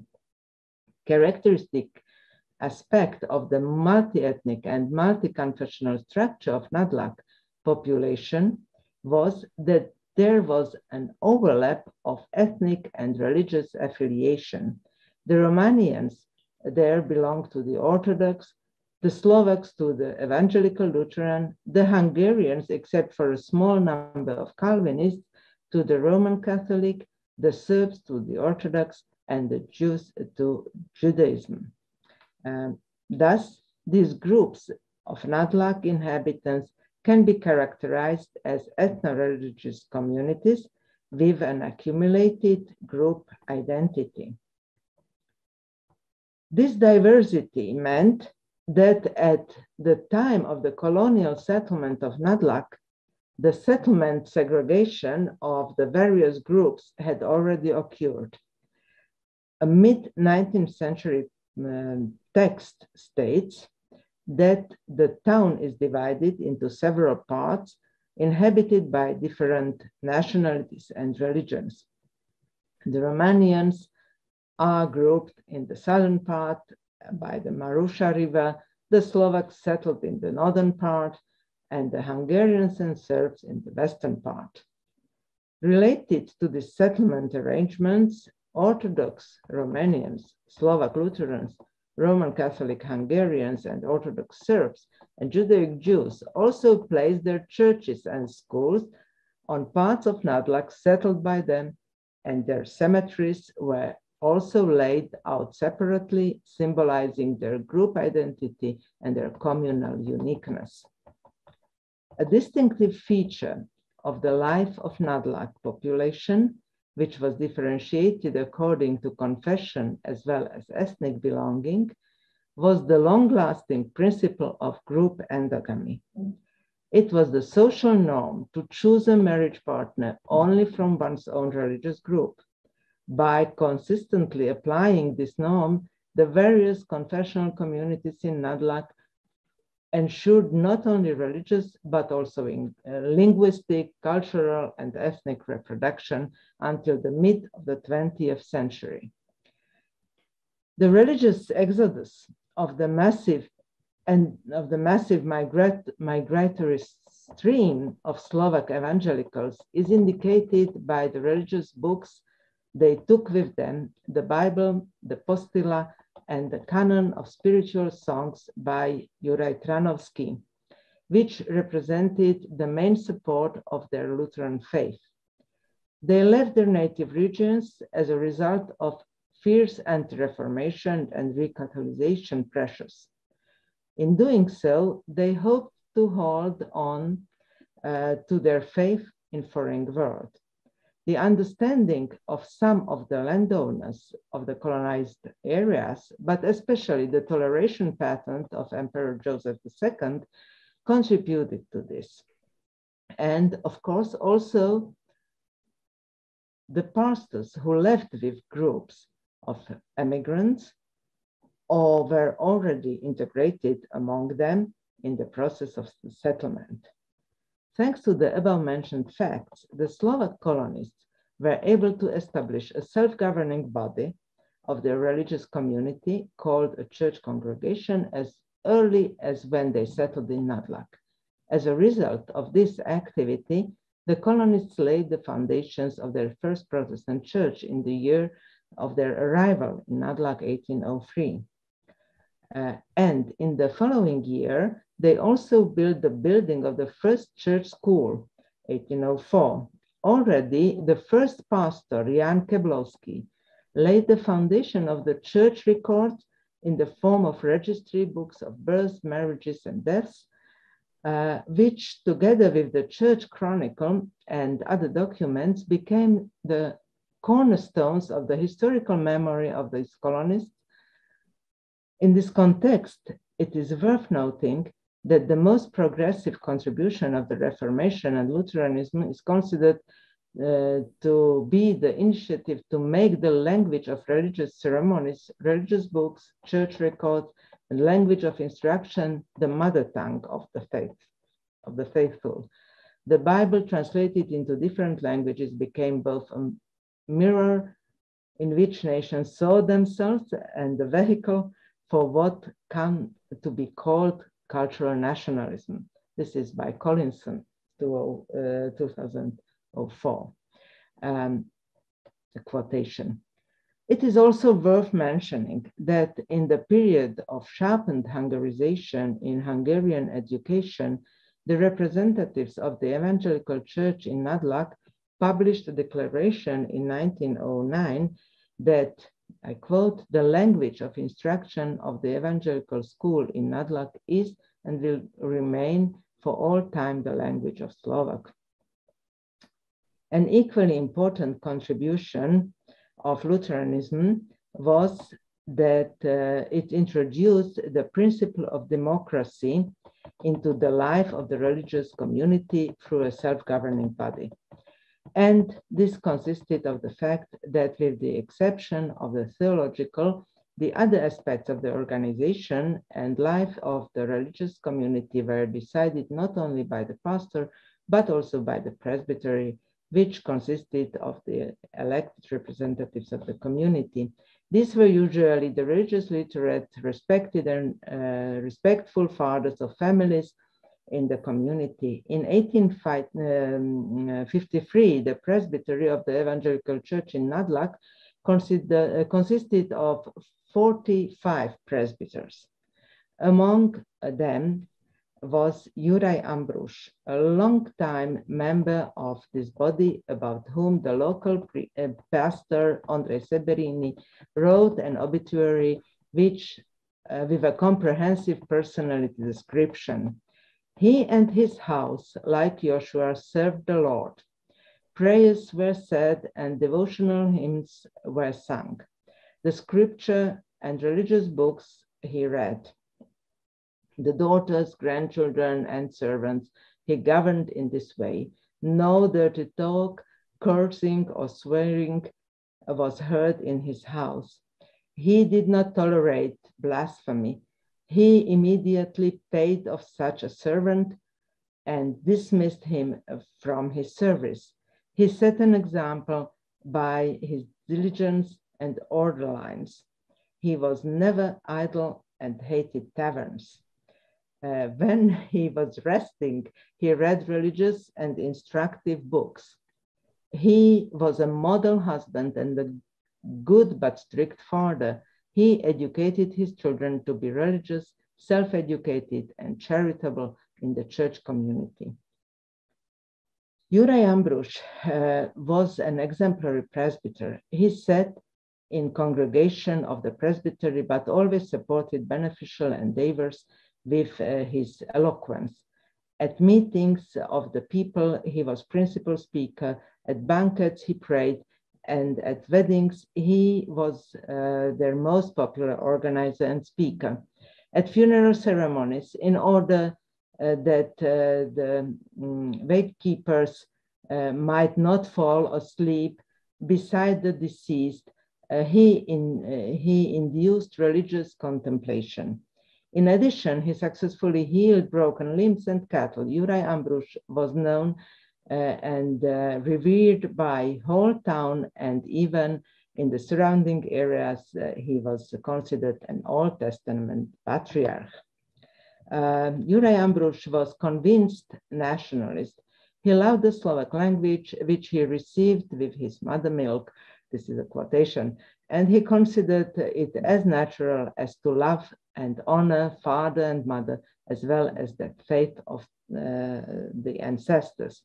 Presbyter Juraj Ambrus was not only an initiative member of the church board, he was also a creative personality. He exercised such a disposition, especially as the chief organizer, director, and speaker of wedding ceremonies. His task was to direct the course of the several-day wedding, which was accompanied by numerous traditionally established happenings, biblical stories, prayers, and religious lessons.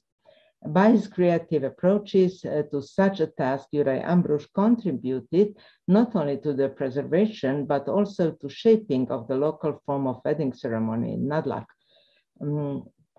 Juraj Ambrus' creative aspirations were most fully developed in the creation of occasional lay prayers at wedding and funeral ceremonies.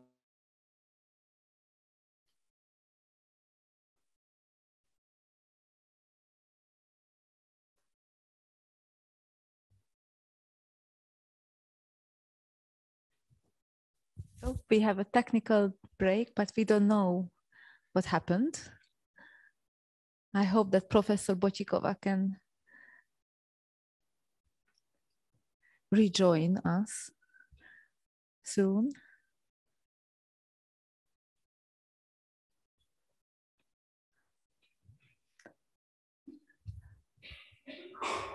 Actually,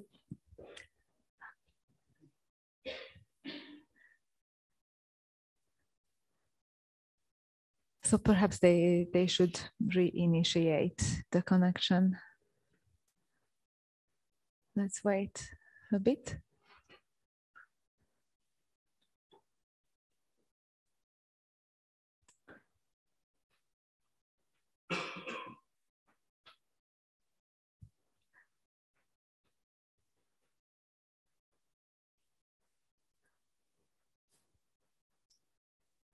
I hope you don't mind that we are waiting for a couple of seconds because we are going to have only 3 presentations in this last session. So perhaps they can reestablish the connection and yeah, let's wait up to 5 minutes and then we will go on with the program, and perhaps by the time of the discussion, Jan Botikov and Marta Botikova could rejoin us again.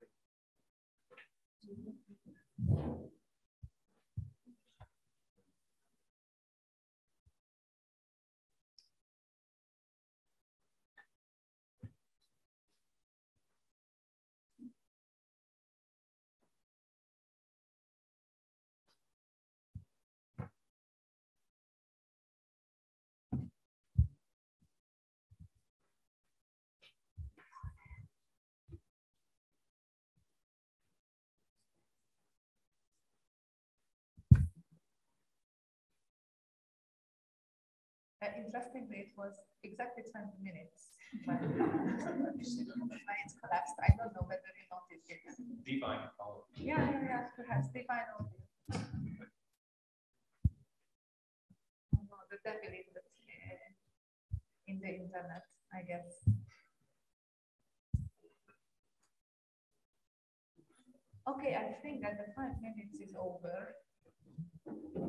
Perhaps that we should go on with our next presenter because Orsolya is here and she's waiting for us to listen to her. And when the Botik couple could reestablish the connection, then they will join us in the discussion. So Orsolya Gyöngyösi is the director of the Tari László Museum in Csongrád, Hungary, but she's a well-known folklorist and ethnologist on. Okay. Sorry. I'm sorry, Professor Botikova. Well, this happens. Sorry, I just said it was the devil. But probably some higher forces made it this way. So thank you very much, and I hope that the paper will be published. this case study was only to show an example of the congregation of Nádlag and its important persons. Sorry. Okay. No. Please stay with us until the discussion, and I'm sure that there will be questions and comments. And now I will give the word to Orsolya Gyöngyösi, to our next speaker. And she's going to talk about the spiritual crisis of religious life in Csongrád in the early 19th century, an atypical priest and his impact. Please, Orsolya. Thank you very much, dear ladies and gentlemen. In my presentation, I try to analyze the conflicts around János Mátyus, parish priest of Csongrád at the beginning of the 19th century, and summarize the reactions of the parishioners. The main question is, how did the people of Csongrád express their dissatisfaction towards the priest who violated norms, and how did the atypical behavior of the priest cause a so-called collective spiritual crisis? This kind of research has a great importance because community reactions to the norm-breaking acts of the priests pointing on the roots of expectations and shows the sensitive boundaries between norms and norm violations. First of all, just a few things about Csongrád. Csongrád is situated in the middle of the Great Plain next to the river Tisza, 2,000 kilometers far from here. In the early 19th century, it was a Roman Catholic settlement. So you can imagine 11,000 Roman Catholics lived here, only 2 Protestants and 10 Jews. The majority of the inhabitants of Csongrád were farmers and fishermen. The parish church was dedicated to Our Lady, and it was built in 1769 by the landowner Károly family. Based on historical sources, I can say that the religious life was flourishing these times. So the church was full during the ceremonies. Many wayside crosses were established and maintained. At the turn of the 18th and 19th century, András Kanyó was the parish priest of the town. He was a really well-educated, talented, and honestly kind person with good skills of speaking. The people loved him pretty much, but for the deep sorrow of everyone, Kanyó died early in exceptional circumstances. He consecrated a stone cross at the parish church on the 11th of July, 1802, and on the following day, he died on the halfway to Vác. He was really sick. He had a kind of throat cancer, but the bishop wanted to see him, and it was the reason of his last journey.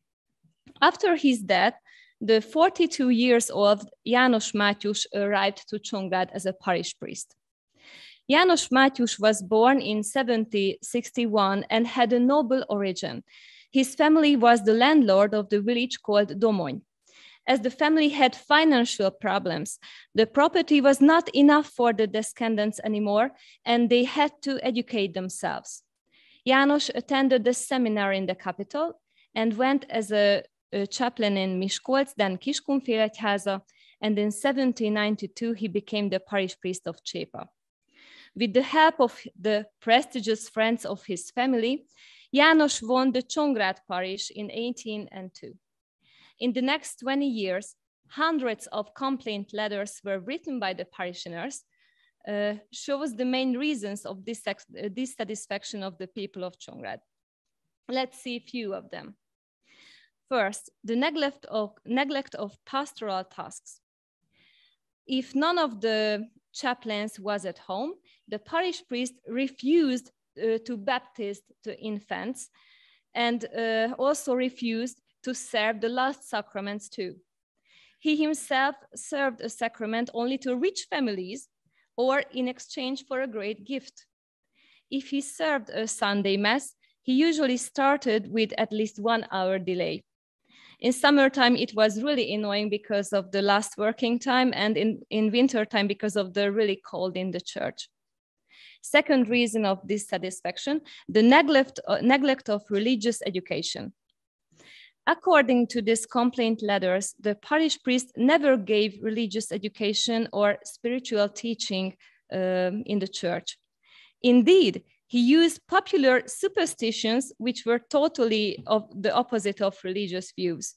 For example, when János Mátyus heard about a family who did not want to buy an expensive requiem mass for their beloved deceased, he told them that the soul of the dead will return to their house and will throw all the pots in the kitchen to the ground because they did not pay for the priest. Third, new church taxes. According to the Visitatio Canonica, János Mátyus established new taxes, for example, the waiting money. The parishioners had to pay if they wanted the priest to wait till the end of the funeral ceremony, so till the cantor finishes the funeral song. He also charged 20 forints for the consecration of new gilt flags and 10 more forints to place this flag in the church. 4, a violation of basic religious commands.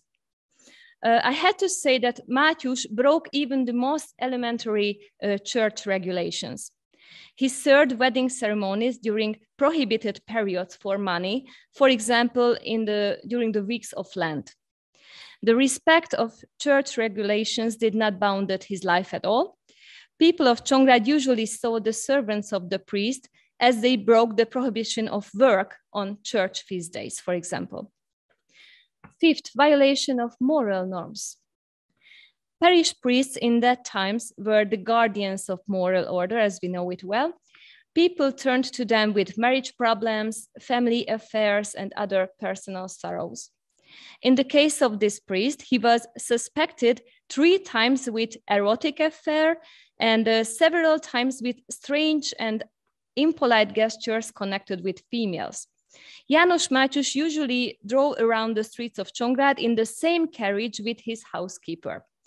Once after a funeral, he seated the housekeeper on the place of his chaplains. So the chaplains had to walk after the carriage because no more place was left. 6th, violation of the norms of social contact. János Mátyus rarely paid attention to the opinion of the people and behaving really insensitively. On one occasion, he left his chaplains to serve the Easter Mass because he wanted to make a trip on his carriage. As the procession began, he arrived back, disturbing the ceremony, and practically drove his carriage through the singing crowd. In many cases, people heard the parish priest swearing as mentioning the devil. As he had a quick anger, he beated his servants and basically everyone who made him angry with a stick or with his own hands. The final event which caused him a great problem was the day when he chased his chaplains with a shotgun around the rectory. Luckily, he was fallen as he ran, and the other priest escaped. After this scene, a great lawsuit began, and he had to leave the parish of Csongrád after 20 years of this nightmare. Before the final sentence was published, he died in the family possession in Domony. Now let us see how the parishioners reacted to the norm-breaker behavior of this parish priest. First of all, the people were speaking a lot about these shocking happenings. New phrases were formed, which were usually used especially to describe Mátyus János or his doings. When he refused, for example, to serve church ceremonies, for example, baptism, people said that it would be easier to call a dragon out of its cave than to call the priest out of him from his home. Harsh and loud remarks were made when people suffered from the neglect of duties. I saw a following quote in one investigation document. People were shouting, "Shame, shame. This is not what we can bear anymore." The next stage is the appearance of written complaints, first addressed to the bishop. The most detailed letter was written on the 20th of July, 1823, based on the laments of the Csongrád Town Council. As a result, the Diocese of Vád started the official investigation. The investigation recorded 40 testimonies, which basically affirmed the certainty of the complaints. In the testimonies, the feelings of community reveals quite sensitively, as the following quote shows. Generally speaking, everyone feels a deep hate for János Mátyus. No one has trust, affection, or respect for him. As he meets with his parishioners, everyone is in fear and trembling. The letters and testimonies generally ends with suggested solutions. In this case, people wanted him to leave or retire because he was old enough. Quote, people often say they wish he would be taken away or retire to Domony. According to his former chaplain, János Mátyus was unable for priestly service because of his cruelty, while others thought that he just simply went crazy.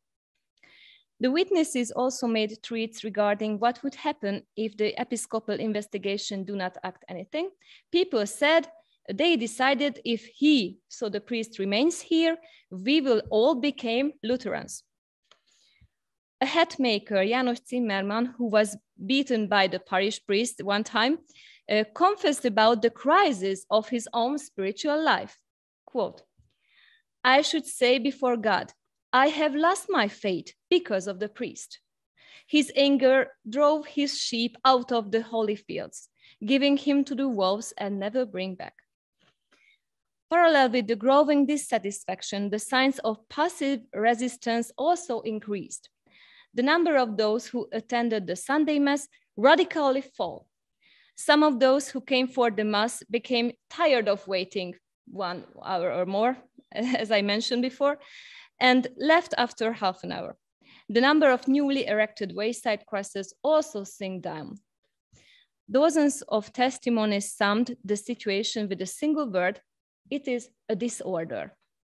We can clearly recognize the fear of moral disorder in the complaints.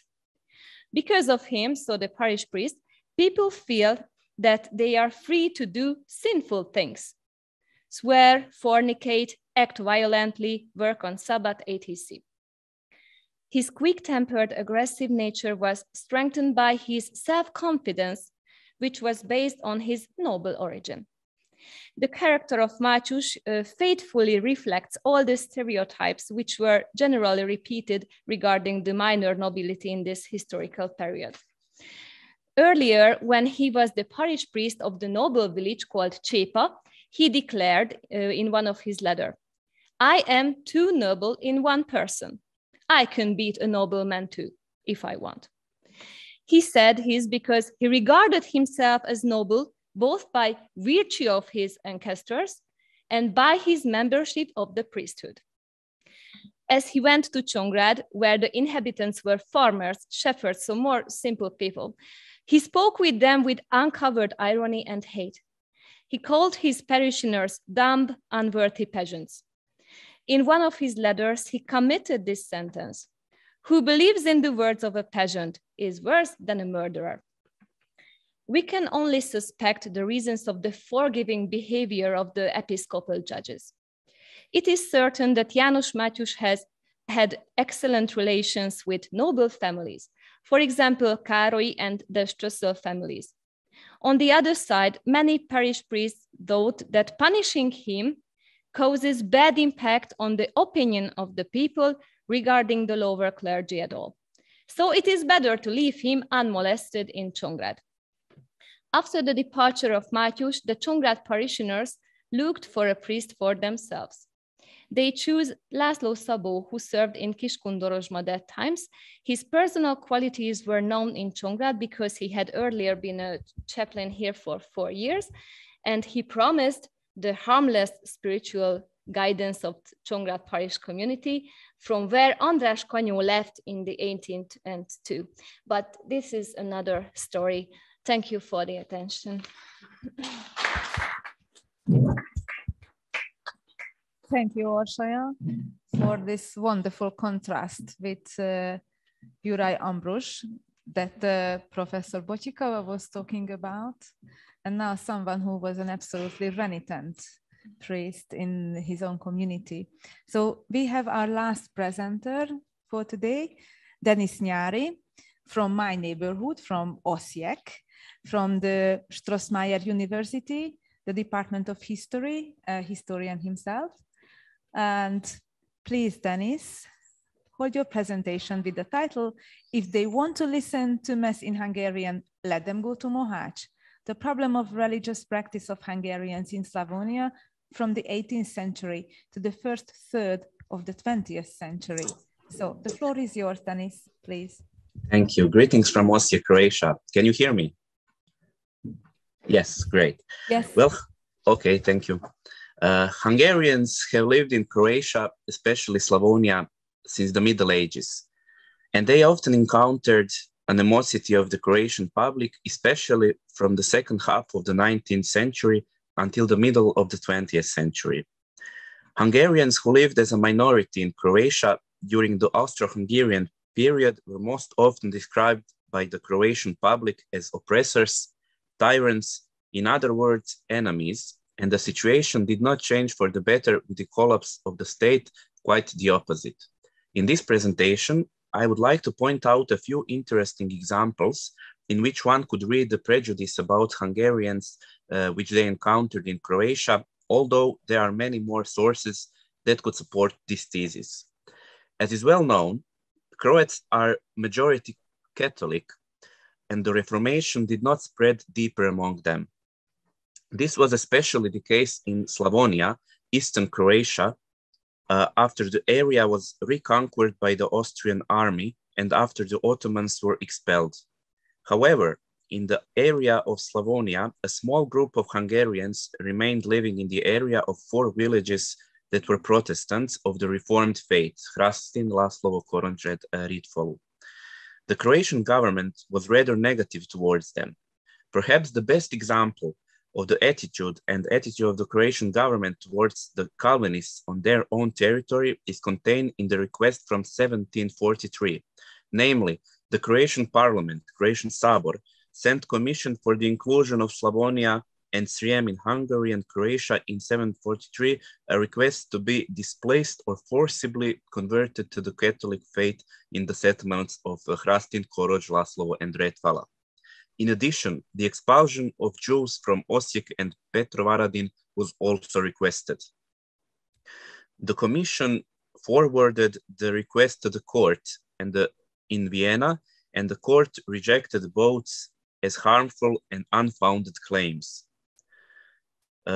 Empress Maria Theresia was known as pious Roman Catholic with well-known anti-Semitic and anti-Protestant views. She considered Protestants, similar as the Jews, dangerous for the states, and it was realistic to expect that she would approve the request. It is not known why she did not do so. As the second example, I would cite the case of celebrating the feast of Saint Stephen, Hungarian king from the Arpadhazi dynasty. One decision of Virovitica and Osijek's county of 25th February 1897 completely abolished the celebration of St. Stephen's Day using the following explanation.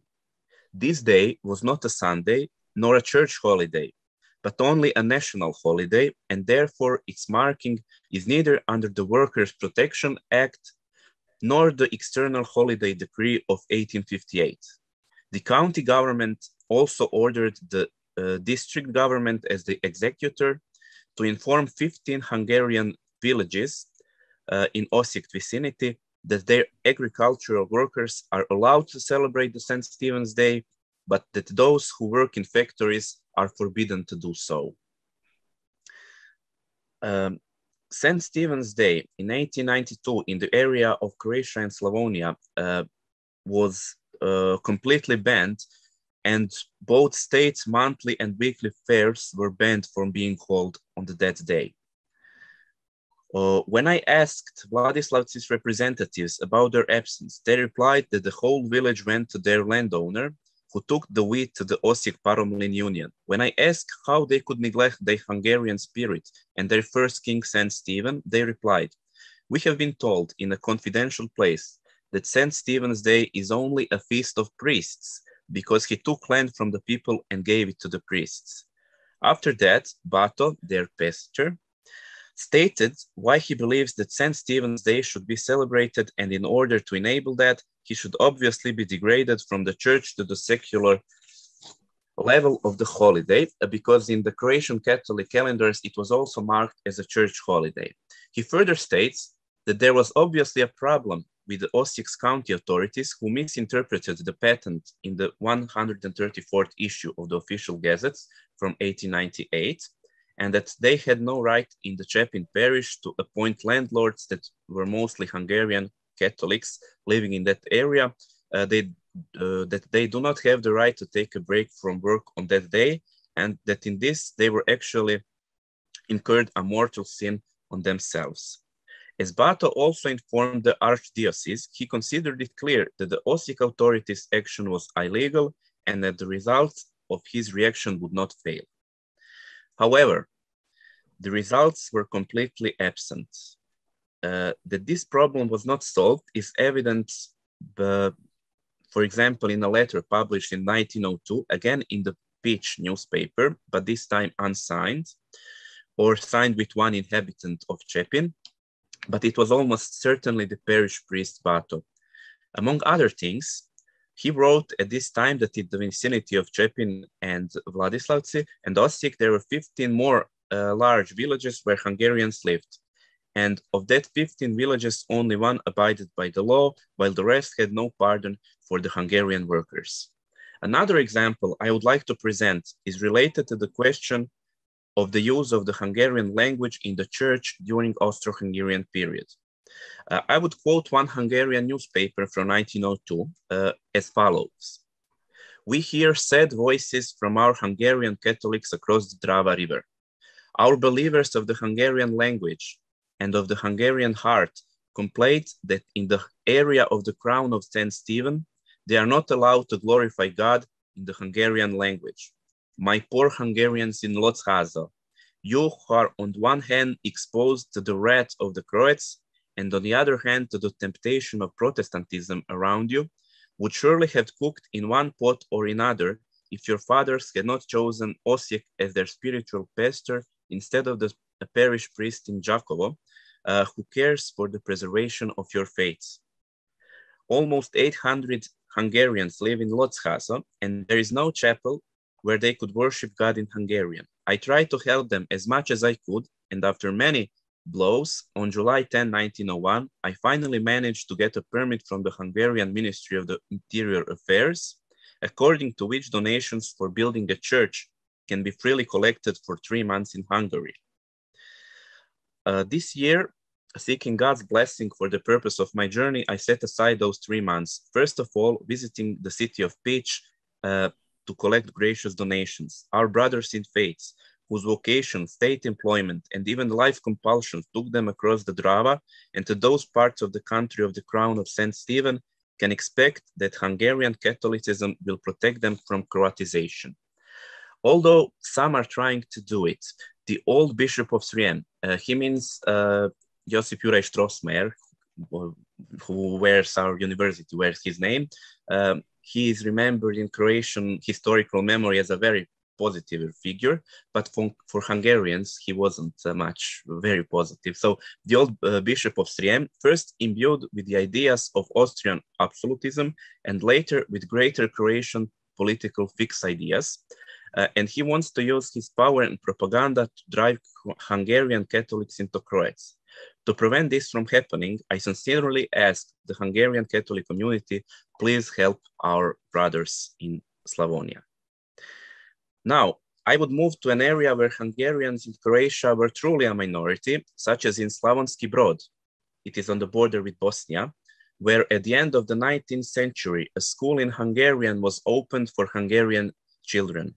As such, like most such other minority schools in Croatia, it attracted a lot of attention from the Croatian public and even harsh words. Although it was clearly stated every year that children of Croatian parents will not be enrolled in school with Hungarian as the language of instruction, all available data show that only 10% of children in the Hungarian rival school in Slavonski Brod were of Croatian mother tongue, so 10% were not Hungarian. but nevertheless, Croatian press was extremely negative towards them. For example, it is interesting that in one text of a Croatian newspaper of that time, it is stated that at every opportunity, all Hungarians stood and sang the Croatian anthem, but nevertheless, Hungarians in Brod were described as Croat eaters, and in none of them were Hungarians not only portrayed in positive light, but even in a neutral one.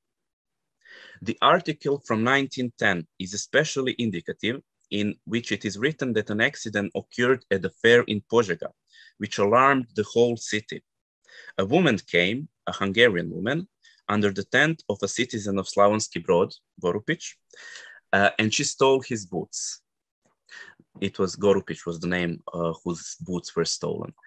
One of his men noticed this and caught her, to which Gorupic, taking away the boots, beat her and expelled her from the fair. Sam Kovacevic from Našice kicked the woman 2 or 3 times after that, and after that she was kicked by some other shoemaker as well. The woman fell, so when they wanted to lift her, it was obvious that she was dead. As it is heard, the doctor established that the woman did not die from the blows, but that her heart attack fell due to much fear that she felt, so that both Gorupic and Kovacevic were released from all responsibility. Although it seems unquestionable that the mentioned woman tried to commit theft, the reaction of Gorupic and Kovacevic were exaggerated, especially having in mind that she was a female. Furthermore, the autopsy report of the doctor seems biased, and even if it wasn't such was the decision of the court to deprive Gorupic and Kovacevic of any responsibility. It seems possible that one of the circumstances was that the deceased woman was Hungarian. In the last part of my presentation, I would just say a few words about the period after the First World War. We all know that what happened after the First World War, and Hungarians literally became characterized as an enemy people in Yugoslavia, and the local government treated them as such. Although there was a formal possibility of education in the Hungarian language, it was not held in a single village in Slavonia. There was a big problem for children who did not know a language other than Hungarian at all, such as in the village of Hrastin, not far from Osijek. I will just now present one short example of this claim. Farmer Pal Šujoš, who received land of agrarian reform, was deprived of his land because he did not want to send his child to public school. Local police and local law enforcement officers searched every single Hungarian house in the village every day, trying to break the moral of Hungarians. Where old Hungarian oil paintings or any painting, for example, such as a war memorial painting, could be found, it was confiscated and owner was sentenced to prison. Such searches of houses were carried out in order in every single house, and the parish apartment was not spared as well. If there was knowledge of the authorities that someone spoke against the public school in Serbian or Croatian language, that also led to serious legal consequences, most often imprisonment. In Ivanovci Đakovački, when the Hungarians humbly asked a preach in Hungarian at least several times a year, for which they would bear the cost and supplies of such a priest, Bishop Aksamovic refused the request and shouted that if they want a Hungarian mass, they should go to Mohacs. When they repeated their request, expressing that they had come to strengthen their Catholic faith, then the Bishop Aksamovic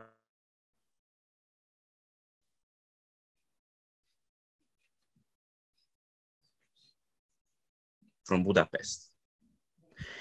In Lasovac, in Western Slavonia, between the 2 world wars, a Serbian Orthodox teacher taught religious education to Hungarian Catholic children. In Stari Jankovci, on the other hand, intolerance towards Hungarian was so pronounced that everything escalated. Namely, the locals of Stari Jankovci only asked that 3 times a year, on Christmas, Easter, and Pentecost, they be allowed to sing in the church in Hungarian. After Bishop Aksamovic listened to the request of the delegation, he replied, "While they are called Jankovci, nothing can be done, only if you turn Jankovci into Jánosváros." When such an arrogant reply was given, the leadership of the village replied that without help, it would not be possible to prevent the mass conversion of believers. And then the bishop said, let them, they should move to Turkey where they belong, to Turkey. After that, the bishop did not talk to any similar Hungarian representative and left any discussion that would raise such a question. As a result, the entire Hungarian population of the village Stari Jankovci converted to the old Catholic faith, which was rather popular in the interwar period in Eastern Croatia. After the information about their transfer came to the notice of the bishop, he sent a secretary named Sechkara, who also speaks Hungarian, to Jankovci as soon as possible. Several eminent local Hungarians who had already changed their faith at the time were summoned to return. But then they didn't even want to hear it anymore. They suffered humiliation and they were treated badly anyway by the government. So Sechka returned without any success. Similar anomalies were observed in several neighbor Hungarian places, for example, Marinci, where all Hungarians wanted to convert to the old Catholic faith, but they were not allowed to leave the Catholic Church. The same case was in Opatovas as well. In conclusion, I can say that numerous examples depict that the attitude toward Hungarians in Croatia, especially Slavonia, at the end of the 19th century, but also in the 18th century, and of course after the First World War, was extremely intolerant.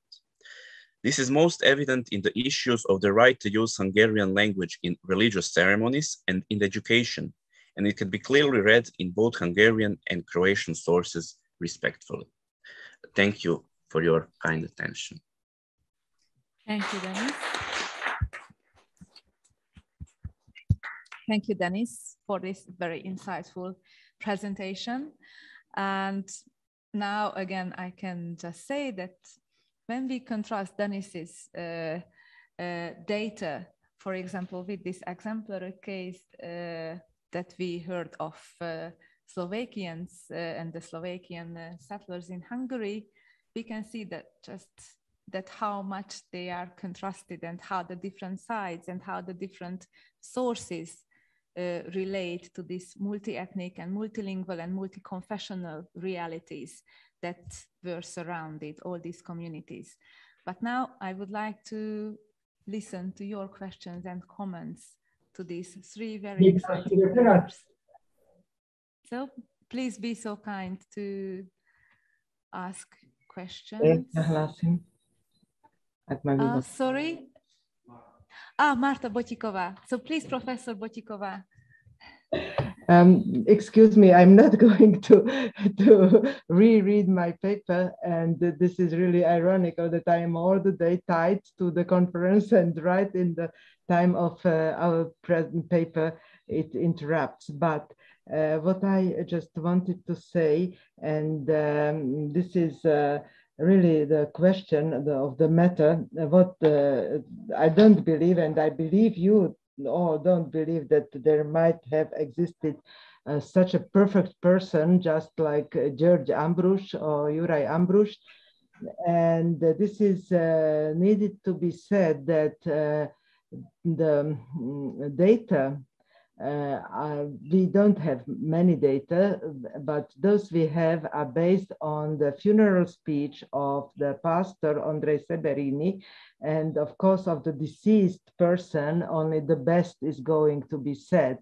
So but even if the half of that is truth, so that is quite enough. So excuse me, this was only to add to what you might have heard. I'm sorry, I even don't know when it interrupted. So thank you. No. It was. I think it was quite obvious from your talk, but still, it was a very interesting contrast, as I said, with Orsolya's paper. But if any of the audience have questions or comments, so please. Thank you very much. I'm Péter Bedök from Péter Pázmány Catholic University, and I would like to ask about the last two presentations. So you mentioned that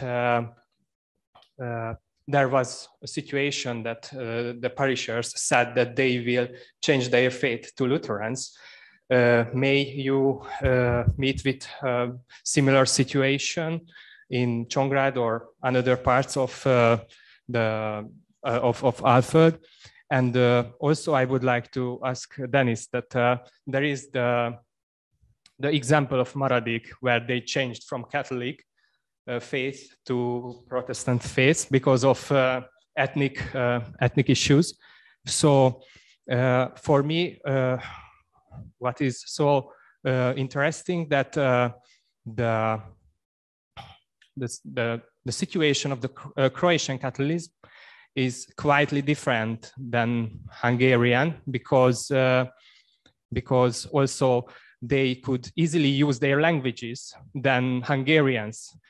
For Hungarians, this mostly came from Protestantism to use the Hungarian language. And how can you see this problem that there is a huge difference between even not just Hungarian Catholicism and Croatian, but also like Eastern European Catholicism and Croatian Catholicism? Thank you very much. First, thank you for the question. As far as I know, nothing happened after they said they will be Lutherans, because the next town of Csongrád, 10 kilometers far, Szentes, or at the other side of the river Tisza, it was a Lutheran town. And the people of Csongrád and the people of Szentes, because of this religious difference, were really opposite. And to become a Lutheran, it was a so big thing that nobody did it in a real life. It was not a good thing here in Csongrád, and they had no chance to practice the religion in the town. So it was a hard thing. Not in this case, but 100 years later, it happened because here in this town, it was also a difficult parish priest. And people said, okay, we will be Lutherans, and something like 20% really conversed, but not in this case, not in this situation. Dennis, please, you can also reply. Yeah, thank you for the question and for the interest in the subject. I just wanted to answer that, yeah, the Croats and Hungarians, the mostly of the Hungarians that were Catholic in Slavonia were those that settled in Slavonia in the 19th century. And we must be aware that Croats regarded as Hungarians in general as those who were dominant force in the Austro-Hungarian Empire, and they were feeling endangered by Hungarians, especially with those Hungarians that were moving to Croatian parts. So after the state collapsed, Austro-Hungarian state collapsed, and in Yugoslavia, there is also the third, how to say, politics that we have to take in mind, and that is the Serb, or the Serb politics from Belgrade. And the Croats and Hungarians were both like on the same side against the Belgrade regime. However, when there was a question of the religious practice of Catholic faith inside Croatia, Croats were pretty hard about the not giving the right of even singing in Hungarian language in the churches. And I can only state one example that is very modern, that happened only 10 years ago when so we are talking about the modern times, when the woman tried to sing in Hungarian in a village where Hungarians are a very significant national minority, like 30% or so, and the priest wouldn't allow that. So the problem is because I presume the Croats are feeling a bit endangered by their neighbors. Of course, with the homeland war not being so far from us, if we talk about modern times, and in 19th century, the building of Croatian nation, I would connect with this. I don't know if I have answered the question. More questions or comments, dear audience, to any of the presenters? Yes, Tomas, please. Thanks a lot. I would ask Marta Botikova, but the question is quite general. It seems to me crucial to consider the spatial aspects or spatial dimension in building local religions. And as is quite known that mostly in the transition periods and in the communities or regions that were multinational or multi-confessional, the spatial organization or several spaces and places in towns, villages, communities played a crucial role in building confessional, national, or whatever identity. And I would like to ask you, you mentioned graveyards in your paper, and I would like to ask if there were other spaces or places that would be also very important for building local identity, confessional identity within your example, and perhaps another hint or impression. Well, it seems to me that you would confirm the thesis of the second confessionalization of the 19th century. And I would like to know, in this context of spatial dimension, if there were also spaces or places that would be common, confessionally common, or you know, that wouldn't be so confessionally or nationally directed. Thank you. Please, Professor. Thank you, dear colleague. I have risen my hand too for a question to the Denis Nyari, but I will have it later and try to answer your very complex question. So this is really for a conference, perhaps for the whole conference topic. And yes, this is the space differentiation within the ethnic or the newly settled settlements, where actually it was organized like this partially, and also the 18th century moving of the colonies to the lowlands was really under the state regime, and ideal village squares were like as if prepared for the colonists to settle in. And so I'm trying to mention in my paper the church, the school, the parsonage, the building for the teacher, and so on, and the graveyard. The graveyard is very symbolic. By burying your ancestors in the land, you actually become rooted, because where are you at home? Where your ancestors are buried. So this is a very strong kind of place to be connected with the identity, which we try to show how very much the identity and the religious belonging and the ethnic identity are cooperating, are all overlapped together. And to answer well, I don't think I answered all what you asked, but only a few ideas. And the other part of the question concerning the common places, well, the marketplace was that place to be where people met and where the activities were of other kind and other purpose and other motivation.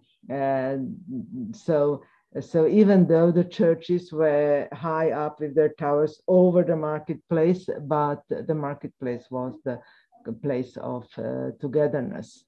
At the case of Nádlag, especially, which is an example of the multi-ethnic and multi-confessional settlement. Well, probably more sometimes next time. And may I ask Denis Nyari, or only maybe give a comment? Yes. Thank you very much for your paper, and certainly you know that there are also Slovak settlers in your area of Slovenia, and those came under the or for the invitation of the Strassmayer bishop, who came as Catholics and stayed in the Catholic Croatian, I would say, environment. And really, just as it was said by the in this discussion, the Catholic Church there, the Croatian Catholic Church seemed to be really very much nationalized. If you take into consideration that those people spoke Slavic language, could understand each other without using the other language, but the church language was strongly like, or if not the language as for Latin, but later it was simply only, Croat only, I would say. And I was very much surprised before the war in Yugoslavia and also after the war. I had an occasion to meet young people, children. They were really not speaking the compatriot Slovak language anymore. I don't say it with any other feelings, but simply as a fact that strongly thanks to the church and to schooling regulations, the Croat the assimilation into Croat very going on. Thank you.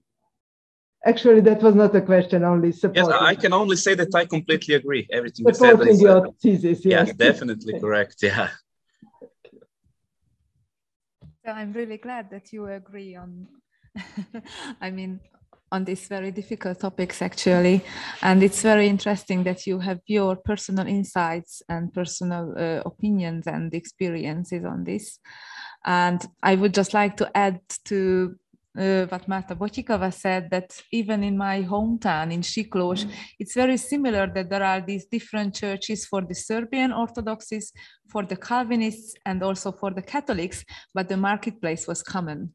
So the horizontal and the vertical spatiality of the community was on the one hand very visible from the confessional point of view, but also there were these social spaces where the cultural exchange could take place.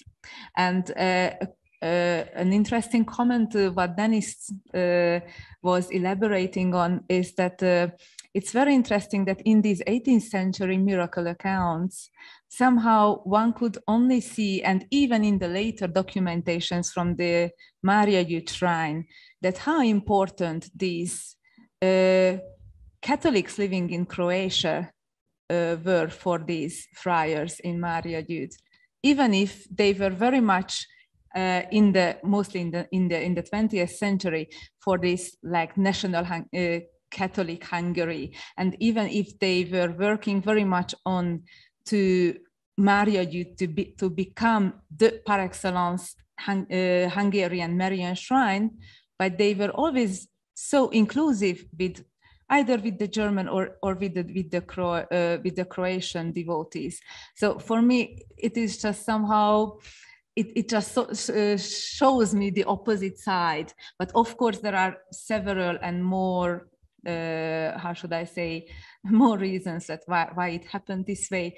But yes, of course, it's very understandable because I did also fieldwork in your regions. I mean, ethnographic fieldwork, and I know that how the situation is there. So it was a very interesting insight, especially all these newspaper articles that you cited. So thank you so much for your very valuable contribution. Thank you for the invite as well. More questions and comments from your side, dear audience? If there is nothing, I would like to thank you for our presenters for having these extremely interesting papers, and also for the very intelligent questions and comments from your sides. And see you tomorrow. And thank you for entrusting me to be your chair, and I hope that I served your trust. So thank you so much, and applause for the presenters. Thank you very much, and hope to see you sometime. Any technical information or practical information